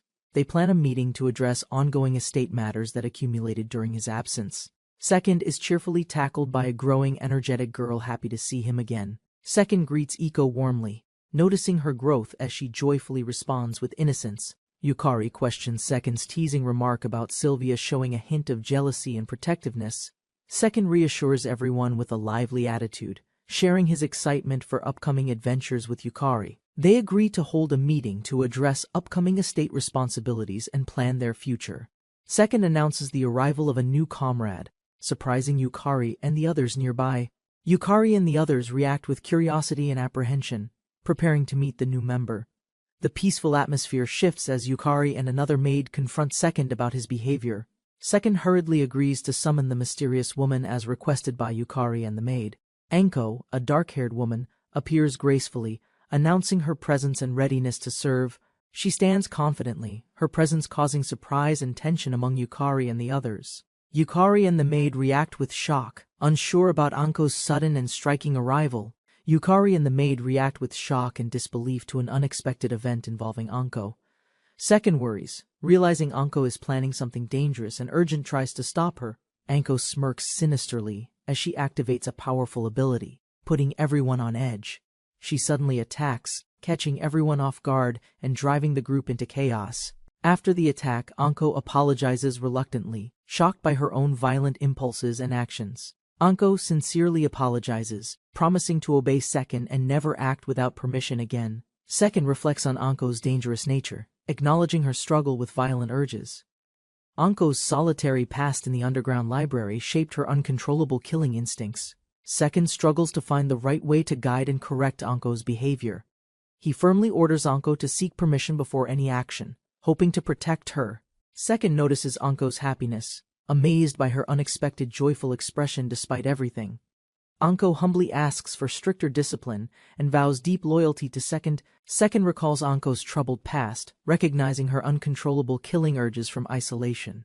He worries about controlling her and preventing dangerous incidents in the future. Second explains Anko's origin, revealing she is a tamed boss-rank demon from a dungeon. Second notices Anko's happy expression, realizing she is genuinely loyal despite her dangerous nature. He permits her to speak, listening as she asks for stricter discipline and forgiveness. Second reflects on her power and the challenges she brings, preparing for an important meeting. Despite the tension, Second comforts Iko, encouraging her to play and relax. They return inside, engaging in lighthearted play as Second tries to maintain some normalcy. The group gathers for a meeting, though some show doubt about its outcome. Second reflects on Anko's challenging nature but continues to plan and prepare carefully. He contemplates the unresolved issues with Anko, knowing a long-term solution is needed. Suddenly, a butler arrives and urgently requests Second's presence, signaling an important matter. Second follows Kubello, stepping into an area marked by a suspicious blood-stained trail. Second and Kubello stand by the moonlit lake, preparing for a serious confrontation. Kubello removes his gloves, signaling readiness and seriousness about the upcoming challenge. Both face each other with determined expressions, preparing mentally for the battle ahead. Kubello formally requests a bout with Second, signaling official intent to compete. Kubello declares he can't miss a great opportunity, feeling nervous and determined. Both men prepare for the upcoming event, borrowing strength from past advice and resolve. Kubello presents a competition crown, signaling a formal challenge has begun between them. Second reacts cheerfully, impressed by Kubello's spirit, surprisingly enjoying the upcoming test. Kubello, though anxious, accepts the challenge with honor, as Second expresses admiration. Kubello firmly asks if Second accepts the contest, showing his strong determination and resolve. Second agrees confidently, and the two prepare to engage in a serious competition. Kubello insists Second make a first move, refusing to approach him on his terms. Suddenly, Kubello trips, a result of a hidden trap or trick set by Second. Kubello accidentally crashes into Second, starting the bout with an unexpected physical contact. Kubello apologizes, as Second remains calm, accepting his unintended but forceful headbutt. Kubello questions how he could be harmed by his own master unintentionally. Second smiles, revealing he performed a prison break technique to free Kubello from slavery. Kubello is shocked, struggling to comprehend this unknown instant technique's reality. He questions why Second freed him from slavery, overwhelmed by surprising freedom. Second declares the fight can now fully begin with no holding back or restrictions. Kubello reflects on Second's strength and the true meaning behind their contest. Second's smile hints at a unique freedom technique called prison break, freeing Kubello. Kubello warns against casually annulling their slave contract due to safety concerns. Second assures Kubello that betrayal risks his life, emphasizing loyalty and caution.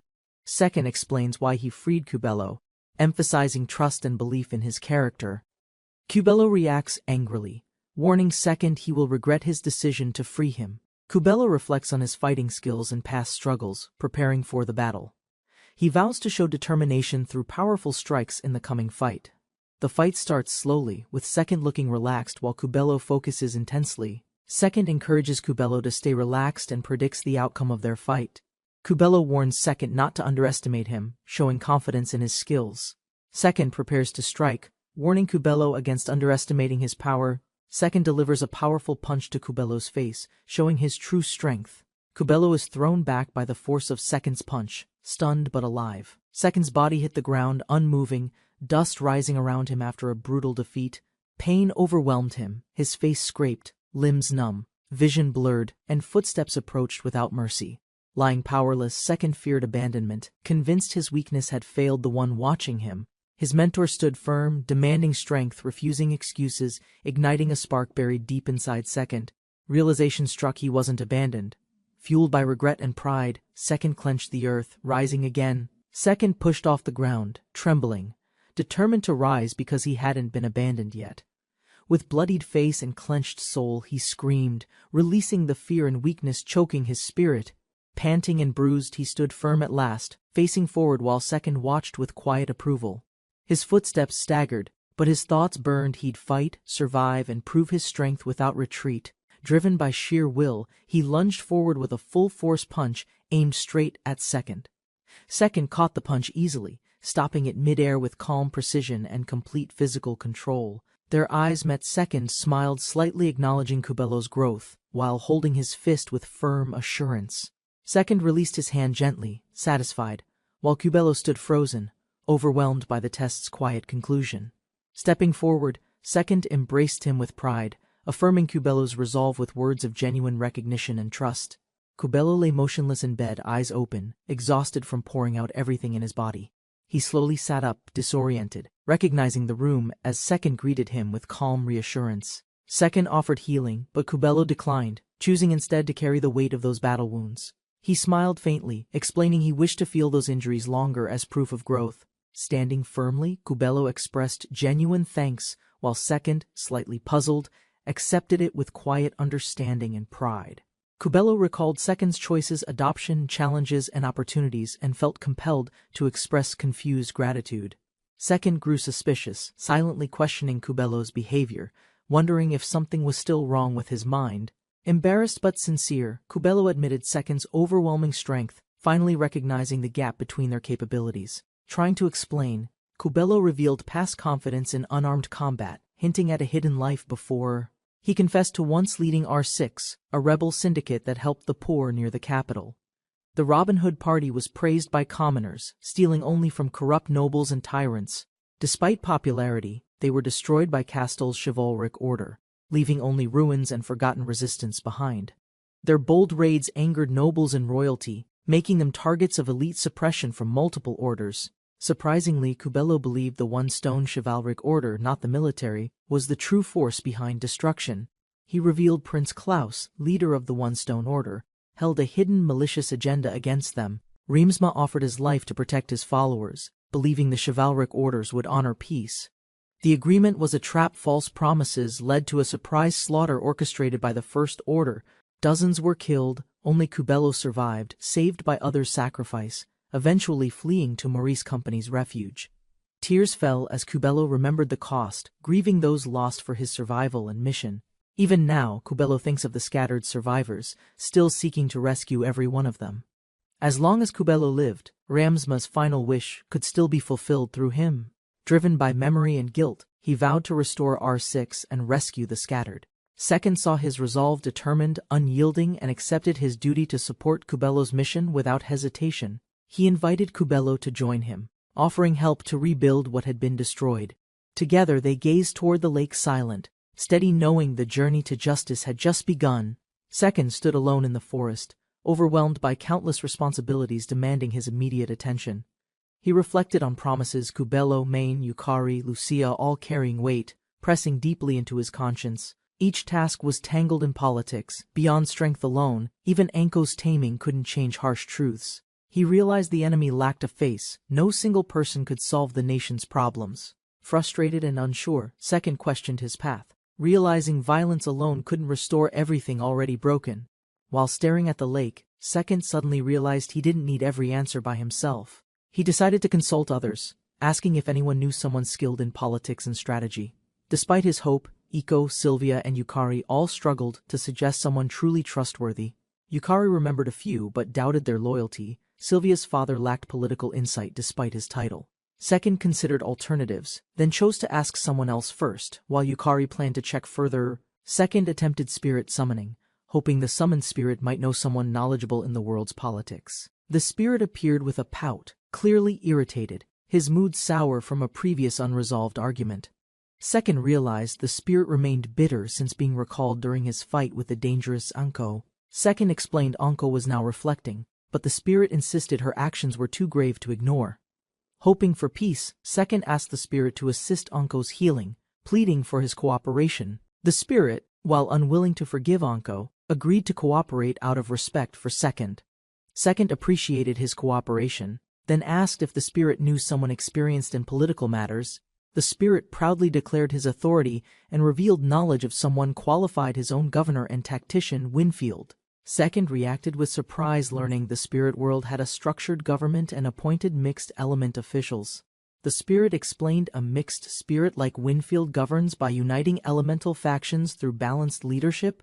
He contemplated the spirit's position, realizing the title Great Ruler held genuine responsibility. He asked about summoning Winfield, and was told only indirect summoning was currently possible. The spirit proposed another contract method, offering to facilitate Winfield summoning himself if needed. The human was shocked to learn summoning could be precisely targeted by the spirit ruler. Curious, he asked about Winfield's power. The spirit admitted Winfield was weak, even unimpressive. The tactician known as Winfield handles all political matters on behalf of the great ruler. Despite being weak, Winfield governs the spirit world and excels at tactics beyond comparison. The main character appoints Yukari to summon Winfield, believing her role fits the task best. Yukari agrees, realizing stronger allies might be needed later, so weaker spirits suit her now. Spirit summoning requires unlocking sorcery skills and allocating experience to properly activate the summoning ability. To summon a spirit, one must obtain a spirit ticket through monster drops or dungeons. Despite his time in this world, he never saw a ticket drop even once. Due to rarity, buying a spirit ticket at auction seemed the fastest, though expensive. Suddenly, the rich girl approached, claiming she had something important to show him. To his shock, she revealed a spirit ticket she had just obtained and held up. Sylvia discovered a rare drop during dungeon training. She returned excitedly, eager to share it. As others reacted with surprise, Sylvia hesitated. She prepared to ask Second a personal request. Offering the rare card freely, Sylvia hinted at a favor she wanted in return. She nervously asked Second to join her shopping. He considered her words with careful thought. Second agreed to her request. Smiling, he promised to buy her anything she wanted. Sylvia grew confused by Second's reaction. He turned and offered equal reward to Iko. Iko's eyes lit up with excitement. Without hesitation, she agreed to join the outing. Sylvia gave him the drop card. Second confirmed it would be used for summoning. A message had already reached Yukari. She was ready to perform the summoning instantly. Second handed her the card. Yukari acknowledged him calmly, noting how stable he remained. Yukari held the summoning card firmly. With a composed tone, she activated the ritual circle. As the light swirled upward, Second observed carefully, sensing a shift in the surrounding atmosphere. A figure emerged slowly through the magic. The spirit's body materialized amidst glowing crystal fragments. The summoned spirit opened his eyes. Calm yet unreadable, he silently scanned the new surroundings. The spirit introduced himself as Winfield. The group listened closely, unsure of what to expect. Sylvia looked confused. Iko explained Winfield's strength wasn't speech, but unmatched political understanding and insight. Second formally offered Winfield a political advisor role. Winfield hesitated, needing permission from his original master. Yukari granted her approval. Winfield accepted, and both he and Second began their alliance with trust. Sylvia interrupted, reminding Second to evaluate the results of her and Iko's dungeon training progress. As Second prepared to join them, Yukari advised him to verify another pending task first. Just as Second agreed to Yukari's request, another voice interrupted with sudden urgency. Concerns about a wolf and gathering the group led to a shift in plans. Another companion sensed Second's fatigue, suggesting he should rest. Second surprisingly agreed without any resistance. He collapsed into bed while others stood by. Second waved them off with a smile while resting. Second silently questioned Winfield's worth. Meanwhile, the others exchanged glances filled with curiosity. While resting, Second had no idea how incredibly capable Winfield would prove to be. By noon, Winfield approached Second privately, requesting a moment to speak with measured confidence. Winfield's presence silenced the previously assertive group. Second noticed the odd shift in atmosphere. Second realized Winfield's quiet influence had altered plans. He'd be spending the day with him. As Winfield walked ahead, Second wondered about their identity, unsure if they had a gender. Second and Winfield stood on the balcony. The quiet lake became the backdrop for revelations. Winfield casually referenced dangerous topics, hinting at secrets Second had received from the Duchess Lucia. Second grew suspicious. The letter from the Duchess felt unrelated. Had Yukari leaked something important? Second panicked. Winfield seemed to uncover guarded information with ease, through observation alone, not magic. Calmly, Winfield clarified the truth. No mind-reading, only logical deduction sharpened through incredible political intellect. Winfield explained how multiple perspectives and simple questions helped him piece together the hidden truth. Second admitted Winfield's deduction was mostly accurate. He also noted Winfield's surprisingly cute appearance. Second asked for clarification about their purpose. Winfield responded vaguely, then hinted about supporting the second prince. Winfield promised to outline priorities. The condition was ensuring the second prince would emerge victorious politically. Second expressed concerns about Castal's fate. Winfield's indifferent attitude left him questioning their shared alignment. Second questioned Castal's future under Marbell rule. Winfield agreed it would fall under their control. Winfield explained that no resistance meant no bloodshed. But the royal family faced silent elimination. Political infighting would decide leadership. Without intervention, the first prince's faction would dominate the second's. Second realized the Empire's strategy used influence and spies, not war, to dominate their targets. Second noted how political everything sounded. Winfield agreed, yet hinted the Empire's image misrepresented its methods. Winfield admitted the Empire might be ruthless but lacked intel. Second was surprised by the clarity. Winfield posed a question: preserve the kingdom or sacrifice it to protect the second prince? Second expressed preference for Castal's survival. He believed traditional battles could still be preserved unchanged. He considered consequences. Empire control could alter locations and rules of the title battles permanently. Determined, Second prioritized title battles. They were essential for his goal to become the recognized best. Winfield agreed to follow Second's path, signaling a shift in strategy with calm determination. Second questioned if the previous strategy favored surrender. He worried preserving both goals was impossible. Second challenged Winfield's confidence. Winfield hesitated, preparing to reveal the true reason behind their trust. Unexpectedly, Winfield admitted deep attraction, leaving Second stunned by the sudden personal confession mid-political discussion. A quiet spirit named Winfield revealed himself as a half-breed, weak in both elemental domains inherited. Second recalled legends of a spirit, deemed useless, neither water nor earth, a total elemental failure. Winfield admitted he was rare and fragile, yet chosen by the great ruler himself despite weakness. Second questioned the adoption, sensing the ruler's cruelty, while Winfield calmly hinted at deeper, harsher truths behind it. Mocked by his own superior, Winfield trembled silently, enduring ridicule to fulfill his assigned duty. Winfield confessed her doubts, once believing no one would summon or acknowledge a weak mixed spirit.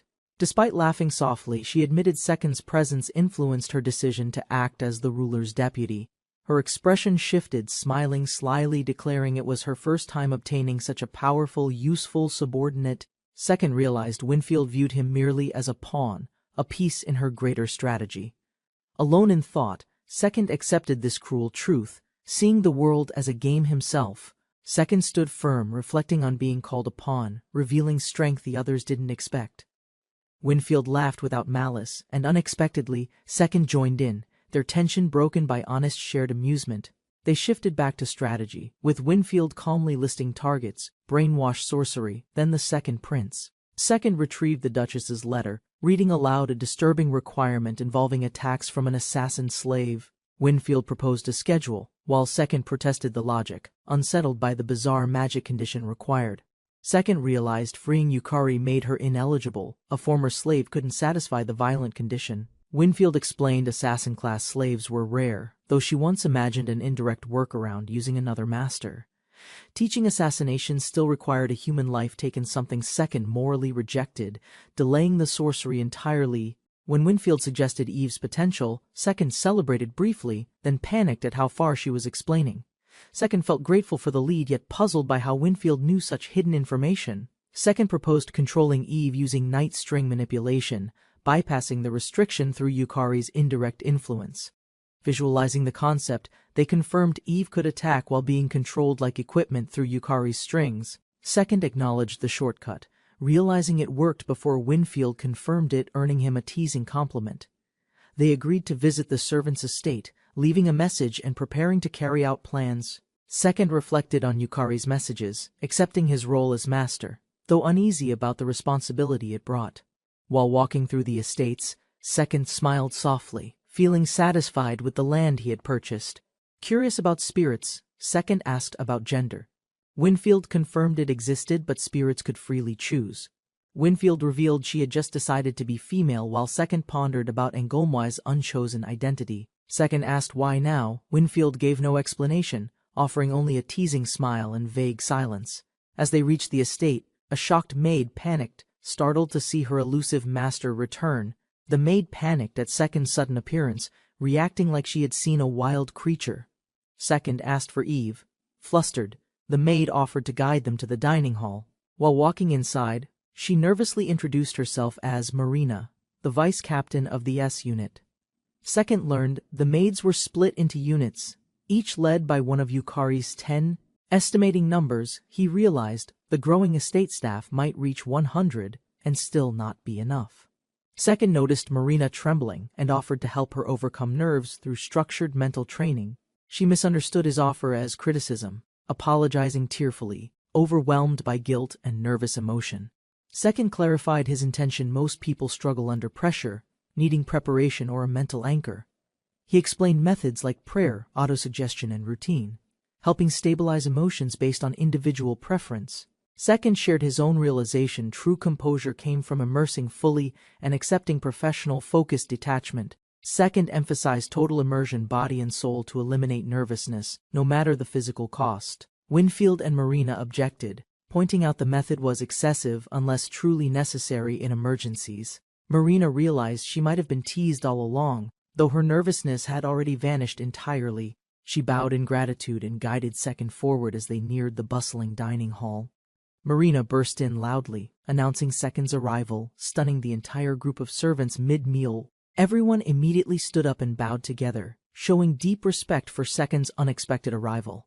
Surprised by the formality, Second awkwardly reminded them he wasn't royalty, or anyone especially grand. Trying to ease the tension, Second encouraged them to continue eating before the food got cold. The butler calmly ordered everyone to eat, not wanting to trouble Second with unnecessary worry. Curious about the elegant maid, Second turned and asked her name for the first time. The boy introduced himself to the head chef, Sobra, asking him to speak casually. Sobra agreed hesitantly, but after learning the boy smoked, he accepted the offer to join.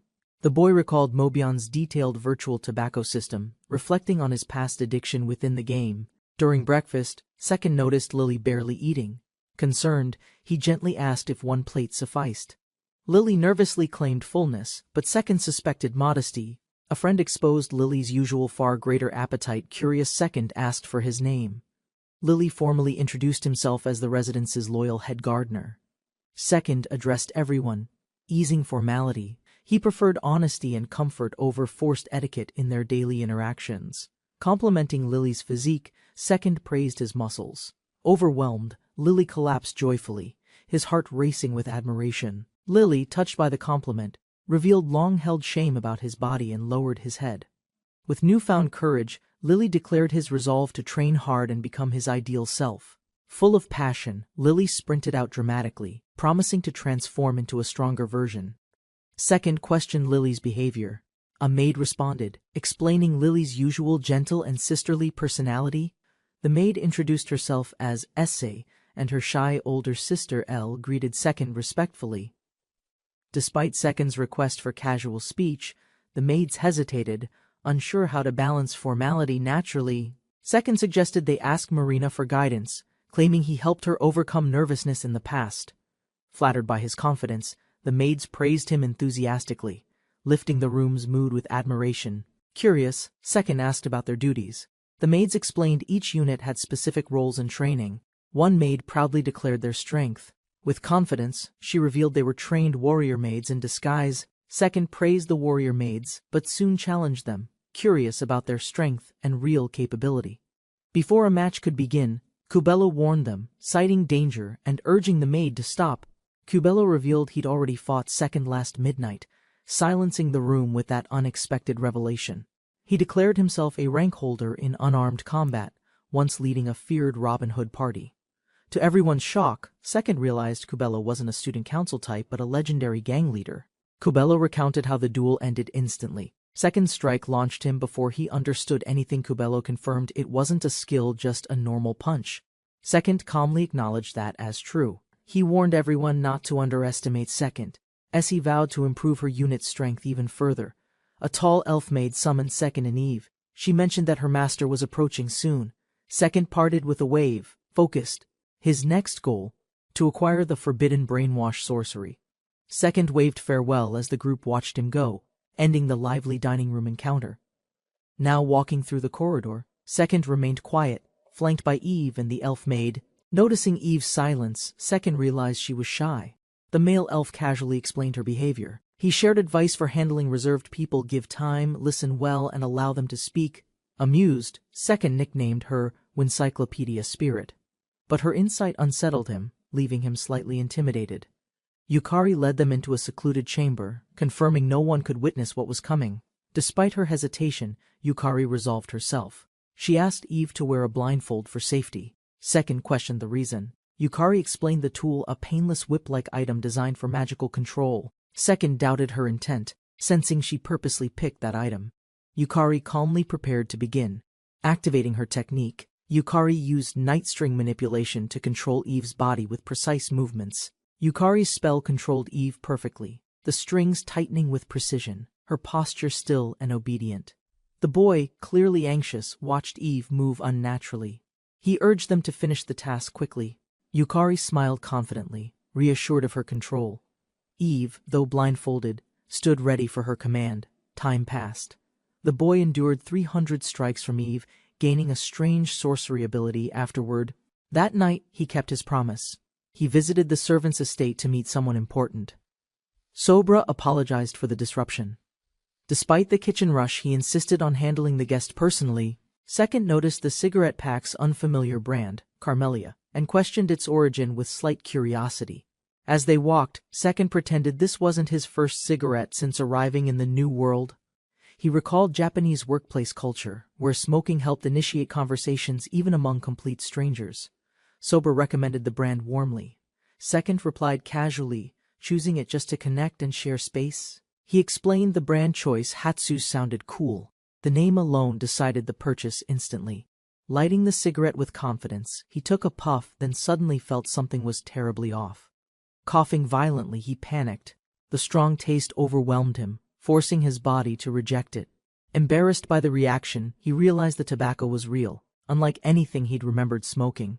He admitted his body had changed. The friend nodded, acknowledging time had affected them both. Second noticed the faint smell. Curious, he asked if the tobacco was a different blend. Sobra explained Carmelia's popularity, claiming it offered clean smoke, instant comfort, and boosted overall motivation effectively. Second responded with a small smile, encouraging Sobra to cook good meals using that motivation. Sobra laughed in appreciation. Together, they stood under the shelter, deciding to quietly enjoy the moment. Winfield discussed Second's schedule, planning to check progress and later meet the second prince directly. Winfield secured the secretary role, leaving Yukari watching bitterly, her former post taken so quickly. Yukari's silent rage simmered, her piercing stare demanded action. Even Winfield grew cautious of her mood. Second noticed Yukari's haunting glare, worried he'd need to duel her if talks failed again. Winfield explained Sylvia and Iko were sent to contact a covert group for secret intelligence. Second pressed for details, but Winfield deflected, insisting secrecy might serve everyone's safety far better now. With a confident smile, Winfield warned him seriously. A strategic wargame was about to begin. Second interpreted the word game differently, yet welcomed the challenge and promised nothing short of victory. Winfield accepted Second's spirit wholeheartedly, smiling brightly, ready to involve him in the unfolding plans. Suddenly, Yukari entered with confidence, revealing 4 months of covert results directly to her astonished master. Yukari presented the results of her work armor and accessories imbued with magical effects. Second explained endowment's nature, combining blacksmith and sorcery paths to create powerful destructive item properties. Yukari remained silent, yet Second admired her efforts, stunned by the results of her skill. Despite his patience, Second admitted the endowment path was excessively difficult and exhausting to endure alone. The endowment process followed a repeated loop: enchant, dismantle, rebuild, then enchant again until desired success. Failures in endowment were frequent. Yukari endured countless unsuccessful attempts just to reach desired effects. Each failure forced her to dismantle equipment into incomplete materials, restarting the process with growing costs. Fortunately, Sylvia and Iko gathered dungeon materials, minimizing costs while allowing repeated enchantment trials with consistency. Despite efforts, only second-class gear was produced. It followed the expected risk-reward pattern in crafting. Second silently admired Yukari's growth, realizing she exceeded expectations through dedication, surpassing even his initial judgment. Yukari completed 3 items after 4 months, starting with boots forged from the rock tortoise boss. The second item, rock shell armor, boosted vitality by 150%, making it ideal for defense. Iko equipped the full badger set, perfectly suited as a tank with maximum durability and stability. The final item was a pair of earrings named Bishop Exchange Rock Earrings, carefully crafted too. Though it granted only plus 5% critical rate, the Bishop Exchange was favored by secondary role players. Equipping Bishop Exchange on 10 slots raised critical rate by 50%, doubling with stat boosts. Second praised Yukari's effort, calling her forward. She responded calmly, awaiting his next instruction without hesitation. He ordered her to transfer the gear to Sylvia and Iko, continuing her enchanting tasks. Second realized giving gear only to others might upset Yukari, so he planned a fair reward. Yukari hesitated at first but agreed to request something, surprised by Second's offer of personal gratitude. Second agreed to Yukari's request, unaware of the intense determination forming in her eyes. Yukari nervously declared she would wait for him in her room that night, flustered but firm. Second was stunned by the boldness of her suggestion, while Yukari shyly confirmed it with a nod. He realized her offer came from deep resolve and felt responsible for how far she went. Second shouted his reply with certainty, promising to show up. No hesitation remained in his heart now. In the calm afternoon, Second and a companion rode together through open plains toward their destination. While riding, the companion questioned their unplanned visit. Second remained focused, holding firm to their objective. The surprise visit aimed to display Zipang's strength, even before a high-ranking prince of Castle. Second recalled forgotten lore about Zipang, impressed by their strategist's depth. Just as the academy appeared ahead, they arrived at the Royal Academy of Magic, a towering symbol of power and political significance. Second's arrival on horseback shocked students, many recognizing him instantly, reacting with disbelief and loud voices. He called out, searching for Mine, his voice echoing through the courtyard, drawing more attention.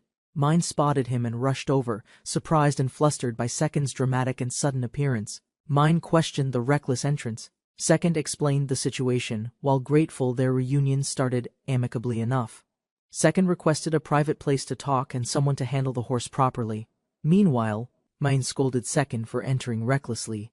Upset, he caused a scene across the entire academy.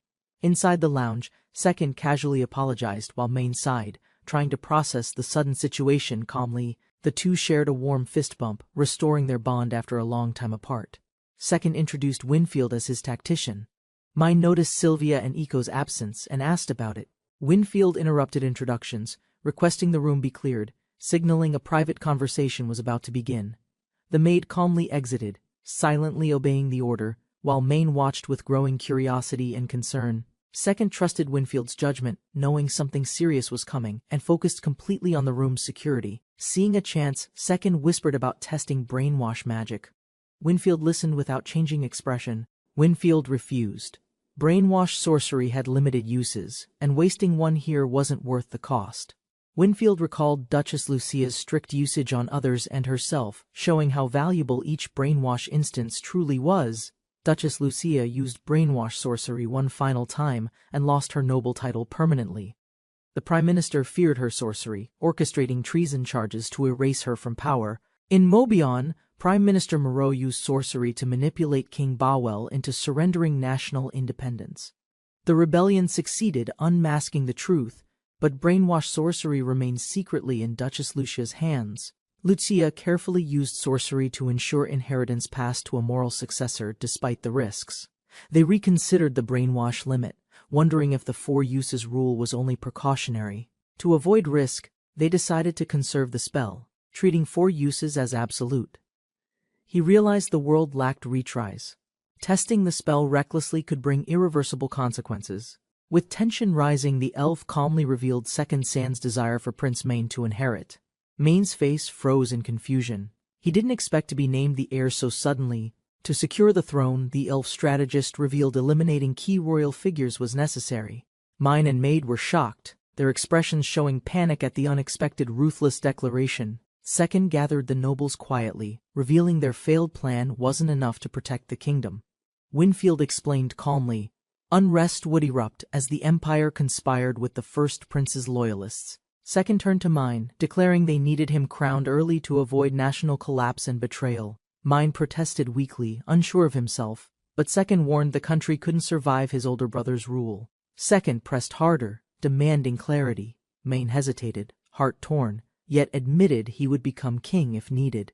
Mine clenched his fist, finally giving a quiet but firm answer, accepting his future as king. Second confirmed his resolve with a smirk, reminding Mane that royal words carry permanent responsibility forward. Though uncertain and lacking confidence, Mine's agreement gave Second and Winfield what they needed to proceed. Winfield took over, outlining a strategy of 3 moves that would reshape the kingdom's power. The first target involved uncovering truth behind corruption in Winston. Despite earlier deals with Riemsma's execution, Mine recalled rumors of the chivalric order's actions, shocked they occurred after peace was declared. Winfield revealed the R6 faction's popularity disrupted diplomacy, manipulated by the first prince and prime minister. Mine's ignorance of the political schemes was clear, his outburst confirming his detachment from real authority. Second acknowledged Mobian intelligence was rare, revealing the truth would spark public backlash against the chivalric order. Winfield proposed a backup plan, expose original and forged documents together to amplify public condemnation strategically. Second realized Winfield oversimplified the task. Retrieving the original documents would fall entirely onto her. Mine feared both copies might be gone. Winfield argued their absence would confirm silent guilt. Winfield revealed a third plan, recruit witnesses who would testify publicly to strengthen their accusations. Second identified those witnesses as survivors of R6. Mane hesitated, worried about provoking powerful enemies. Second confirmed witnesses would become targets, but also bait. Mine finally grasped the diversion strategy's intent. Mine's face stiffened as Winfield confirmed everything. The plan was even riskier than expected. Winfield explained their success would ruin the first prince's image, bringing peace and political advantage. Second asked for instructions. Winfield ordered him to infiltrate the royal palace and remain hidden. Mine worried their connection might expose them too soon. Winfield and Second waited for his idea.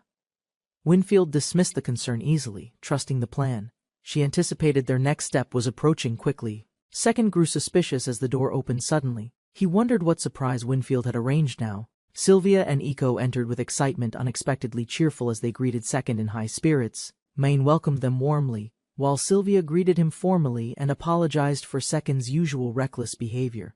Second defended himself awkwardly as Winfield and the others joked, breaking the tension with casual remarks. Second asked about his infiltration cover. Winfield hinted. Sylvia brought something to solve that problem. Sylvia revealed endorsements from Headmaster Paula and 230 students, surprising Second with the unexpected documentation. Winfield calmly declared Second's assignment would involve the Royal Court's Mage Division as official cover. Mine quickly proposed Second act as a substitute instructor, leveraging faction connections for easy acceptance. Mine listed Second's achievements, confident no one would refuse such qualifications supported by formal endorsements. Second raised concerns about royal objections. Winfield acknowledged resistance and suggested rechecking everything before presenting it. Second questions. The sudden endorsements, unaware of the deeper political ties influencing the headmaster's decision. Winfield explains the Second Queen's influence, revealing it as a factional move supporting their agenda. When asked about the student signatures, Winfield suggests it's tied to hidden school networks. Despite Second's doubts, Winfield insists instructor status will provide the authority needed for smooth operations. Resigned to his role, Second agrees, setting aside ambitions to begin his new assignment. Second analyzes the upcoming title battles, knowing they're key to conquering the path to greatness.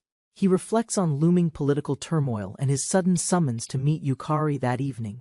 Yukari waits in her room calmly, while Second prepares mentally for their decisive battle discussion afterward. Second leaves exhausted and blank-faced, the night's events clearly draining his energy completely. At breakfast, Yukari's absence is noticed. Second slumps over while others grow curious about her. Second slumped, physically drained. The morning atmosphere remained light, but his exhaustion was clearly overwhelming.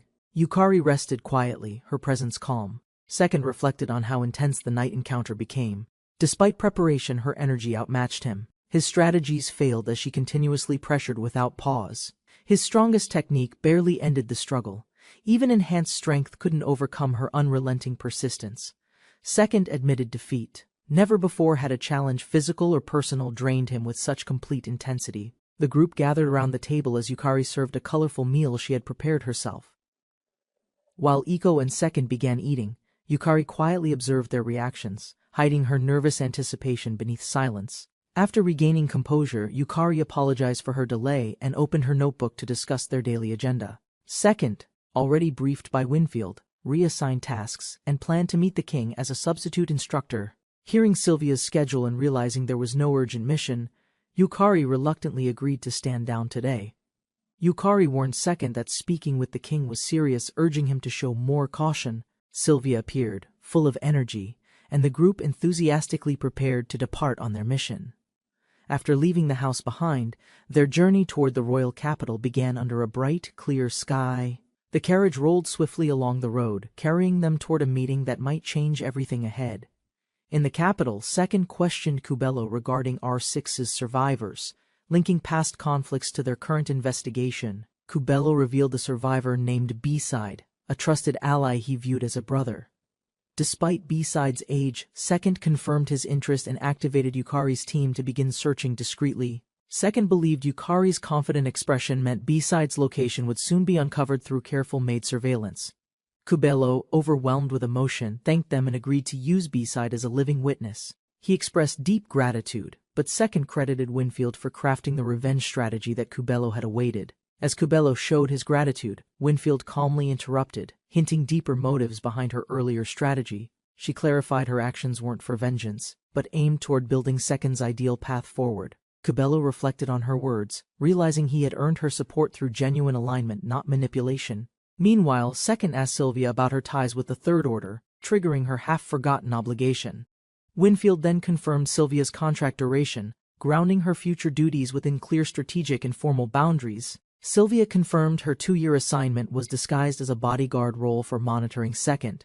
Second recalled Sylvia's original mission from the Order, realizing her connection could aid their investigation goals. From the carriage, he pieced together Winfield's motives. Having Sylvia file reports served multiple planned purposes. They approached the capital, preparing to deceive central figures while quietly reshaping political control behind the scenes. Second casually proposed brainwashing the Prime Minister, pushing their secretive strategy to an entirely new extreme. Second realized brainwashing the Prime Minister would require extensive planning due to potential magical defenses in place. They concluded the Prime Minister's paranoia stemmed from past misuse of sorcery, especially the Duchess incident. Recognizing magical accessories would block manipulation, Second jokingly proposed stripping him to bypass all protective enchantments. However, Yukari pointed out a critical flaw: hidden safeguards might undo brainwashing even after it succeeds. Ultimately, Winfield proposed a better plan: ignore the leader and sway public opinion directly through strategic influence. Second admired Winfield's strategic thoroughness, recognizing his own tendency to chase shortcuts when under pressure. The group approached the royal capital gates, drawing closer to their audience with the royal court. Inside the palace, Second kept composure despite being teased, preparing mentally for the high-level negotiation ahead. The king awaited on his throne, surrounded by trusted elites who silently assessed Second's presence and purpose. Among the figures stood key nobles, their faces stern, their intent unreadable as tension filled the chamber. Second and his companion bowed respectfully, following protocol before the king calmly granted them permission to rise. He remembered Winfield's advice to remain humble, using strategy rather than pride during the formal request. The king confirmed their intention, assigning Second as substitute instructor for the royal court's mage division position. Second recognized the king from his past game knowledge, an unremarkable man destined to eventually step down. King Bawel Castle, ruler of Mobion, would abdicate due to illness, but not for some time. Second questioned if King Bawel's illness could change, just like the altered sorcery timeline had. A royal advisor harshly objected, doubting Second's unknown background and rejecting his eligibility for any official position. Klaus, the first prince, joined in, accusing Second of lacking loyalty and refusing royal invitations twice. The first queen exploded with anger, exposing her influence and her connection to Klaus's entitled attitude. Second smirked silently, wondering if this confrontation meant he was finally allowed to prove his strength. Second remained calm while his ally tried to stop him from reacting to the hostile nobles. Minister Hailai defended Second's independence, stating that adventurers often reject status in favor of practical success. Second identified Hailai as an ally tied to the second prince's faction, now voicing his support. Questioned again, Hailai explained Second's motivations, including sparring with Prince Mine and valuing magical skill development. He emphasized their close friendship, insisting Second's intentions were sincere and deserved trust from even Prince Klaus. Mine stepped forward, supporting the minister's remarks and stressing Second's unmatched potential as an instructor. Hailai reminded the court of Second's public accomplishments, urging the king to give fair consideration. Mine offered a personal guarantee, promising to take full responsibility if Second failed within a month. The king acknowledged Second directly, preparing to question him about a past event of notable significance. He asked Second about his activities in the Grand Library and Academy's archives half a year ago. The king questioned Second about his repeated Grand Library visits and demanded an explanation immediately. Second remained composed, slightly sweating, hiding his true intent behind a confident yet unreadable smile. The king confronts Second directly, questioning his repeated visits to the Grand Library with teammates. Second remains silent, realizing the king suspects something and may have uncovered his hidden training methods. The king explains that reports reveal Second's ability to gain skills merely by skimming books. Second recalls how his companions learned rapidly by following his guidance, possibly exposing his gaming expertise. Despite the suspicion, the king permits Second's appointment, while others react with shock, envy, and frustration. Second and Mane walk silently through the royal hall after their tense meeting with King Bowell. Second's thoughts spiraled, confused whether Bowell's words masked a warning, challenge, or hidden motive. He recalled Bowell's stern expression, so unlike the greedy king from his past world's experience. Mine's light comment clashed with Second's unease. Doubts still lingered behind his focused, guarded stare. Outside the palace, a tall tower loomed, their next destination, holding truth Second needed revealed. Winfield moved through Vincent's central district unnoticed, scanning the alleys for her carefully targeted contact. She approached a seated man quietly, his weary face tensed as she addressed him without hesitation. Her sharp words pierced his act, forcing the disguised man to retreat further into guarded silence. He panicked inwardly, realizing she had seen through his cover meant for investigating the royal archives. Her accurate deduction exposed his identity as a reporter, confirming her suspicions without any real resistance. Winfield observed the reporter coldly, knowing his disguise failed the moment he entered the lower district. Smirking beneath her hood, Winfield hinted at exclusive secrets, drawing the reporter's interest without revealing details. Meanwhile, Mine guided Second to a private study chamber under the guise of casual escort duty. Inside the archive, Second reviewed advanced tomes, absorbing elemental knowledge with calculated precision and silent gratitude. With stored experience, Second planned to advance all elements quickly, especially lightning, already reaching high-grade mastery. Second halted fifth form upgrades early, deciding the experience cost outweighed the immediate tactical benefit. At the Mage Division training grounds, Mine introduced Second as their instructor for the coming month. Second was officially placed in charge, and the gathered trainees reluctantly acknowledged his authority together. Despite formal acceptance, their silent faces and wary expressions betrayed tension, doubt, and suppressed resistance. Second immediately sensed hostility from the group, realizing none of them welcomed his unexpected presence. Second reflected on the situation, admitting elite mages wouldn't easily accept someone with no formal background. Mane tried to leave quickly, cheerfully escaping responsibility, while Second was left facing growing tension alone. Their brief exchange ended as Commander Zephyr interrupted, pointing out growing dissent among the gathered trainees. Zephyr requested royal endorsement, urging Mane to speak on Second's behalf to calm resistance and doubt. Mane refused to intervene directly, instead pushing responsibility back to Zephyr as the unit's commanding officer. Zephyr hesitated. While whispers spread, students blamed Second entirely for disrupting their training and morale. Second boldly challenged everyone, offering a duel to settle resentment and prove his worth immediately. He singled out Zephyr, confirming the commander's seniority, then contrasted their ages to provoke a reaction. With a confident smirk, Second declared he'd expose Zephyr's complacency accumulated over decades of unchallenged authority. Zephyr was stunned, but then laughed, amused by Second's audacity and intrigued by his confidence. A determined trainee named Cherry stepped forward, claiming the right to face Second in Zephyr's place. Cherry reasoned that a commander's involvement would disrupt discipline and insult the presence of the prince. Framing it as internal training, Cherry convinced Zephyr to allow her to fight in his stead.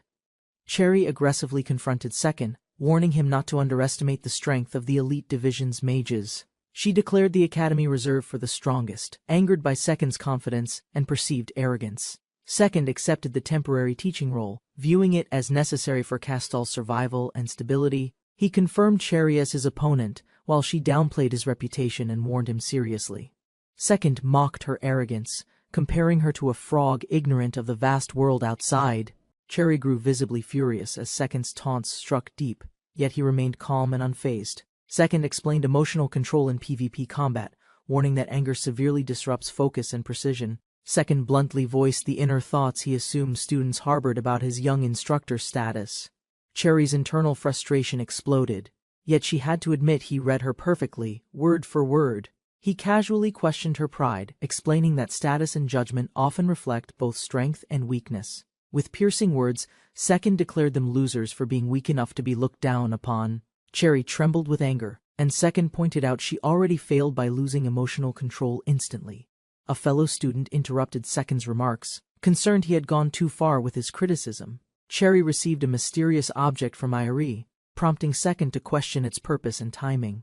Cherry confidently presented the competition crown, boldly challenging Second to a match he could not refuse. Second burst into uncontrollable laughter, overwhelmed by the absurdity of her dramatic declaration and ceremonial gesture. Cherry was completely stunned by his reaction, unable to comprehend why he found it so funny. Second laughed uncontrollably after witnessing Cherry's serious face during the training session's opening briefing.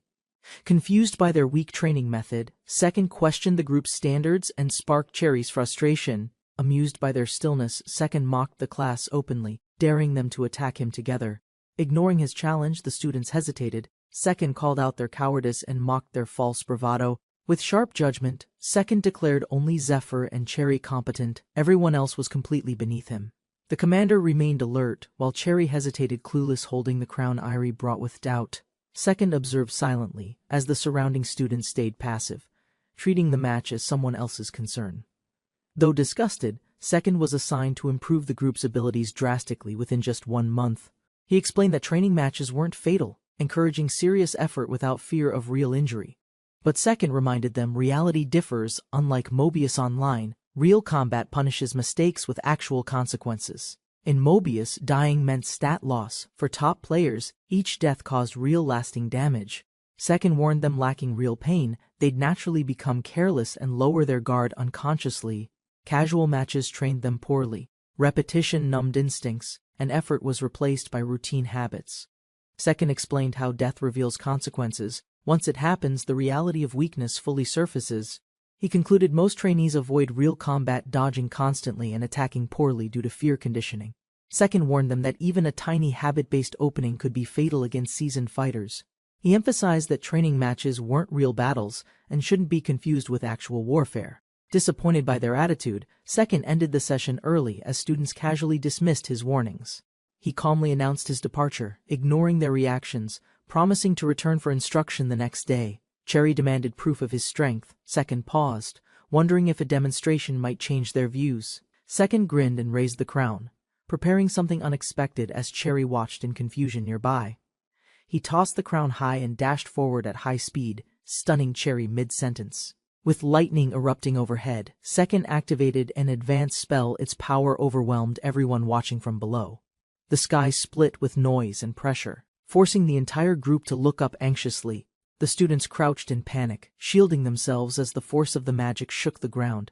Shocked by the lightning, the students panicked while Second calmly smiled and promised to return tomorrow. While the others stood silent, Mind chased after Second, determined to question what happened. Walking indoors, Second confirmed the lightning was his. Mind admitted he'd never seen such sorcery. Second revealed he gained lightning magic after summoning enrollment, a spirit ruler unknown in this world. Curious, Main recalled the name and questioned if Second knew this great ruler's true origin. Second casually prepared a spirit summoning. Mine wondered if such feats were recorded in summoning texts. Through spatial distortion, a cloaked spirit being materialized, elegant and silent, shocking Main into wide-eyed amazement. The spirit introduced itself as enrollment, ruler of spirits and wielder of the elemental domains. Startled by the dramatic arrival, Main fell backward. Second laughed and helped him back up gently. Embarrassed and overwhelmed, Mind scolded Second, whose apology failed to hide his clear amusement and pride. Mine was shocked that such a legendary spirit willingly served Second without resistance or conditions. He questioned Second's goals, but Second simply stated his aim, to be the world's strongest. Enrollment boasted confidently, declaring Second the world's #1, equating them as rulers of creation. Enrollment recalled how the spirit tactician admired Second. She even bragged about recruiting such powerful talent. Second casually confirmed the tactician, Winfield, was also a spirit, surprising Maine with this hidden truth. Mine believed their alliance now formed an unstoppable force. Second, however, seemed confused by the declaration. Analyzing spirit anonymity, Mine concluded their tactician's identity remained secret, preventing any potential targeted assassination attempts. He praised the overwhelming advantage of having both Second and the Spirit King on their side. Enrollment, amused, formally approved Mine's friendship with Second, delighting the prince despite the haughty mortal remark. Second reminded Mine that public trust still mattered. The people wouldn't accept victory without earned legitimacy. Second declared their plan to exploit the prince's stable standing to weaken the empire slowly. He explained their forces would eliminate imperial enemies completely, with Winfield managing most of the operation. Second clarified that politically, Winfield would take lead while he merely played the role of pawn. Maine was surprised to hear Second accept a subordinate role so casually, yet with conviction. With strategy set, Second turned focus toward his duty as instructor, preparing lectures for tomorrow. He spotted Sylvia waiting alone, her expression distant, her name escaping his lips in surprise. Sylvia reminded him of their promise, gently scolding him for forgetting their agreed shopping outing. She asked him to spend time with her, even briefly, before his busy schedule resumed. He agreed to her request, recalling peaceful memories, and together they wandered through familiar streets. Sharing drinks later, he felt this casual outing was perfect, simple brotherly bonding with Sylvia again. After several rounds of drinks, both Sylvia and Second became noticeably flustered, yet kept laughing together. Later that night, Second awoke confused to find Sylvia beside him, vulnerable and visibly embarrassed. Realizing the situation, Second's face turned pale as panic and disbelief struck him all at once. Second woke up inside a warm house, calm and smiling after a long, restful night. Beside him, Sylvia lay under a sheet, looking peaceful, their bond now clearly much closer. Later at breakfast, Second grew uneasy. No messages from Yukari had arrived since yesterday's mission. He suspected a hidden alliance between Yukari and Sylvia, likely plotting something behind his back. Sylvia admitted contact with the chivalric order but played innocent, saying only dancing had occurred. Second confessed his deepest fear. If Sylvia betrayed him, he'd lose trust in anyone again. Sylvia stood up, declaring loyalty with fire, reminding him how dangerous he could be as enemy. She explained her new duty, reporting to the chivalric order while fragmenting intel for security. Second realized this intel was vast. A direct channel with high-level allies could shift everything. Together they aimed to expose hidden truths. Sylvia burned with resolve, driven by her sense of justice. Second, once unemployed, now felt pride as he left Sylvia behind to begin military work. Before departing, Sylvia stepped forward confidently and kissed him, leaving Second stunned but secretly overjoyed inside. Sylvia promised to see him again soon, smiling gently while holding back her own concern. Second burst with emotion, overwhelmed by her affection and determined not to disappoint her trust again. Later, Second faced the trainees seriously, demanding their routine his leadership now recognized despite their hesitation. Second sat calmly while questioned by superiors, insisting he knew nothing of their normal operations or rules. The girl named Cherry grew irritated by his remarks, while the older officer diffused tension. The man questioned Second's sorcery, his movement technique, and correctly identified it as the choral form of lightning. Cherry doubted him harshly, denying lightning-based magic existed and rejecting that he cast the fourth form. Another student, Eri-san, approached nervously. Second wondered if she, too, had come just to criticize him. Irie unexpectedly asked for Second's autograph, flustered and shaking while clutching a sheet of paper. She explained her little sister adored Second, demanding an autograph after hearing stories about his exploits. Second calmly acknowledged the reason, but secretly enjoyed the admiration, pleased by his growing reputation again. Memories of his past glory returned, signings and cheers rekindling old pride from his previous #1 life. He nearly wrote 7 from habit, but corrected it quickly after hearing the fan's real name. Second handed over the signed board, proudly calling himself the world's #1 man once more. Irie thanked him joyfully, but Second noticed nearby students watching coldly. their mood clearly disapproving. He realized most of the men rejected him, though a few among the women seemed supportive. Cherry glared intensely, prompting Second to consider showing his capabilities not just strength, but leadership and control. Before he could act, the commander stepped in, asserting authority and cutting through the rising tension. The commander defended Second's power publicly, ordering the others to begin regular training without resistance. Hours passed, training resumed strictly. Second acknowledged the commander's firm leadership and its effectiveness on discipline. Second had hoped for skilled mages, but watching their weak performance left him visibly disappointed. Their training resembled a child's play. Second doubted their readiness for real battle or deployment. He questioned the mage division's war role, learning they handled extermination, support, raids, and battlefield tasks. He questioned the flexible formations. The commander explained formations change depending on missions, not random decisions. Training followed signals. Second found it ridiculous that battlefield skills were determined by waving signs. Curious, he asked about monster hunts. The commander insisted sorcery specialization meant pacing varied by individual. He was shocked by their relaxed hunt schedule. It seemed like leisure rather than real training. He stressed the value of real hunts. Stronger magic came from fighting monsters, not avoiding them. The commander defended his stance, citing safety, budget, and lack of current necessity as justification. Second understood, but still wished soldiers embraced growth. He reluctantly admitted peacefulness wasn't a bad thing. He urged trainees to be motivated, questioning when they'd last fought, learning it was 22 years ago. Realizing most were too young to understand war, he concluded a complete reform was needed. He recalled team battles from his past life, a strategic mock war game requiring serious tactical planning. He had deep knowledge of team battles, though his personal dream of domination never materialized. Even with basic insight, he instantly recognized the training system of the mages as flawed. He analyzed the mage-only formation, noting it would crumble against melee attackers or concentrated arrow strikes. Using mages for support required precision. Without coordination, their area attacks would harm allies too. He questioned their rigid formation logic, wondering if ignorance or deeper restrictions prevented any improvement. She doubted his capability to cast the fourth form, recalling her harsh words with disbelief. He calmly asked who among them could truthfully cast the fourth form of any element. Only 10 out of 31 raised hands, with silence following his question about the fifth form. He explained fourth and fifth forms were vital for real mages, especially in tactical team battles. Without high-level area attacks, mages became burdens. Their inability left them useless in actual combat scenarios. The division lacked unity or skill.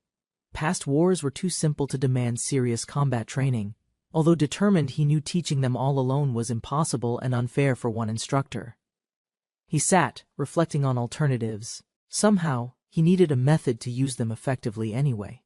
Frustrated, he snapped, declaring the situation hopeless for now, and stormed off, vowing to return tomorrow. The hooded man froze as a cold blade pressed firmly against his neck in silence. Panicked, he backed away and ran, unsure why he was targeted so suddenly in daylight. He halted mid-escape, spun to face the cloaked pursuer, and widened his stance defensively. Realizing the pursuer's calmness, he deduced the stranger was a professional assassin sent for him. The assassin confirmed his identity, naming Sir Cubello as the one summoning him for judgment. Upon hearing the boss was alive, his heart raced with disbelief and rising anticipation. He stepped forward hastily, only to halt, sensing unseen threads slicing the air around him. The cloaked figure confessed affiliation with Eve's unit, sworn to secrecy, serving under Lord Second Fastest. Without revealing identity, the assassin assured that their master's strategy was deliberate and far from reckless. Before he could react, another hidden assassin struck, revealing their numbers and ending the conversation abruptly. Yukari handed Second the daily newspaper, which he accepted casually during their calm morning breakfast. Second glanced at the pages, nearly choking on his drink after spotting a shocking front-page headline. Iko reacted with playful energy, while Yukari observed seriously, sensing the contents were something alarming. Winfield stepped forward, explaining that the article mentioned Lord Second and hinted at political manipulation. The headline revealed the chivalric order's cover-up, accusing them of oppressing Robin Hood-aligned rebel groups. Winfield laid out the plan targeting the chivalric order and First Prince's faction with public doubt. He explained how repeated messaging in the press would gradually shape public perception through subtle manipulation. Second understood the method. Releasing sensational leads would spark widespread curiosity for ongoing updates and rumors. Pleased with himself, Winfield claimed credit, while Second praised him mildly, keeping the mood light yet approving. Sylvia received instructions to subtly imply Second's knowledge during her meeting with the Third Chivalric Order. Winfield coached Sylvia on creating a convincing cover story while assigning Second tasks inside the royal court. Second had devised a possible training method for the Imperial mages. Despite doubting its effectiveness, a maid arrived with swift intelligence, confirming that Sir B-side was secured in their quarters. Second politely acknowledged her speed and requested preparations to meet Cubello without further delay. Winfield smirked confidently as a secret door opened. Plans long in motion were finally beginning to unfold. B-side burst into tears, overwhelmed with emotion upon seeing Cubello alive and safe again.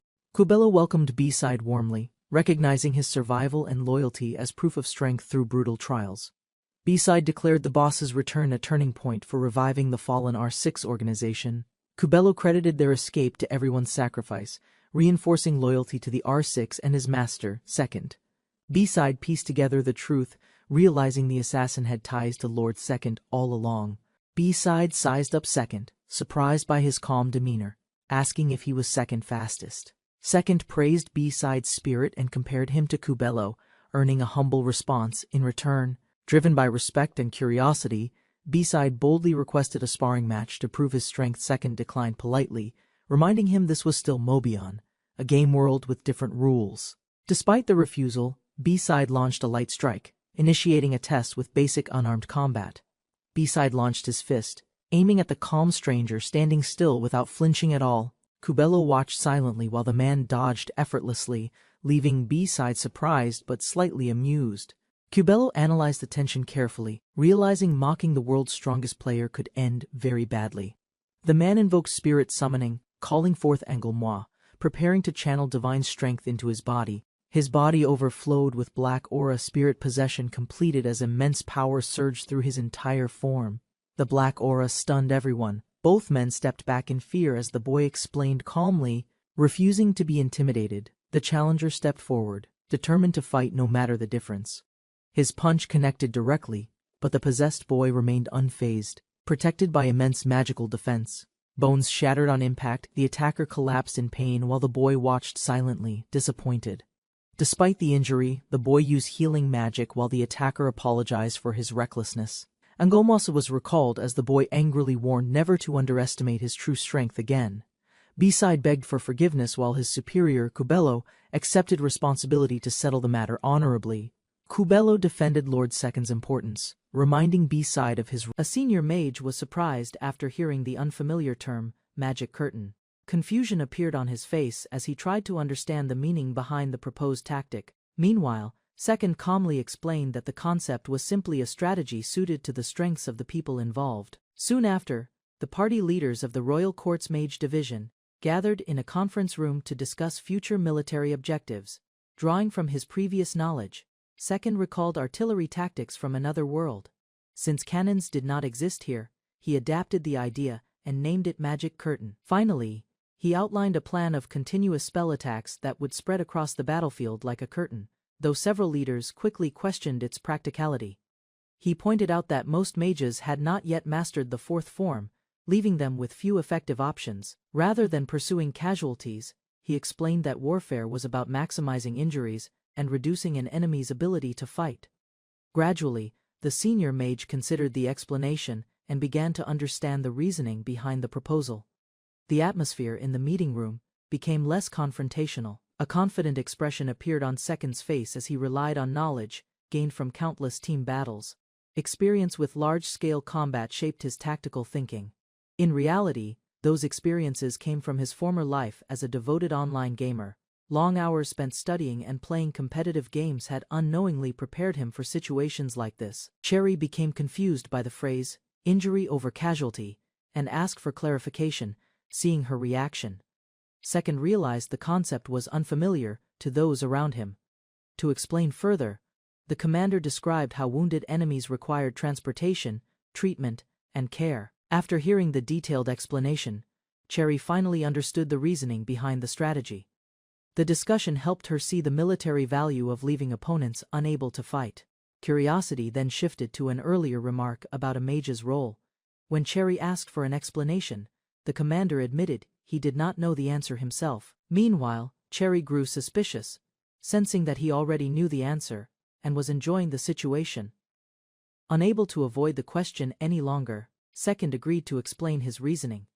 Cherry fixed her gaze on him, determined to hear the answer directly. While preparing his explanation, he secretly found amusement in teasing her. At the same time, he recognized her talent and considered her one of the most promising mages present. Drawing from his knowledge, Second described how powerful mages were originally meant to dominate large areas of the battlefield. Cherry quickly pointed out that such a role seemed inconsistent with the magic curtain strategy. In response, Second asked how many mages could actually reach the 4th or 5th form. The answer would determine whether traditional battlefield roles remained realistic. When asked about high-ranking mages, Cherry revealed that she had reached the 4th form of water magic and held a respectable 7th grade rank. Hearing this, Second expressed genuine surprise. Her accomplishment exceeded his expectations and confirmed that her abilities were far above average. Further discussion revealed that Cherry had focused almost entirely on water magic.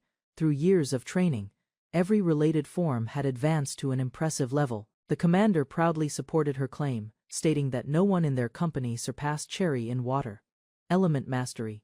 Her reputation was well established among the mages. Cherry acknowledged the point, explaining that she preferred dedicating her efforts to the element with the greatest potential. Explained that she was still learning other elements, though none had reached the same level as her water magic. Immediately, Second rejected that reasoning. He questioned why someone aiming to become a great mage would limit herself to mastering only a single element. According to his analysis, steadily advancing every element to the Oppo form was far more efficient. Such a method would improve a mage's overall magical capacity without excessive effort. Second compared the results and showed that balanced development could create a much greater increase in intelligence and magical power than focusing on one element alone. Cherry remained unconvinced and firmly defended her approach. In her view, concentrating on a natural talent was the most practical path to becoming stronger. She argued that a few exceptional people could excel in every element, but such individuals were incredibly rare. Her answer caused Second to pause and reconsider the issue. For the first time, he seriously reflected on the idea that mages might possess natural affinities. Memories of his own experience then surfaced. Unlike ordinary mages, he could learn spells from grimoires with unusual ease, allowing him to progress far faster than most people. Meanwhile, he realized that others often spent years studying elements outside their talents. Some mages needed enormous effort just to achieve modest growth. As the discussion continued, Second quietly searched for the reason behind those differences. Understanding that mystery suddenly became more important than proving his argument. Unable to find an immediate answer, Second decided to postpone the question for later investigation. Even so, he remained convinced that the issue could not be ignored. Rather than continuing the debate, he turned his attention to the broader problem. A flawed understanding of magical growth, in his view, could limit the potential of countless mages. With a new plan in mind, Second proposed testing the common training method that Cherry had described. Without wasting time, he requested a competition crow and ordered preparations for a demonstration. Cherry quickly agreed, curious about what he intended to prove. There, Second announced an experiment that would compare the power of a single Oppo form spell between himself and Cherry. Before starting the test, Second introduced a magical item called the competition crown. To ensure accurate results, he activated a function that displayed damage per second. Next he explained how the system worked. Any attack completed within a set interval would have its damage recorded and displayed as a numerical value. However, Second adjusted the settings slightly. A longer display duration made the results easier to observe and prevented the numbers from disappearing too quickly. Although Cherry questioned whether the artifact might be dangerous, Second dismissed the concern and insisted it was suitable for the experiment. Soon, the demonstration began. While the commander stood as the target, Cherry prepared to cast a water element Oppo form spell as the gathered mages watched closely. Before the test proceeded, Second reminded everyone that the competition crown created a complete simulation. After receiving the signal, Cherry stepped forward and prepared her spell. The gathered spectators focused their attention on the upcoming demonstration. Moments later, she unleashed a 9th grade water Oppo form technique. A powerful sphere of water formed in front of her, drawing admiration from the observing mages. Without hesitation, Cherry launched the attack at the commander. The spell struck accurately, and the competition crown immediately recorded the result, with a damage value of 873. A satisfied smile appeared on Cherry's face as she viewed the outcome. Confident in her performance, she regarded the result as exactly what everyone should have expected. After the first test ended, the tension briefly disappeared as Cherry reacted to Second's teasing. Her irritation only encouraged him to continue joking, drawing attention from everyone nearby. Rather than backing down, Second casually repeated his remark. The exchange quickly turned into a light-hearted distraction before the experiment resumed.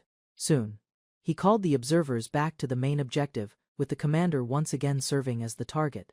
Second prepared to demonstrate his own spell while everyone monitored the DPS results. A 9th grade water Oppo form spell gathered in his hand.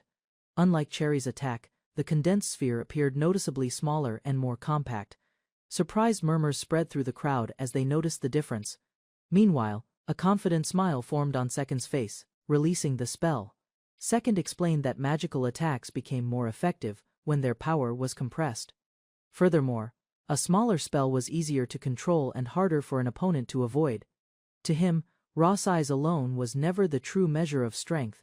With his explanation complete, Second launched the attack. At the same time, he hoped the demonstration would expose how inefficient the common training methods had become. A compact stream of water shot across the field and struck the commander with tremendous force. When the impact ended, the commander was thrown to the ground. Shock spread through the spectators as they realized the small spell had produced far greater power than expected. As the result appeared, the crowd fell silent. The overwhelming DPS of 4,693 proved Second's method was superior. After demonstrating a spell, Second explained that a magician's value depended on how much damage they could produce. With calm confidence, he revealed that most people failed to level their magic skills evenly. By developing every elemental attribute properly, he had pushed even his earliest forms to remarkable strength. Attention shifted to his lesson as he instructed the students to raise every attribute's first form to the 9th rank. According to him, that goal should come before anything else. Calculations followed as he described how each upgraded form greatly increased damage output. Finally, Second advised them to maximize their first forms and bring their grimoires later. Strong foundations, he believed, were the key to future growth. A satisfied smile appeared on Second's face as the students accepted his instructions. Their quick responses showed that the lesson had already made an impact. Turning to the instructor, he explained that reaching the 9th rank in every skill required dedication and constant practice. Complaints about the effort seemed pointless compared to the results. Meanwhile, the commander reflected on the situation. Previous leaders likely understood the same method, yet various responsibilities and limitations prevented them from carrying it out effectively. As he walked away in thought, a new possibility formed in his mind. This time, the training plan might finally succeed. Idea reminded him of competitive online games, where visible rewards encouraged players to keep improving. The training plan quickly gained support. As the students learned the most efficient method for growth, confidence spread through the group facing concerns from the commander. Second assured him that the strategy carried little risk if followed correctly. He also offered to handle any budget issues himself. Encouragement was no longer a problem. After hearing the potential benefits, the students appeared eager to commit to the demanding training process. Every soldier would raise all first form attributes to the 9th rank before combining them into a large magical barrier on the battlefield. The explanation left the group impressed. Such a force could block direct assaults, dominate the skies, and completely transform the army's existing combat tactics. With a confident smile, Second presented the proposal as a challenge unlike anything the army had attempted before. Excitement spread among the students as they accepted the idea. Even those who had been uncertain earlier now seemed willing to take part in the demanding training program. After confirming the plan, Second concluded the lecture and instructed the group to wait for further developments. Elsewhere, news of the situation reached unexpected places. A man reacted angrily after reading a newspaper article Realizing that the matter was attracting public attention, concern quickly turned into frustration. While standing inside his office, the official understood that if the truth emerged, not only he but also several powerful figures could face serious consequences. Panic erupted inside the office as the official lost control of his emotions. Before he could recover, a messenger arrived with an urgent summons from King Jom. The news immediately worsened his anxiety. Realizing the king was acting so quickly, he suspected that questions about the recent controversy would soon be raised. While considering the situation, he concluded that the first knights would likely bear the responsibility for any formal investigation. A dangerous thought soon took hold. After dismissing the messenger, he decided to move at once and change the records before anyone could inspect them. Outside, the seriousness of the threat became clear. The documents linking the bandits to the second and third night orders remained untouched. Alone in his office, the official weighed the consequences of the growing scandal. Fear of becoming a scapegoat pushed him to search for a way to protect himself from responsibility. Soon afterward, leading figures gathered in the royal palace. The king revealed that the purpose of the meeting was the troubling report published in the morning newspaper. One noble dismissed the accusations as groundless, while another expressed frustration over the controversy. Others strongly condemned the alleged agreement with the bandits. From their perspective, such an arrangement should never have existed and deserved complete rejection. As the discussion continued, a formal investigation was proposed. Yet uncertainty remained, since no one present could confirm whether the reported pact had ever truly been made. The king turned to Jom and requested his opinion on the growing controversy. With all eyes on him, Jom prepared to answer carefully. Recalling past events, he explained that the issue involving the first night order had appeared to be resolved long ago. Observing the reactions throughout the chamber, Yahello reached a different conclusion. The unease shown by several people convinced him that a secret agreement had likely existed. His statement immediately sparked outrage among the nobles. Before the argument could escalate, the king ordered Yahello to explain the reasoning behind his claim. Yahello pointed out a critical detail: if the accused groups were truly innocent, they would have suggested releasing the suppression operation documents, yet none of them had done so. A heavy silence settled over the chamber. The expressions of the officials revealed growing tension as Yahello's accusation forced everyone to confront an uncomfortable possibility.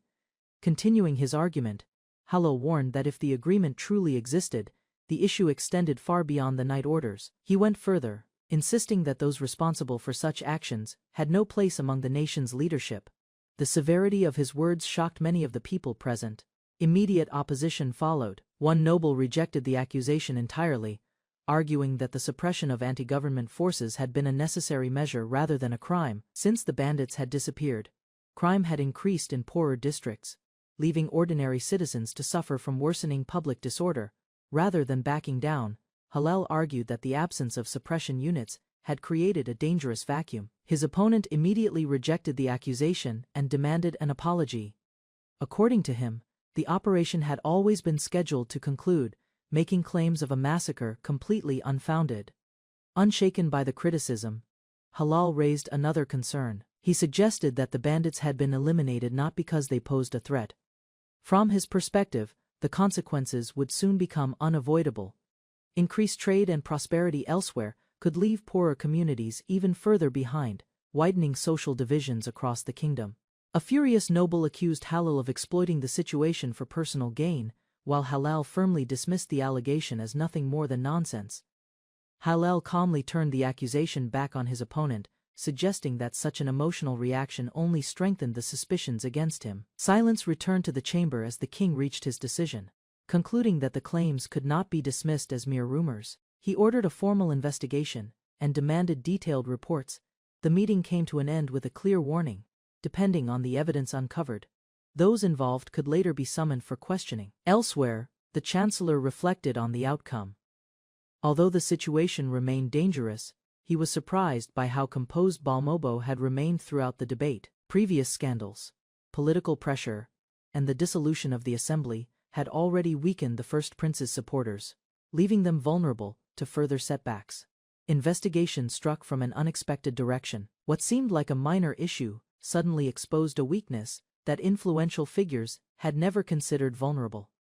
As concern spread, the true danger became clear. A single discovery threatened to unravel years of planning and undo countless efforts in an instant. Balmobo searched for the mastermind behind the scheme. Neither Yahello nor the second prince appeared capable of orchestrating such a precise and calculated attack on their own. His thoughts soon turned to second. The mysterious magician had recently appeared within the First Court Mage Division, yet very little information about him could be found. Discussion quickly shifted toward the tampering case, as both men prepared to address the growing crisis surrounding the investigation. Inside the private meeting, Balmobo instructed Jom to act quickly. The task had to be completed without attracting attention, as watchful eyes were already monitoring every move. For Balmobo, the method did not matter as long as the problem remained hidden and the operation was carried out perfectly. Once that matter was settled, Balmobo raised another subject.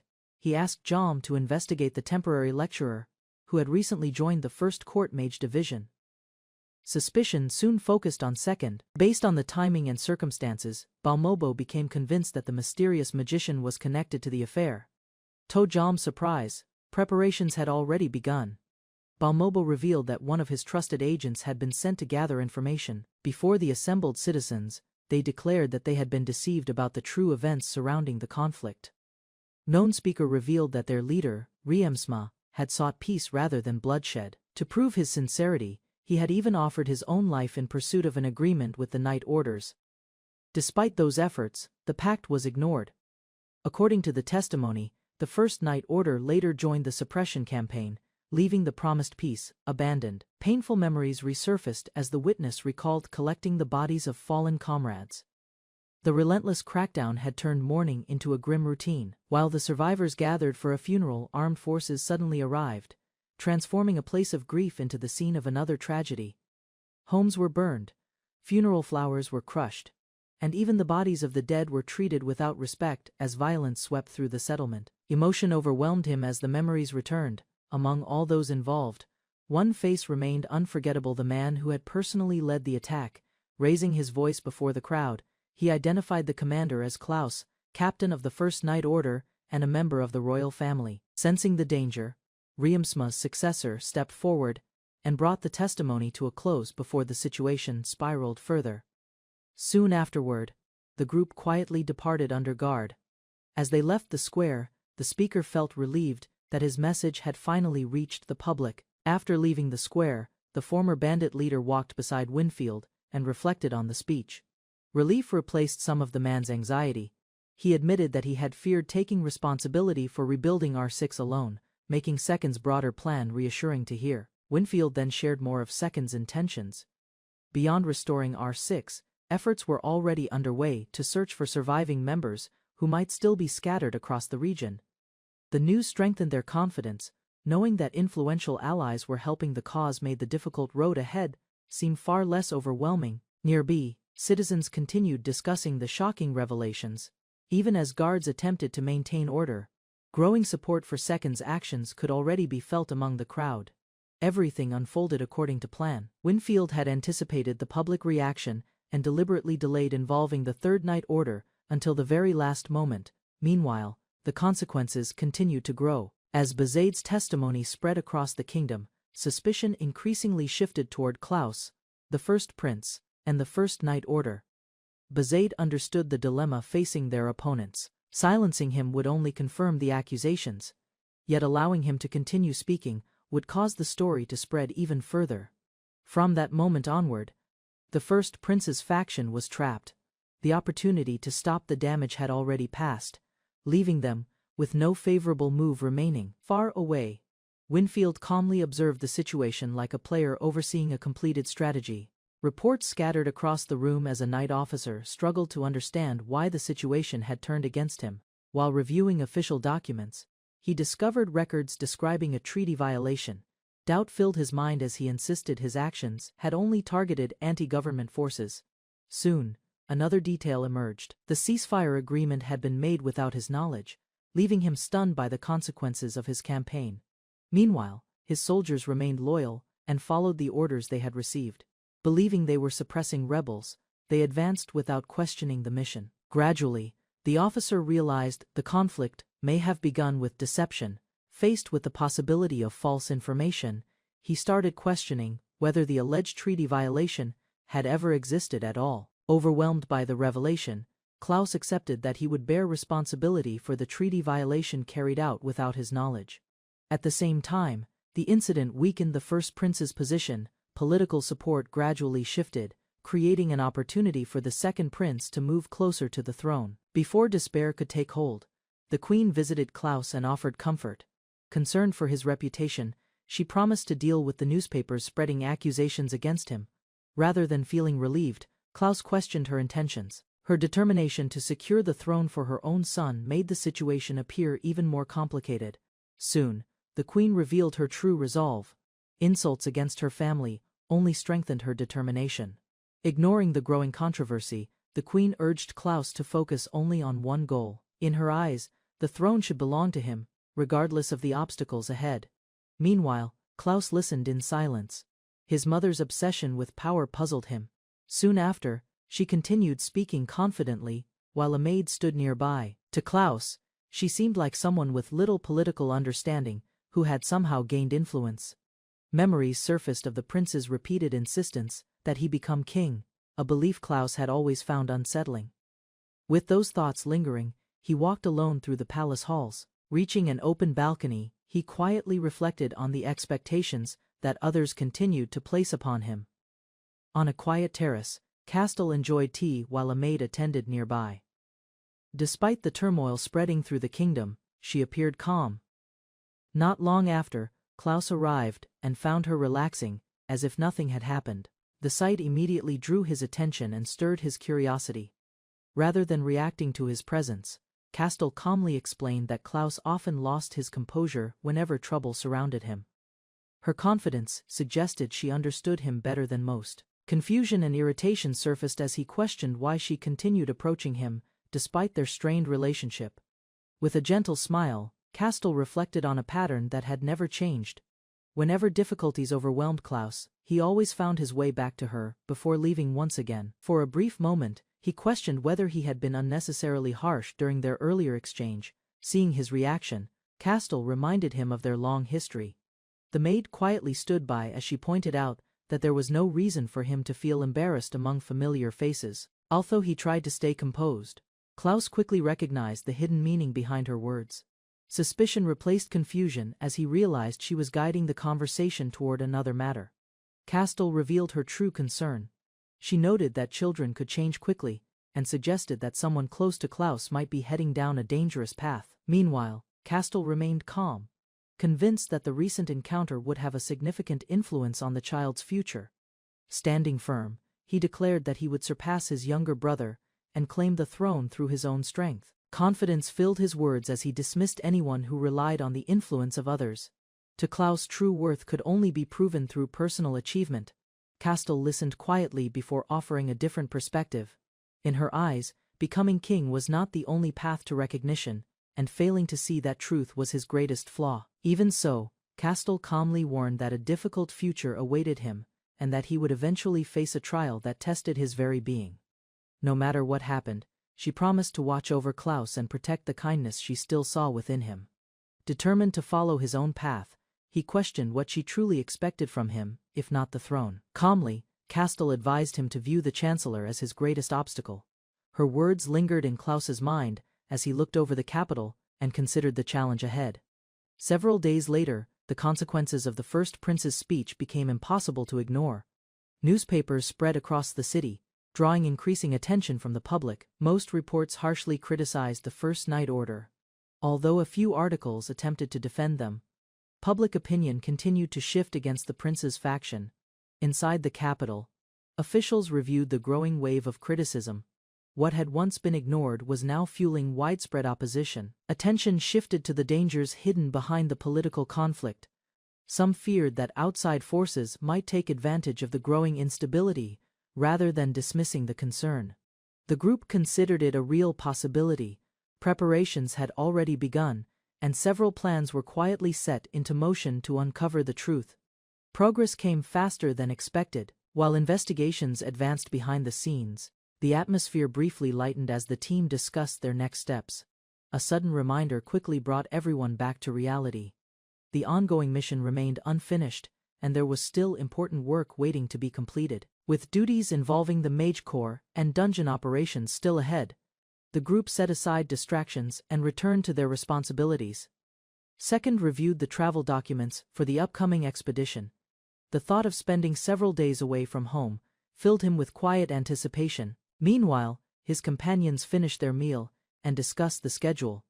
Although there was still time before departure, everyone had already begun preparing for the journey.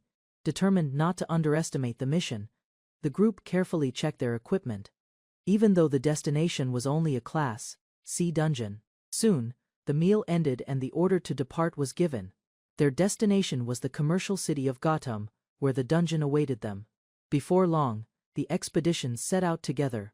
Moving in an organized formation, the party left the city behind and began their journey toward the next challenge. As the expedition continued, Second admitted that leaving the capital troubled him. With political tensions rising, he worried that enemies might take action while he was away. Rather than dwelling on those concerns, he shifted the discussion to a strange phenomenon mentioned in a distant region. Soon, Second described a terrifying curse that spread suffering wherever it appeared. Once it took hold, victims faced relentless pain with almost no means of resistance. Listening carefully, his companions tried to understand the curse's nature. Their discussion turned to the cruelty of forcing people to endure unbearable torment before meeting a grim fate. The group's reactions brought unexpected humor to the journey, easing the tension as they continued toward their destination. After a long journey, the group arrived at a luxurious inn surrounded by peaceful scenery. The building stood apart from the town, offering far more comfort than anyone expected. To everyone's surprise, the entire inn had already been reserved days in advance. The arrangement had been made under the names of influential nobles. A young official quickly realized who was responsible. While questioning the extravagant reservation, she discovered that Second had quietly planned everything ahead of time. Shock only grew when he revealed the scale of the booking. Rather than reserving a few rooms, he had secured the whole inn for their stay. However, Second calmly reminded him that all lodging decisions had been entrusted to him from the very beginning. The group's dissatisfaction became obvious after the long journey. Exhaustion from traveling all day had drained their energy, leaving morale at its lowest point upon arrival.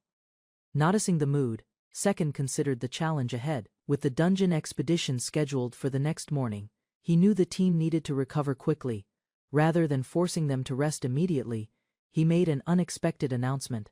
Every expense at the inn would be covered, and everyone was free to enjoy the facilities however they wished. Cheers quickly replaced exhaustion as the atmosphere transformed.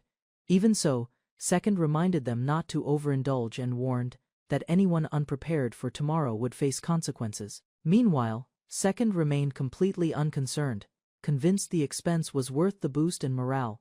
The team leader finally relaxed and agreed with Second's plan. After seeing the group's spirits improve, he accepted that a night of rest would benefit everyone. Meanwhile, Second joked about his sudden wealth and invited the others to enjoy themselves as well. As the evening settled in, the group gradually dispersed to enjoy the facilities. Away from the crowd, Second noticed Cherry carrying herself in a strangely familiar manner. Curiosity soon got the better of him. While watching her from a distance, he began comparing her appearance and behavior to someone he had met before. Although their looks differed, Cherry's sharp attitude and cold expression strongly reminded Second of Yuria, leaving him deep in thought. Second continued thinking about Cherry's resemblance to someone from his past. However, the memory remained unclear, leaving him unable to identify the person. Setting the matter aside, he returned his focus to the present. With the journey complete, he decided to enjoy the inn's food, bath, and rest before tomorrow's mission. The next day, Second and his companions gathered at the entrance of the Class C dungeon. Grutum, alongside members of the First Court Mage Corps, the group prepared to investigate the area. Standing before the dark entrance, Second examined the surroundings carefully. The cave appeared ordinary at first glance, yet its reputation suggested hidden dangers within deep inside. Twisted roots covered the passageways and formed a maze. Like interior, Grutum was widely known as the hallucination dungeon because of its unusual effects on visitors. Unlike most dangerous dungeons, its monsters consisted of weak creatures such as poison mushrooms and wandering zombies. Strange illusions remained the greatest threat rather than direct combat. Fortunately, experienced adventurers could overcome those hallucinations with little difficulty. As the exploration continued, the group reviewed the dungeon's greatest danger. Every monster inside possessed hallucination magic. Meanwhile, the mushroom creatures demonstrated their strange attacks. Victims of the magic could experience random visions, ranging from bizarre shapes to something as ordinary as a banana appearing before them. Hearing the explanation, several members struggled to understand the logic behind such an unusual effect. Nevertheless, the information was accepted since Grutam's strange nature was already well known. Unexpectedly, one companion revealed complete immunity to hallucination magic. According to his experience, eating a banana granted protection for an entire hour. Rather than questioning the claim further, the others learned that this odd resistance was simply a natural trait unique to Mupton. While discussing the dungeon's dangers, Second learned that many people in this world regarded bananas as a common defense against hallucination magic.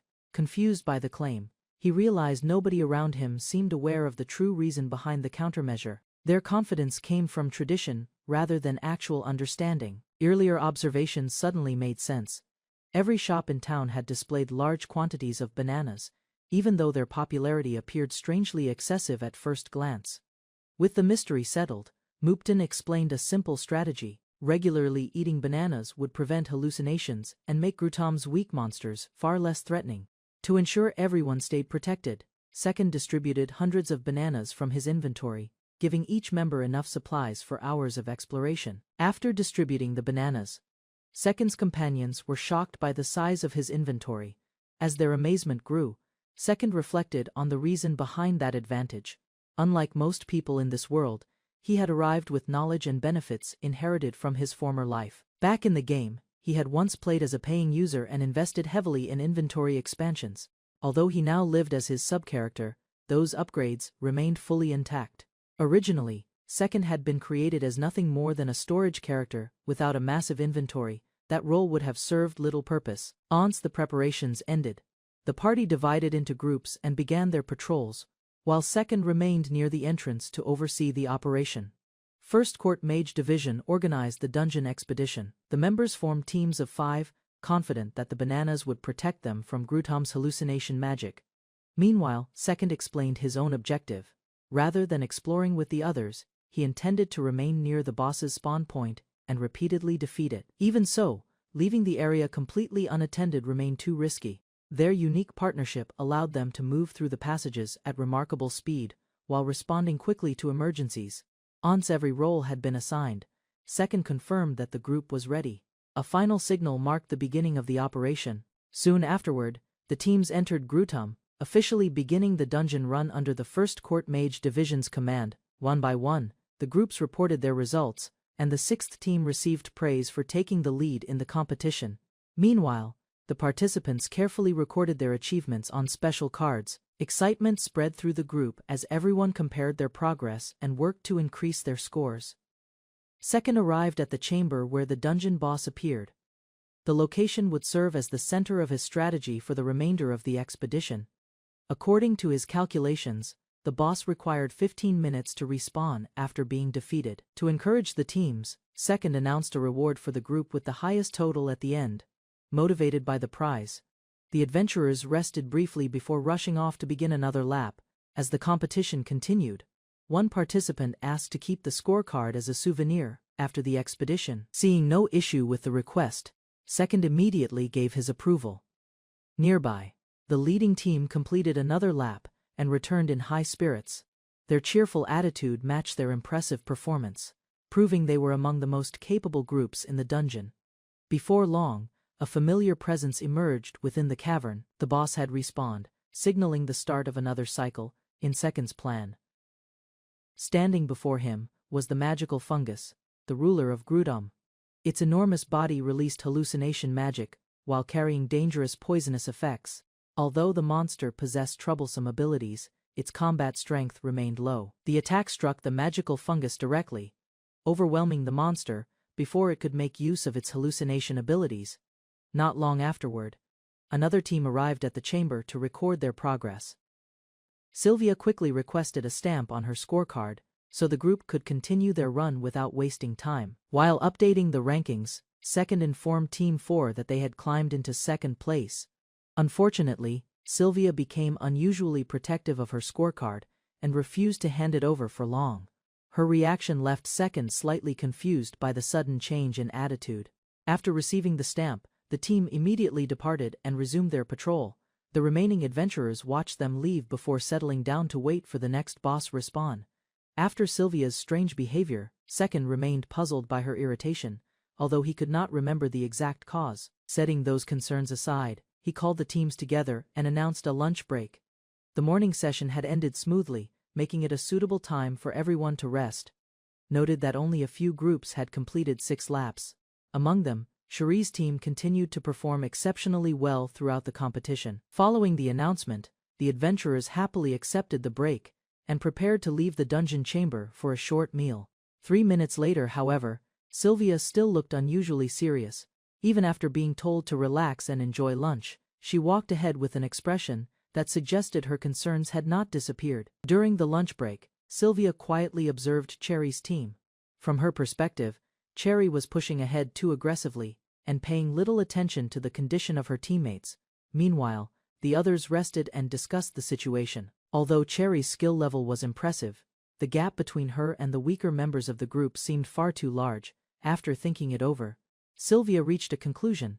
She believed the team should rest after one more lap, even if that meant slowing down their pace.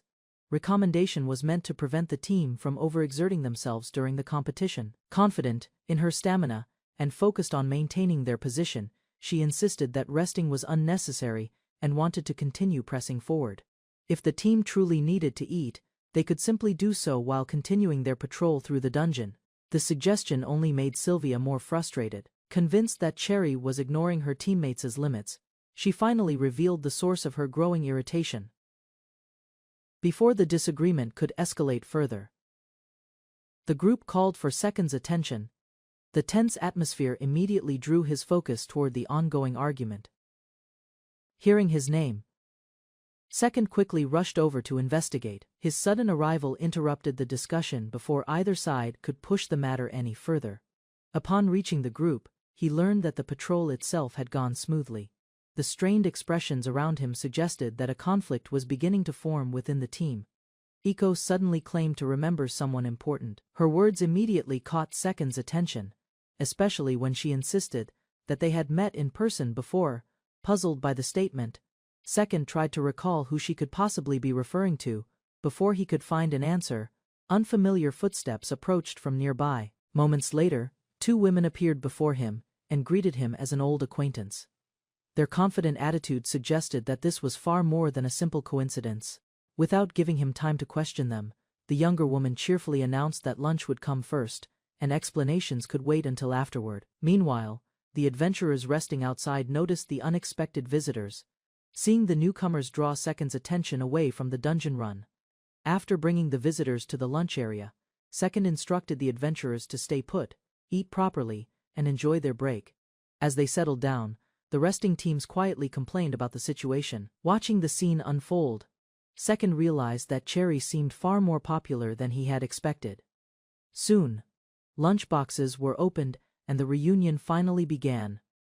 Although the girl claimed she was fine, her awkward reactions and restless behavior suggested she was struggling to stay calm.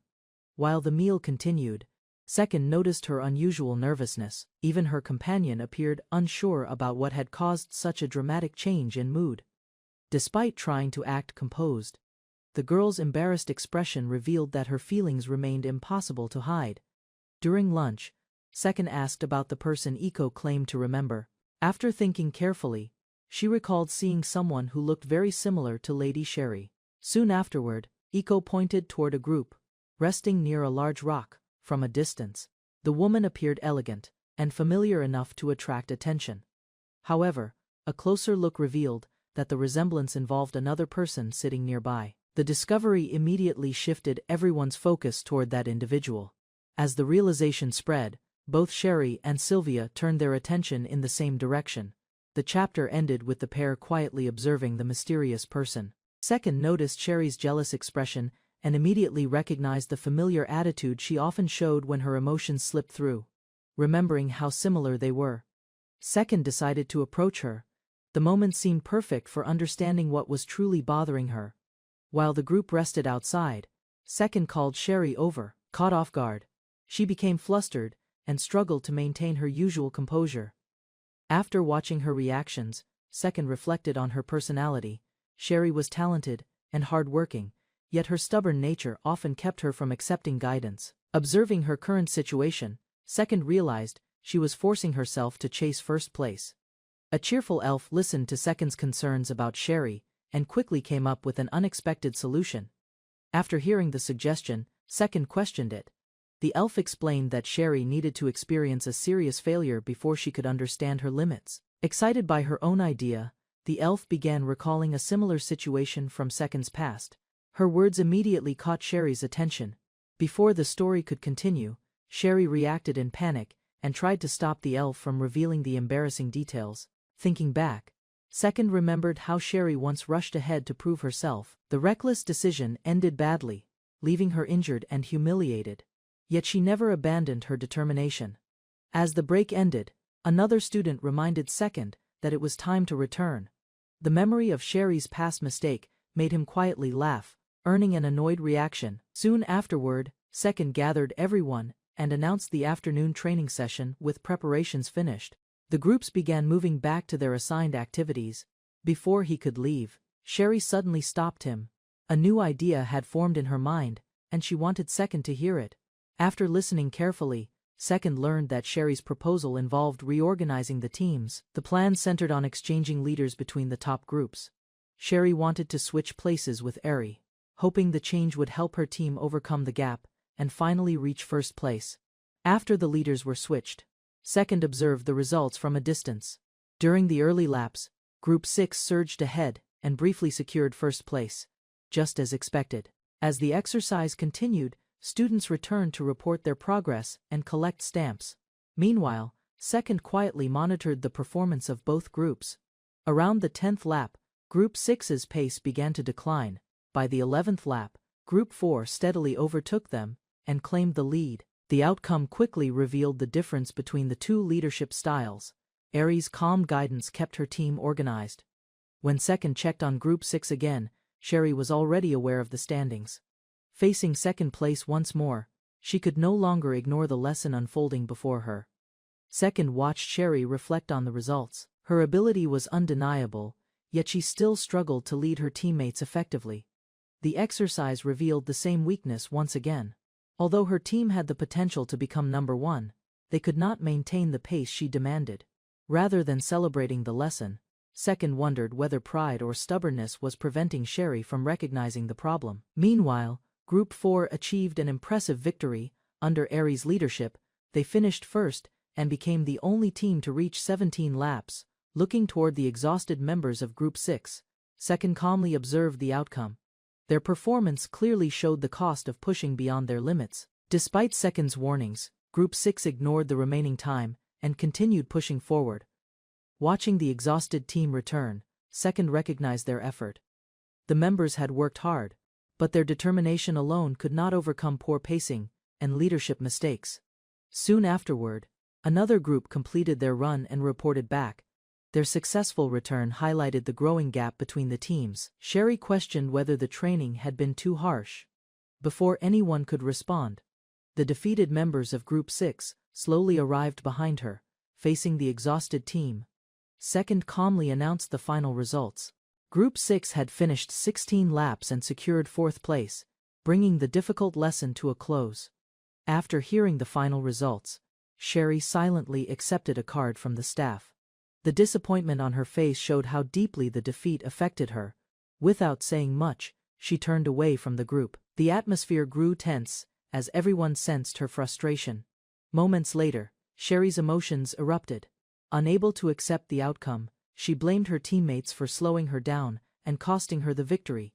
Her anger only intensified as she tore apart the card in front of everyone. The exhausted members could do little but watch in shock. Second remained calm and assessed the situation. Although Sherry possessed greater talent, he understood that ability alone was not enough to lead a team successfully.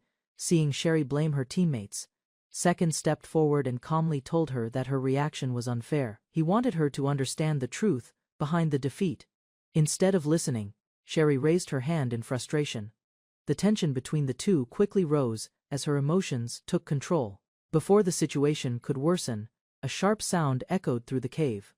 The sudden action stunned everyone watching nearby. A student stepped in and stopped Sherry's outburst. The unexpected intervention left the group speechless as Second remained composed. With the conflict halted, Second gave a faint smile. The confrontation had finally created a chance for Sherry to face the reality she had been avoiding. Sherry faced Second with lingering anger and confusion. Although her frustration remained strong, she hesitated as he calmly stood before her. Without warning, Second struck her across the face. The sudden blow shocked everyone nearby and instantly silenced the heated argument. Thrown backward by the impact, Sherry crashed onto the ground. Dust rose around her as the force of the hit left her stunned. Moments later, she lay motionless, while the surrounding students stared in disbelief. None of them expected Second to act so decisively. As the shock spread through the cave, Second remained composed. His expression showed that the action was deliberate, intended to force Sherry to confront reality.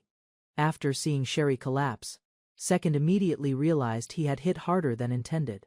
Looking at the unconscious girl on the ground, Second understood the situation had gone too far. What was meant to be a lesson had turned into a serious incident. Rather than avoiding responsibility, he quickly ordered Iko to heal Sherry. The treatment began at once, while the others watched from a distance. Observing his actions, another student noticed that Second genuinely cared about the people around him, despite his harsh methods. With Sherry receiving help, the student volunteered to handle the remaining situation. Second accepted the offer, still puzzled by the sudden confidence. After losing consciousness, Sherry slowly opened her eyes. In the academy infirmary, the quiet room and unfamiliar surroundings left her confused. Sitting beside her bed, a student calmly explained the situation. The memory of the earlier incident quickly returned, causing Sherry to panic. She immediately checked her condition and was surprised to find no serious injuries. Thanks to timely healing magic, her body had fully recovered. As the explanation continued, Sherry learned that the healer came from Second's group. The conversation then shifted toward the healer's true abilities. Listening carefully, Sherry began discovering that the person was far more capable than most students believed. Sherry agreed to accompany the girl outside. Together, they left the infirmary and stepped into the quiet evening corridor. The pair walked side by side through the inn. Sherry listened silently, still troubled by the events of the day. Looking out into the night, she realized the other students were likely enjoying the banquet. Memories of her outburst resurfaced, filling her with embarrassment. She felt unable to face her teammates after everything that had happened. Sensing her mood, the girl changed the topic and spoke about the inn. The familiar story gradually eased the tension and encouraged Sherry to listen. Later, Sherry and the girl sat outside the inn. The peaceful atmosphere gradually eased Sherry's lingering frustration. Sherry admitted that she had caused Second countless problems in the past. As Magnolia listened, she began revealing the reasons behind her actions.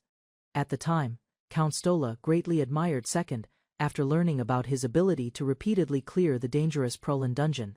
His talent quickly drew attention. Soon afterward, Sherry learned that Second had earned an enormous fortune through his achievements. Meanwhile, Magnolia recalled hearing rumors about Prolin, a rank B dungeon known for its extreme difficulty.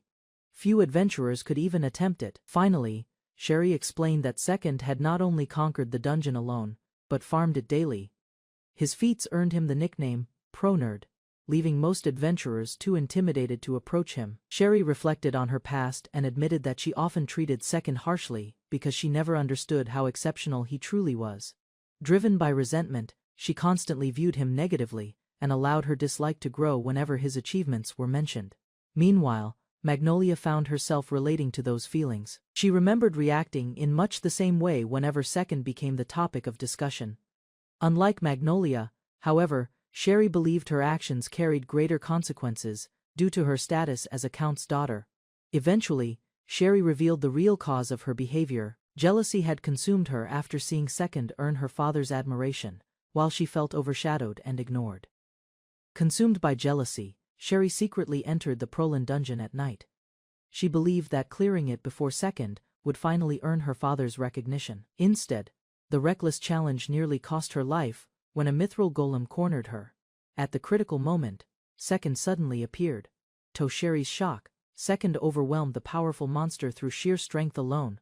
The battle ended quickly, leaving no chance for the golem to recover. Magnolia struggled to believe the story. However, Sherry explained that she had witnessed everything herself, and later realized Second possessed advanced spirit abilities. Afterward, Sherry learned that Second excelled not only as a spirit mage, but also as a swordsman and archer, hiding many other talents beyond them. Magnolia realized that Second operated on a completely different level. Sherry explained that his team had cleared countless glutam runs. Beyond Second's abilities, his companions were exceptional as well. Eco Leaflet, known as a shield user, possessed healing magic that surpassed most specialists. Gradually, Magnolia understood why Sherry had survived her reckless challenge. The team's support and healing skills had erased injuries that should have remained. Despite that, Magnolia could not forget her own mistakes. The physical wounds had vanished, but regret over her past actions lingered. Lowering her head, Magnolia reflected on the cruel words she had spoken. Driven by pride, she had hurt her teammates, and those emotional scars still remained. As the conversation continued, Magnolia finally confronted the truth she had avoided. Remembering Second's advice, she realized his words had been correct all along. The answer had been clear long before this moment. In the past, Magnolia wanted to achieve success through her own strength alone. She worked tirelessly, hoping to earn recognition and prove others wrong. However, that stubborn determination led to failure. When her efforts collapsed, she blamed those around her and distanced herself from her companions. At last, Magnolia recognized her error. By refusing to accept reality, she had denied both the value of her previous efforts and the possibility of future growth. Magnolia reflected on her past and realized that protecting her pride had cost her something far more valuable. Sherry understood those feelings well. From her perspective, Second's achievement seemed impossible, making it easy to suspect that something was hidden behind his success. After Second saved her life. However, Sherry's doubts turned into curiosity. What she discovered surprised her. Behind his effortless appearance, Second constantly worked harder than anyone expected. Again and again, Sherry witnessed his relentless training and dungeon runs. The more she watched, the more she understood the effort behind his accomplishments. Magnolia lowered her gaze and compared herself to Second. Repeatedly conquering a rank B dungeon was something she could never achieve through ordinary effort alone. As she reflected further, Magnolia realized the problem was not a lack of talent. Unlike Second, she had rarely pushed herself beyond her limits and often settled for easier challenges. Sherry understood that feeling well. The gap between them and Second inspired jealousy because his dedication seemed effortless, while others struggled to make progress. Even so, Sherry believed that Second's accomplishments came from countless unseen hardships. Hearing that, Magnolia finally accepted reality. She had been defeated by someone whose determination and perseverance far surpassed her own. After hearing Sherry's explanation, Magnolia finally understood the source of her defeat and the mistakes she had carried for so long. A sense of relief washed over her as the truth became clear. Sherry noticed the change and encouraged her to accept those feelings. Even so, Magnolia could not fully forgive herself. The harsh words she had spoken could never be erased, and that regret still weighed heavily on her heart. Rather than focusing on the past, Sherry urged her to think about the future. Despite the encouragement, Magnolia remained troubled. She still believed her actions had fallen far below the standards expected of a court magician. Sherry encouraged Magnolia to reconsider the incident from a different perspective. As Magnolia reflected, she remembered that if Eri had been the one to stop her, their friendship might have been damaged beyond repair. Gradually, another possibility emerged. In that emotional state, Magnolia would have responded with anger, and likely wounded Eri with cruel words. Even so, she struggled to understand why Second had gone further and struck her instead of simply intervening. Then a realization surfaced. The explanation sounded absurd at first, yet it was no longer something Magnolia could immediately reject. The more Magnolia reflected on that day, the more she understood Second's actions. Although she had believed everything was over, a small sense of hope remained. That realization gave her the strength to keep moving forward. Curious, Magnolia asked what Sherry had done after being rescued and coming to terms with her failure. Embarrassment overwhelmed Sherry. After offering her apology and gratitude, she could not bring herself to face the others and quickly fled the scene, rather than criticizing her. Magnolia smiled at the story. In her view, staying behind and facing everyone directly would have required even greater courage. Magnolia finally rose to her feet. With Sherry beside her, she gathered the resolve to face the people she had been avoiding together. The two girls left the veranda and headed toward the gathering. The quiet night felt less burdensome than before. Meanwhile, Second appeared in worn and damaged clothing. Despite his usual calm expression, he unexpectedly offered a sincere apology to those present. Later, the First Court Mage Division held a grand banquet to celebrate the completion of the Gluten runs. Members gathered to enjoy the occasion. However, one detail immediately stood out from every previous banquet. The center of attention was not the event itself, but Second's unusually rough appearance. During the banquet, the officials repeatedly placed apology talismans on Second.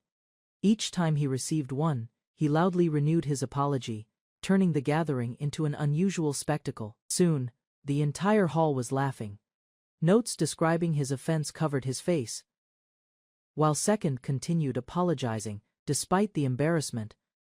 Although he had become familiar with the court mages, their treatment grew increasingly playful. Before long, a beastkin companion enthusiastically joined in and mocked the situation.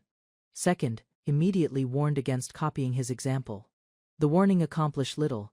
As the banquet continued, the playful teasing spread across the room, leaving Second surrounded by laughter and good-natured mischief. Magnolia entered the banquet hall while Sherry watched from the doorway. Across the room, Second sat covered in apology notes from the earlier teasing. Silence spread as Magnolia stopped in front of him. The court mages turned their attention toward the unexpected meeting. After noticing the note attached to his face, Second finally understood why Magnolia had approached. Without hesitation, Second bowed deeply and offered a sincere apology for striking Sherry during the earlier incident. Magnolia listened in surprise. Before the moment could settle, the beastkin companion rushed over with another note. The serious atmosphere quickly collapsed as the banquet returned to playful chaos. Standing before everyone, Second offered another sincere apology. The banquet hall erupted with laughter, while Magnolia watched the scene in stunned silence. Moments later, Magnolia stepped forward and faced him directly. The room grew quiet, as everyone waited to see what would happen next. Without warning, the emotions she had been suppressing burst out. Tears streamed down her face, shocking both Second and the onlookers. Caught completely off guard, Second froze in confusion. He had prepared for anger or criticism, but never expected such a reaction. Finally, Magnolia apologized for her past behavior and rushed toward him. While Second panicked, Sherry watched proudly as the misunderstanding finally began to fade, clung to Second as her emotions finally overflowed. Meanwhile, the others watched the unexpected scene in silence, unsure how to react. Eventually, the lively banquet came to an end. As the night passed, the tension between Magnolia and Second finally began to ease. After the training camp ended, Sherry departed for the commercial city the next morning. While exploring the city, she remained focused on her objective. The protagonist understood that Sherry would pursue it no matter what. Soon, the short journey reached its conclusion. The experience gave everyone valuable lessons and a brief chance to relax before returning to their regular responsibilities. Upon regrouping, the members of the First Court Mage Division used the experience points they had earned. With those gains, they achieved the first stage of growth. Although the path ahead remained long, they had taken an important step toward becoming proper members of the Magical Curtain Corps. The protagonist returned to his estate, where servants stood ready to welcome him home. Sherry looked around in shock. The large residence and its grounds were far greater than she had expected. More maids greeted the group at the mansion entrance, highlighting the estate's wealth and organization. After entering, the protagonist received a report. Another piece of enchanted equipment had been completed. The finished item was an Anaguma block armor gauntlet. Its enchantment increased vitality by 150%. Making it a valuable addition to the estate's equipment stock. After discussing the newly completed equipment, Second noticed a maid acting unusually shy around him. The atmosphere became awkward as she struggled to express herself. A brief moment of silence followed. The maid gathered her courage, while Second calmly waited for her response. Their private moment was suddenly interrupted when another person appeared and drew attention to a more urgent matter. The newcomer explained that events were moving exactly as expected. Important developments were already beginning to unfold. Attention quickly shifted to politics. With official documents set to be released by King Bowel, news of a completed investigation was finally about to become public. The investigation advanced smoothly. Evidence against the Third Night Order continued to surface. Strengthening the case, confident in their progress, the group prepared to gather final proof. Second was eager to take action and push the plan forward. Later, a meal was served as everyone gathered to discuss the next steps in a more relaxed setting. During the conversation, attention turned to old arrest records connected to the ongoing case. The discussion brought back memories of Second's first encounter with the group. What began as a simple arrest had eventually led to their current alliance and investigation. During dinner, the group discussed old records connected to Second's arrest. Curious about the reason, he listened as the details were explained. The conversation revealed that Sylvia had once been summoned by the Third Night Order and instructed to provide information about Second. At their request, Sylvia submitted several reports concerning him and his activities. However, those reports contained misleading information. The false statements were intended to benefit the group, while keeping Sylvia's role hidden. As the truth surfaced, the Third Night Order grew suspicious. The group expected them to investigate the old arrest documents, believing they concealed evidence of deeper misconduct. Second understood the trap immediately. Anyone who altered public records would naturally suspect others of doing the same. The group predicted that once Sylvia checked the documents, the conspirators would send someone to inspect them as well. Recognizing the opportunity, Second realized they could trace that person back to the source of the forgery. Their timing was deliberate. The deputy ministers were already overwhelmed, leaving the culprits with few options. Once pressured into action, the conspirators would expose themselves. The plan aimed to force a mistake and reveal everyone involved in the document tampering. During dinner, Sherry finally spoke up. Although she enjoyed the meal, the group's dangerous plans left her uneasy. Concerned by what she had heard, Sherry questioned whether trusting her with such sensitive information was truly wise. Second reassured her without hesitation. His confidence showed that he had no doubts about her loyalty. With the tension eased, Sherry turned her attention to the estate itself. The enormous mansion impressed her far more than she expected. Her questions soon shifted toward Second's growing influence. Seeing his wealth and political involvement, she wondered how far his ambitions might eventually reach. Sherry asked about Second's future ambitions. Curious after everything she had seen, she waited for a serious answer. Without hesitation, Second declared that he intended to become #1 in the world. The bold response left Sherry completely stunned, although she could not fully understand his meaning. His confidence amused the group. The peaceful evening continued, and the gathering eventually came to an end. Elsewhere, attention shifted to the newly released official documents. Important figures began reviewing the contents carefully. After examining the records, they concluded that the documents had been altered. Rather than acting immediately, they decided to maintain their position and wait for the next development. The prince's faction recognized the danger. Without solid evidence, public opinion could shift against them and create a political crisis. After the official documents were released, no record of cooperation between the Second and Third Night Orders could be found. The revelation damaged the Second Prince's faction. Critics accused them of spreading false suspicions and disrupting political affairs. Despite the pressure, the prince remained calm. He expressed confidence that evidence would be obtained within a few days. That confidence came from Second. Trusting his unusual methods and judgment, the prince believed his friend would uncover the truth and reverse the situation. Minister Halal praised the prince's growth. Even under pressure, the prince no longer wavered in the face of conflict. The prince admitted his confidence was not natural. He remained determined because he wanted to support the person he trusted most. Halal credited the prince for bringing a valuable ally to their side and cornering Chancellor Baal at the perfect moment. Though uncertain of his own achievements, the prince accepted the minister's encouragement. Their faction remained united despite the crisis. With renewed resolve, the prince thanked Halal and declared that he would take the lead from now on, guiding his allies through the coming struggle. Minister Halal advised the prince to introduce Second to the king once his claim to the throne became secure. The suggestion left the prince with mixed feelings.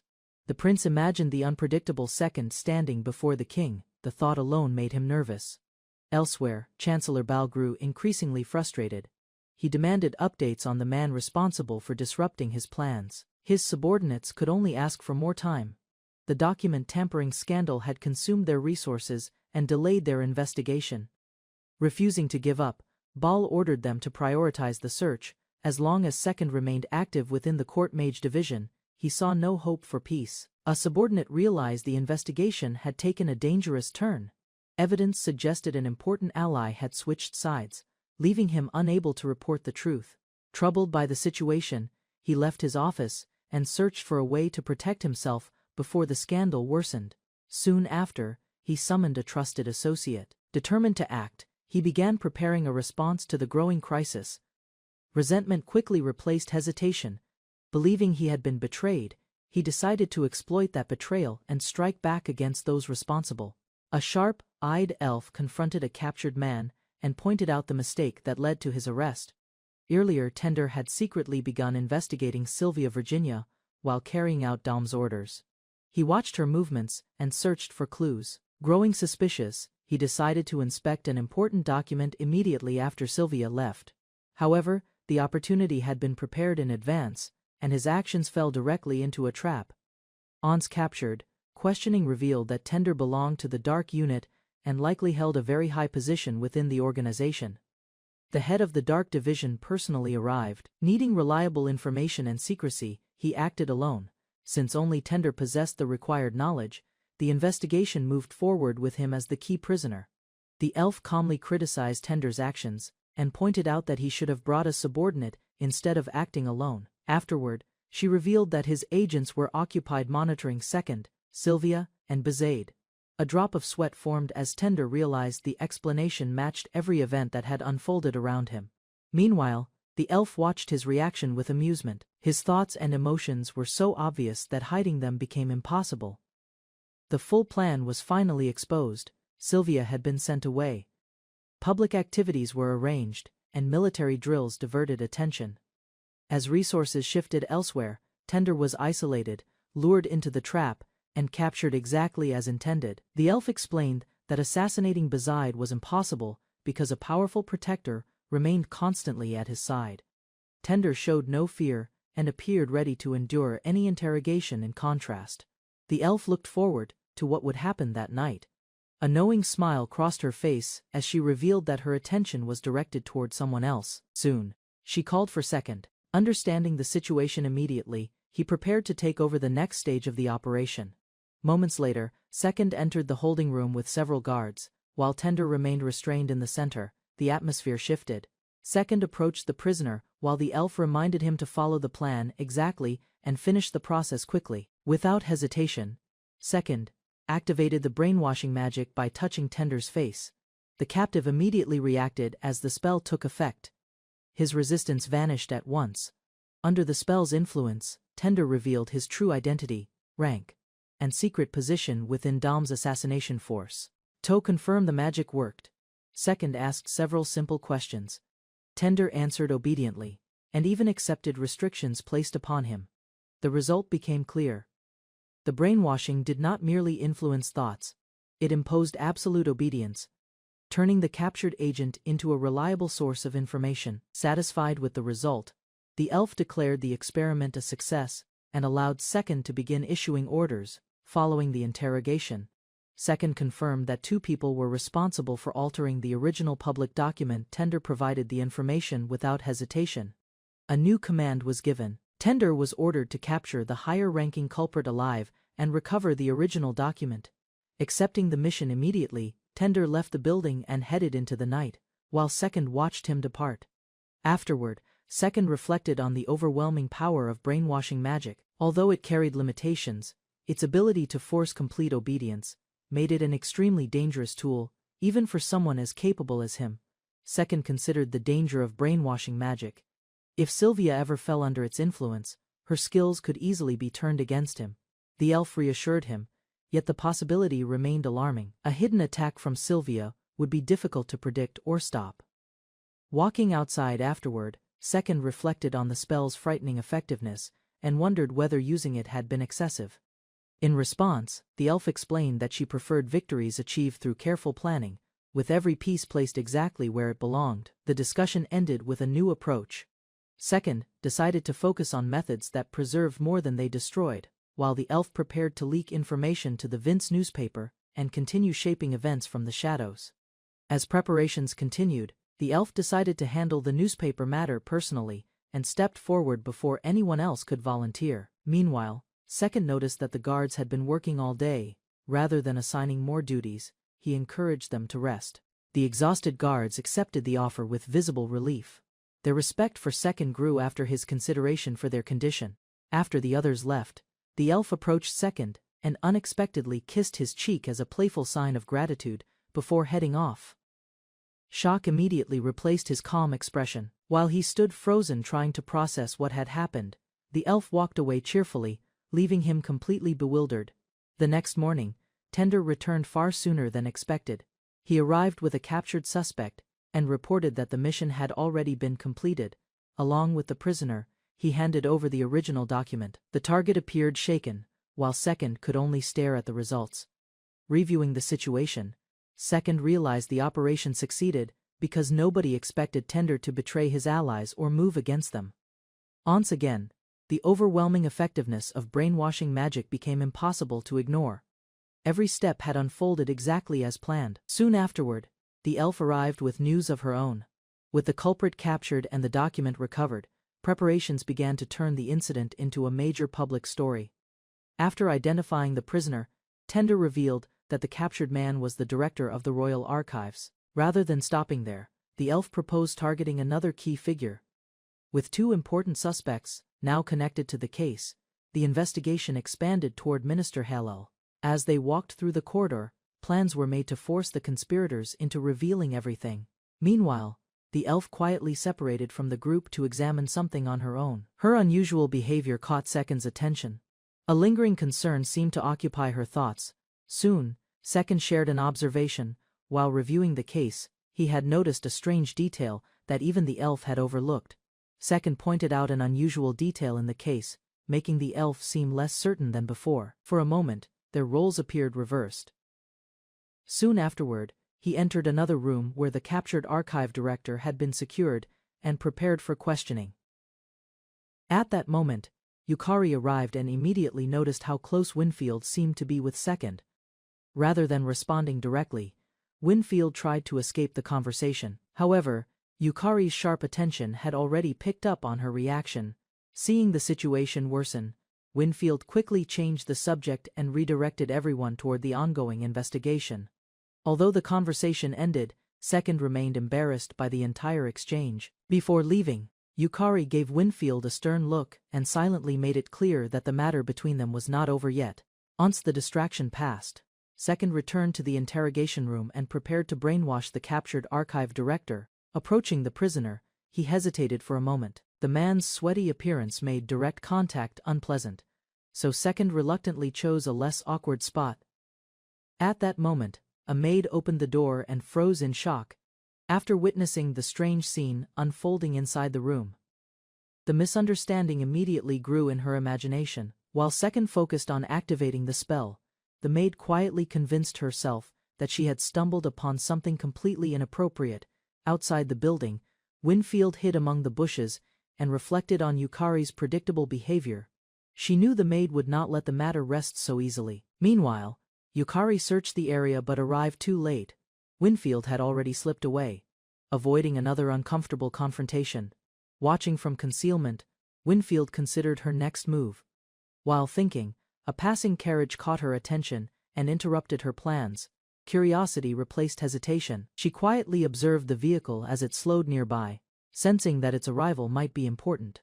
Moments later, two unfamiliar men stepped into view.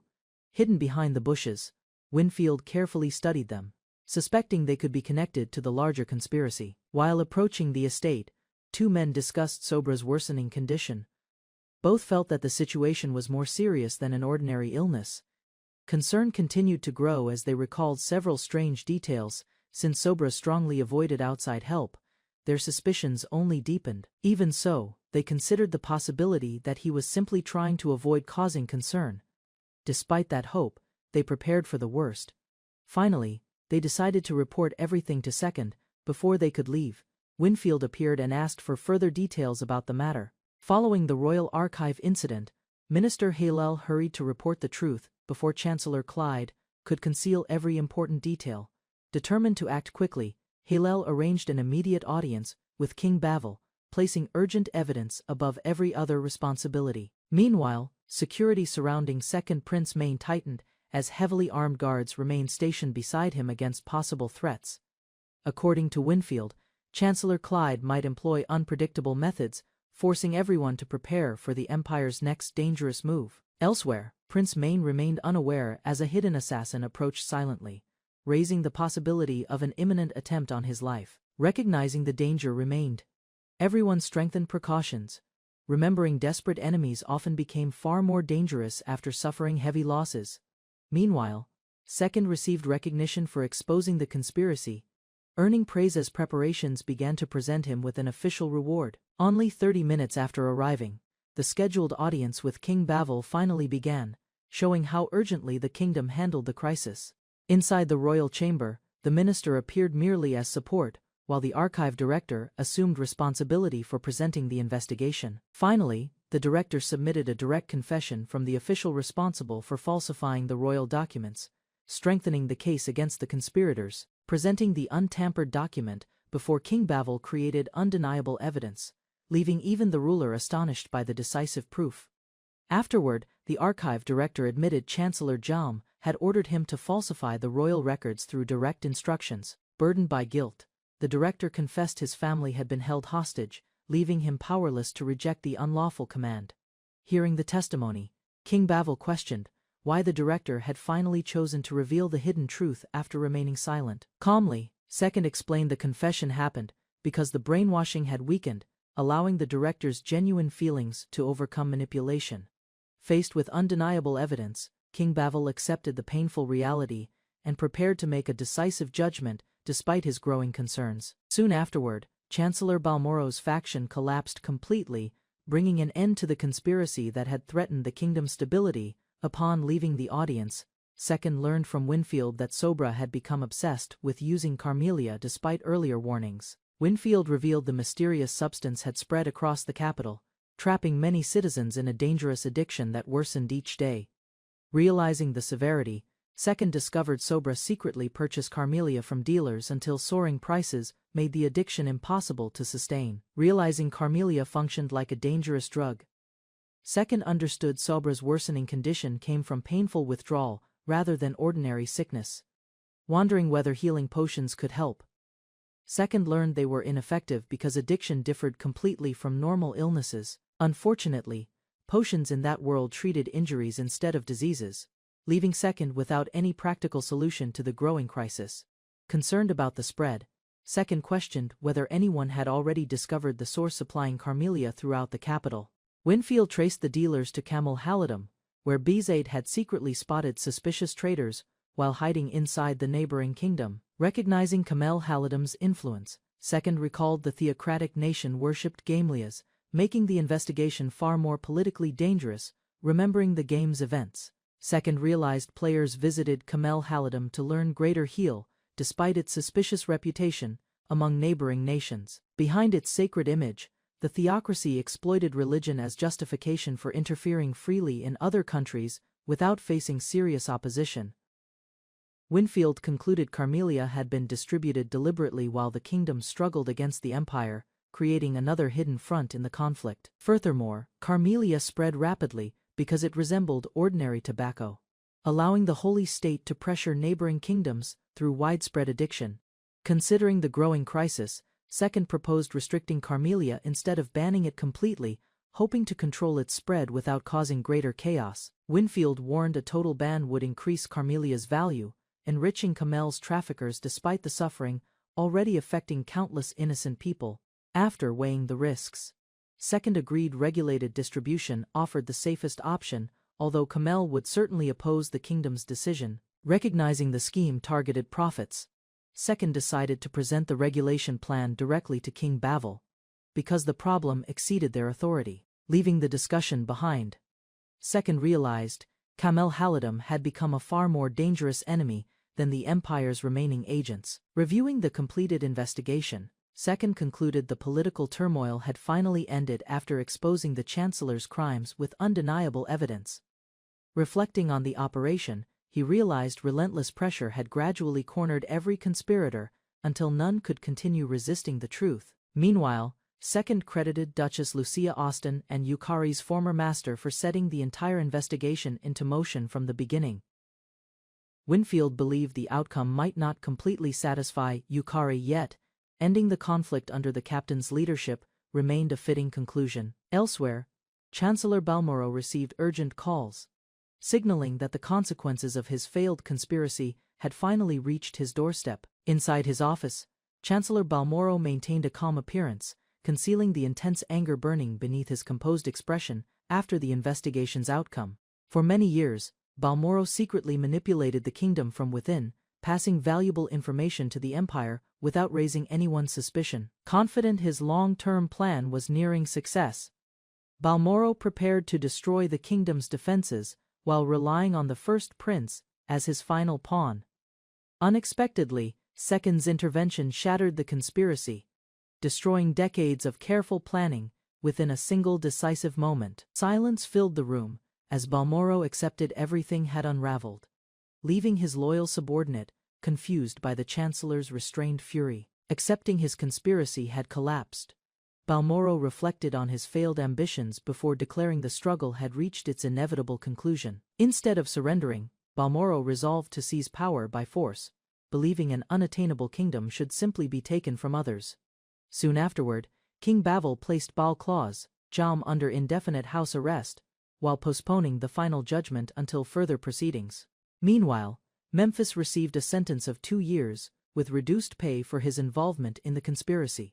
Before concluding the trial, King Bavel announced a reward for Second's outstanding contributions, then invited any remaining objections before finalizing the decision. Supporting the reward, the commander urged immediate action, believing Second would become an irreplaceable asset before rival nobles could influence his future. Hearing the proposal, King Bavel accepted the urgency and ordered Second to be brought into the royal court without unnecessary delay. Minister Yahello confirmed every arrangement had been completed, allowing the award ceremony to proceed later that very afternoon.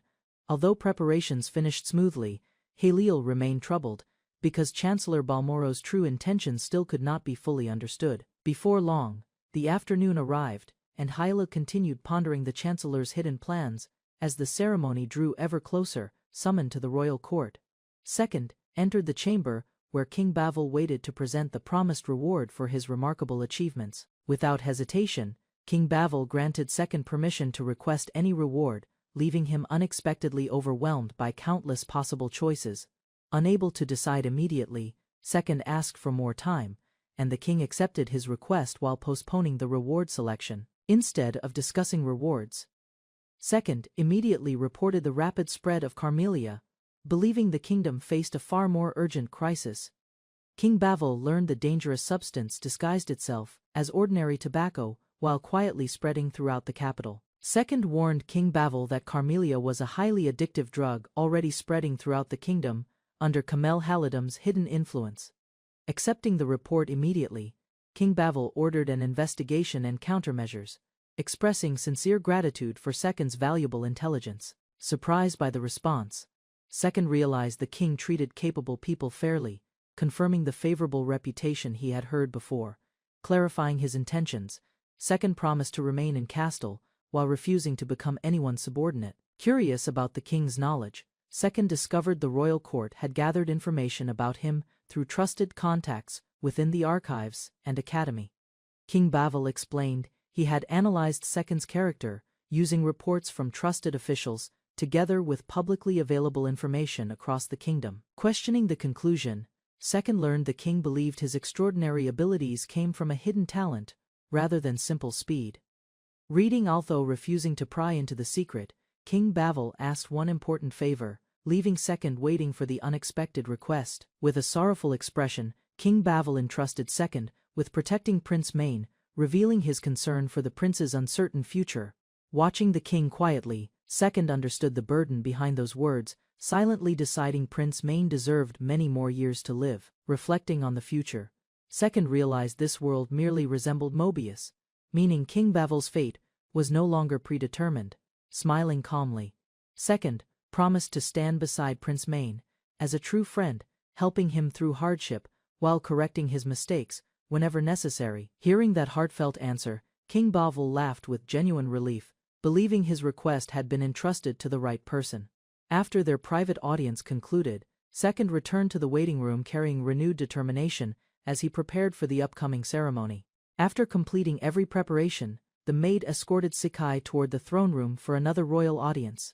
Although surprised by the unexpected summons, Isekai'd followed quietly while sensing the unusual situation surrounding the palace. Reaching the chamber, the maid entered respectfully. But Isekai'd immediately realized something felt strangely wrong inside. Gradually, several suspicious details resurfaced, convincing Isekai'd the circumstances matched warnings he should have recognized earlier. Finally, the horrifying truth emerged as King Isekai'd lay murdered beside his fallen crown, leaving Isekai'd completely stunned. Suddenly, the mysterious maid disappeared, leaving Isekai'd convinced she had served the assassin behind King Bavil's murder. Examining the lifeless king, Isekai'd realized the true target was neither Prince Blizzard nor Prince Main, but King Bavil himself. Moments later, the maid's terrified scream drew nearby officials, who rushed inside and froze before the horrifying scene.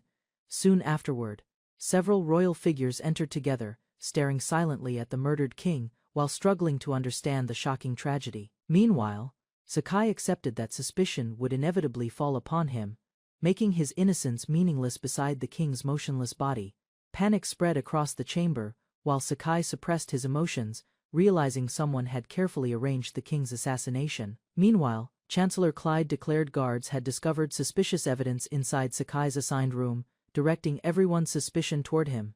Shortly afterward, investigators presented a blood-stained dagger, strengthening the fabricated accusation against Isekai'd before every witness present. Without hesitation, the Chancellor ordered Isekai'd's immediate arrest, believing the planted evidence guaranteed his conviction beyond any reasonable doubt. Instead of resisting, Isekai'd quietly identified Engelmos, recognizing the hidden mastermind responsible for the elaborate scheme against him. Without warning, Engelmos answered Isekai'd's call, appearing through spirit summon and shocking everyone inside the throne room. Facing the frightened crowd, Engelmos unleashed overwhelming pressure, forcing every witness to kneel before his terrifying presence.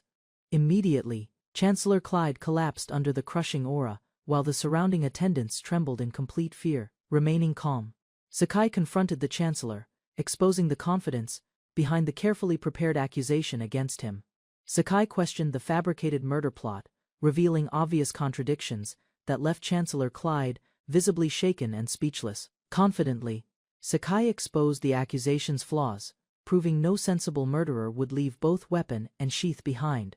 Furthermore, Isekai'd explained the missing sheath should have remained inside his inventory, making the planted evidence completely unreasonable. Behind him, Engelmos urged swift punishment, but Isekai'd restrained himself and chose a calmer approach despite his anger.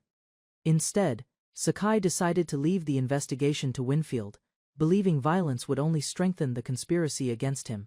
Carefully considering every possibility, Isekai'd realized exposing Chancellor Clyde required undeniable evidence rather than acting on suspicion alone.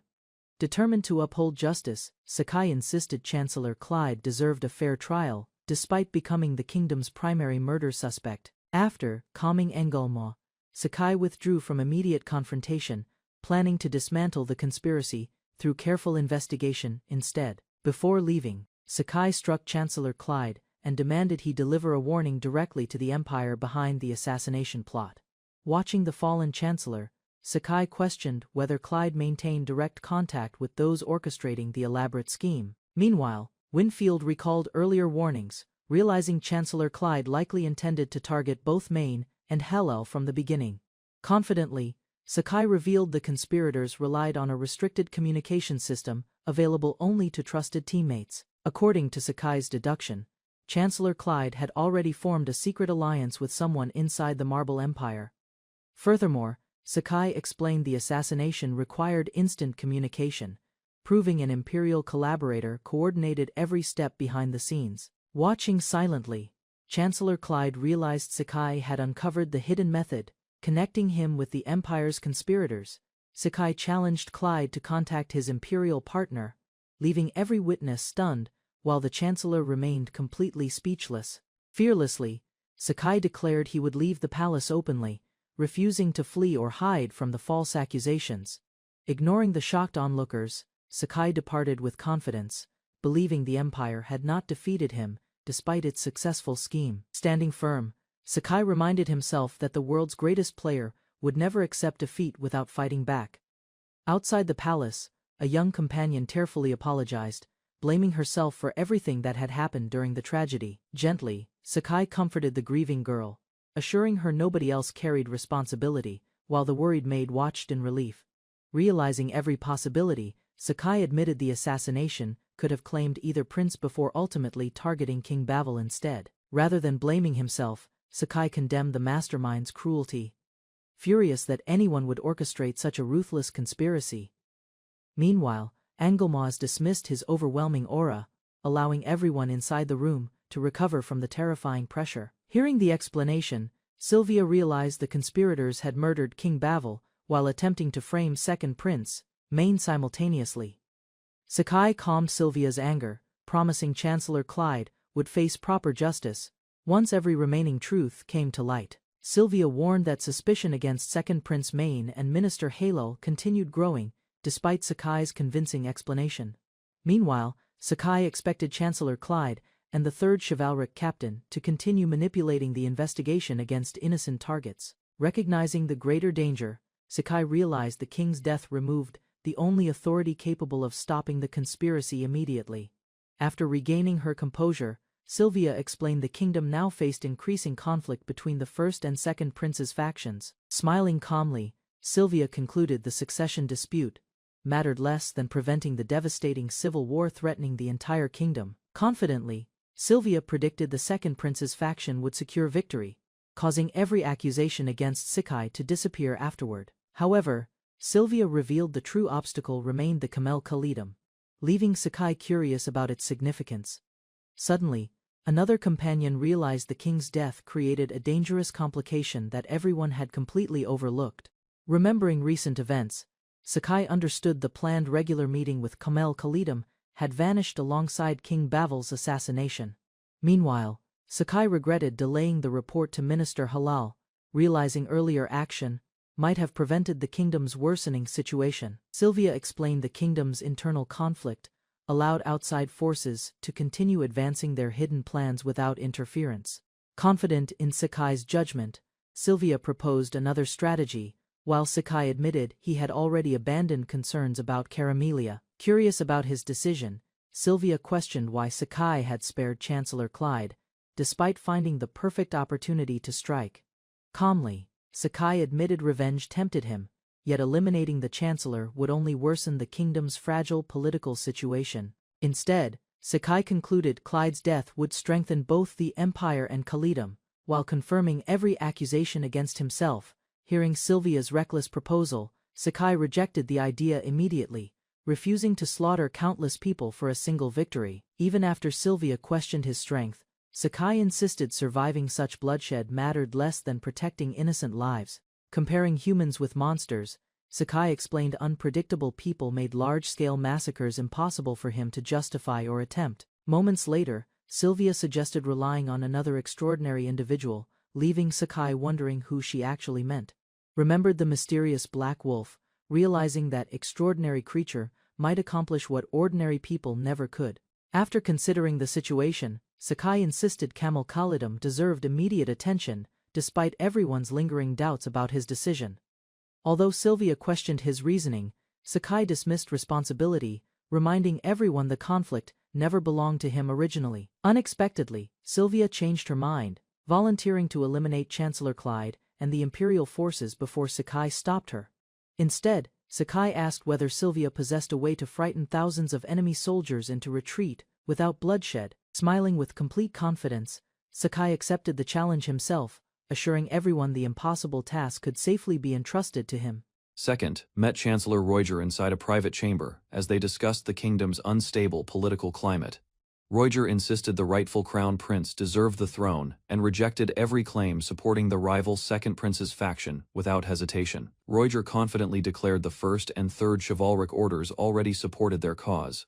Believing those powerful forces guaranteed victory, he remained certain no opposing faction could overthrow their position, even through open military conflict. Second examined reports describing rising crime throughout the capital after the vigilant group disappeared.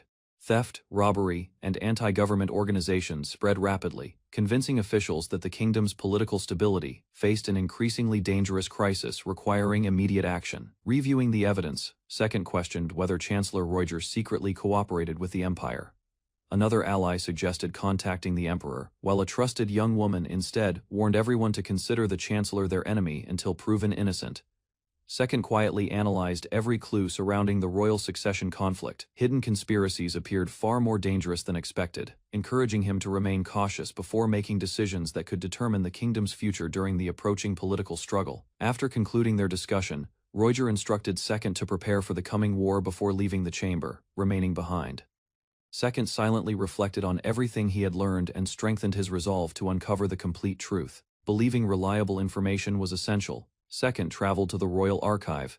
He hoped its historical records and confidential documents would reveal hidden connections behind the growing unrest threatening both the royal family and the entire kingdom. Inside the archive, Second located the librarian Paloma and confirmed the mysterious figure's identity. Recognizing Paloma's importance, he carefully asked whether the librarian possessed trusted connections serving the kingdom beyond ordinary archival responsibilities. Second explained he needed access to the king's confidential information network to investigate the conspiracy. Paloma understood the seriousness of his request, realizing the investigation involved powerful individuals manipulating the kingdom's political situation from shadows. Although surprised by Second's unusual request, Paloma remained composed while considering the proposal. Their meeting established an important alliance, marking the beginning of Second's deeper investigation into the hidden forces, preparing to push the kingdom toward war. Second explained he specifically sought Paloma because the former director of the Royal Archive once managed the king's confidential information network. During Baswell's era, Paloma accepted the explanation after learning the information came directly from Second, acknowledging his source without further suspicion. Second revealed a dangerous cigarette-like drug called calamella was being smuggled into the kingdom from Camel Haldum. He warned the substance threatened countless lives, making it essential to halt its distribution before the criminal network expanded beyond control. Paloma immediately recognized the seriousness of the situation and agreed time could not be wasted. Once addicted, victims became completely dependent on the drug, allowing smugglers to exploit them, while the illegal trade spread rapidly across the kingdom. Paloma first assumed Second wanted help distributing public warnings through the kingdom's newspapers.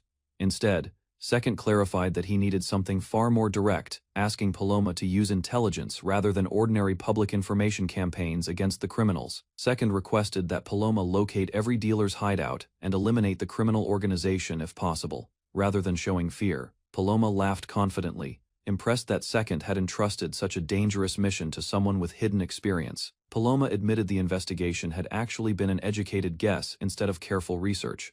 Even so, Second praised the impressive deduction, believing Paloma's instincts remained sharp despite years away from active intelligence work within the kingdom.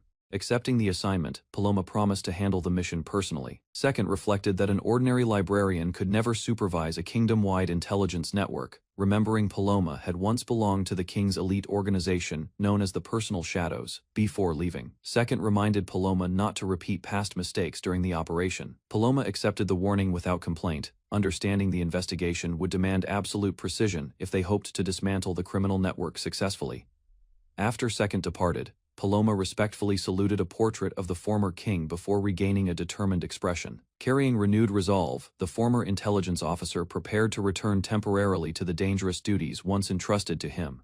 Elsewhere, military officials reported that the Second Chivalric Order stood on the verge of splitting apart. Hearing the alarming news, the Crown Prince calmly asked how many knights were likely to defect before deciding the kingdom's next response. The Crown Prince learned nearly 30% of the Second Chivalric Order had defected already. Advisors warned many knights intended supporting whichever faction appeared stronger, hoping to survive the kingdom's approaching political conflict.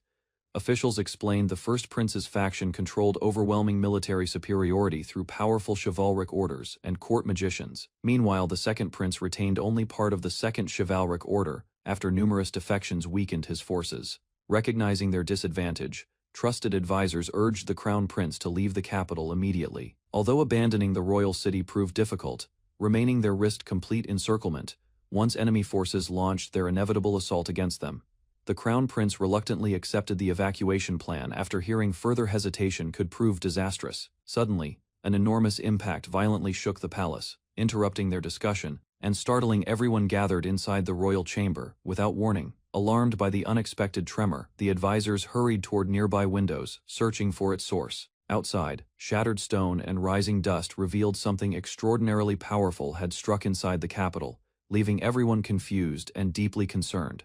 The officials stared helplessly at the destruction while struggling to understand the shocking incident. Unlike the frightened advisors, the crown prince smiled confidently, believing someone important had arrived exactly when hope seemed almost completely lost.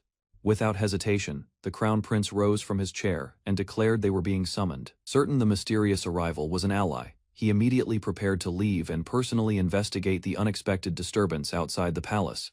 Earlier that day, Zephyr assumed command of the 1st Court Magician Division during the king's absence. His authority extended beyond one division, allowing him to direct every court magician serving throughout the royal capital with confidence. Standing before assembled magicians, Zephyr announced the entire Court Magician Division would devote itself completely to Prince Main. He insisted the king's command required absolute obedience, despite the kingdom's increasingly unstable political situation and growing unrest.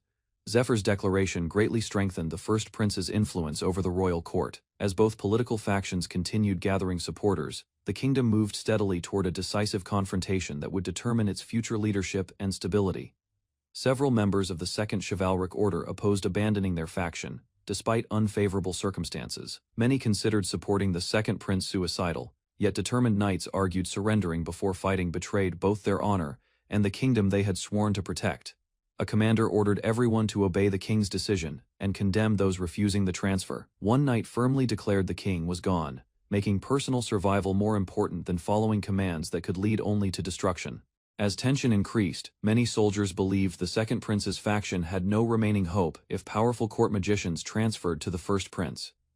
The uncertain balance of strength forced every knight to reconsider where true victory might lie. Cherry stepped forward and urged everyone to think carefully before making irreversible decisions. She insisted the enemy was manipulating the situation, arguing the second prince would never assassinate the king and urging everyone to remain loyal instead. Cherry passionately condemned those considering surrender before battle even began. She reminded the gathered knights that kneeling before suspected murderers without resistance would disgrace both their comrades and the kingdom they had pledged to defend faithfully. The surrounding knights quietly watched Cherry's determined speech, while uncertainty spread across the formation. Several soldiers hesitated, realizing her words challenged everything they had accepted about the kingdom's worsening political conflict and divided loyalties. Cherry approached several respected members of the order and pleaded for their support, moved by her determination. They lowered their heads and begged Second to fight beside them, believing only his guidance could protect their faction. More knights arrived after hearing reports that the First Court Magician Division had grown dramatically stronger since Second became their instructor. Those rumors convinced many soldiers that Second's leadership had transformed the division beyond ordinary expectations. Despite those rumors, skeptical soldiers questioned Second's absence and accused him of abandoning them when they needed him most. Their doubts spread quickly, causing uncertainty among knights already struggling to choose between loyalty and self-preservation. The heated argument continued as both sides defended their beliefs before the divided order. With trust rapidly fading and political pressure increasing, the fate of the Second Chivalric Order remained uncertain as the kingdom moved closer toward civil war. Some knights mocked Cherry after Second failed to appear, claiming everyone had trusted a fraud who abandoned them. Despite their accusations, Cherry firmly defended Second, insisting he had never fled and would certainly return before everything was lost. Although doubt surrounded her, Cherry silently repeated her faith in Second.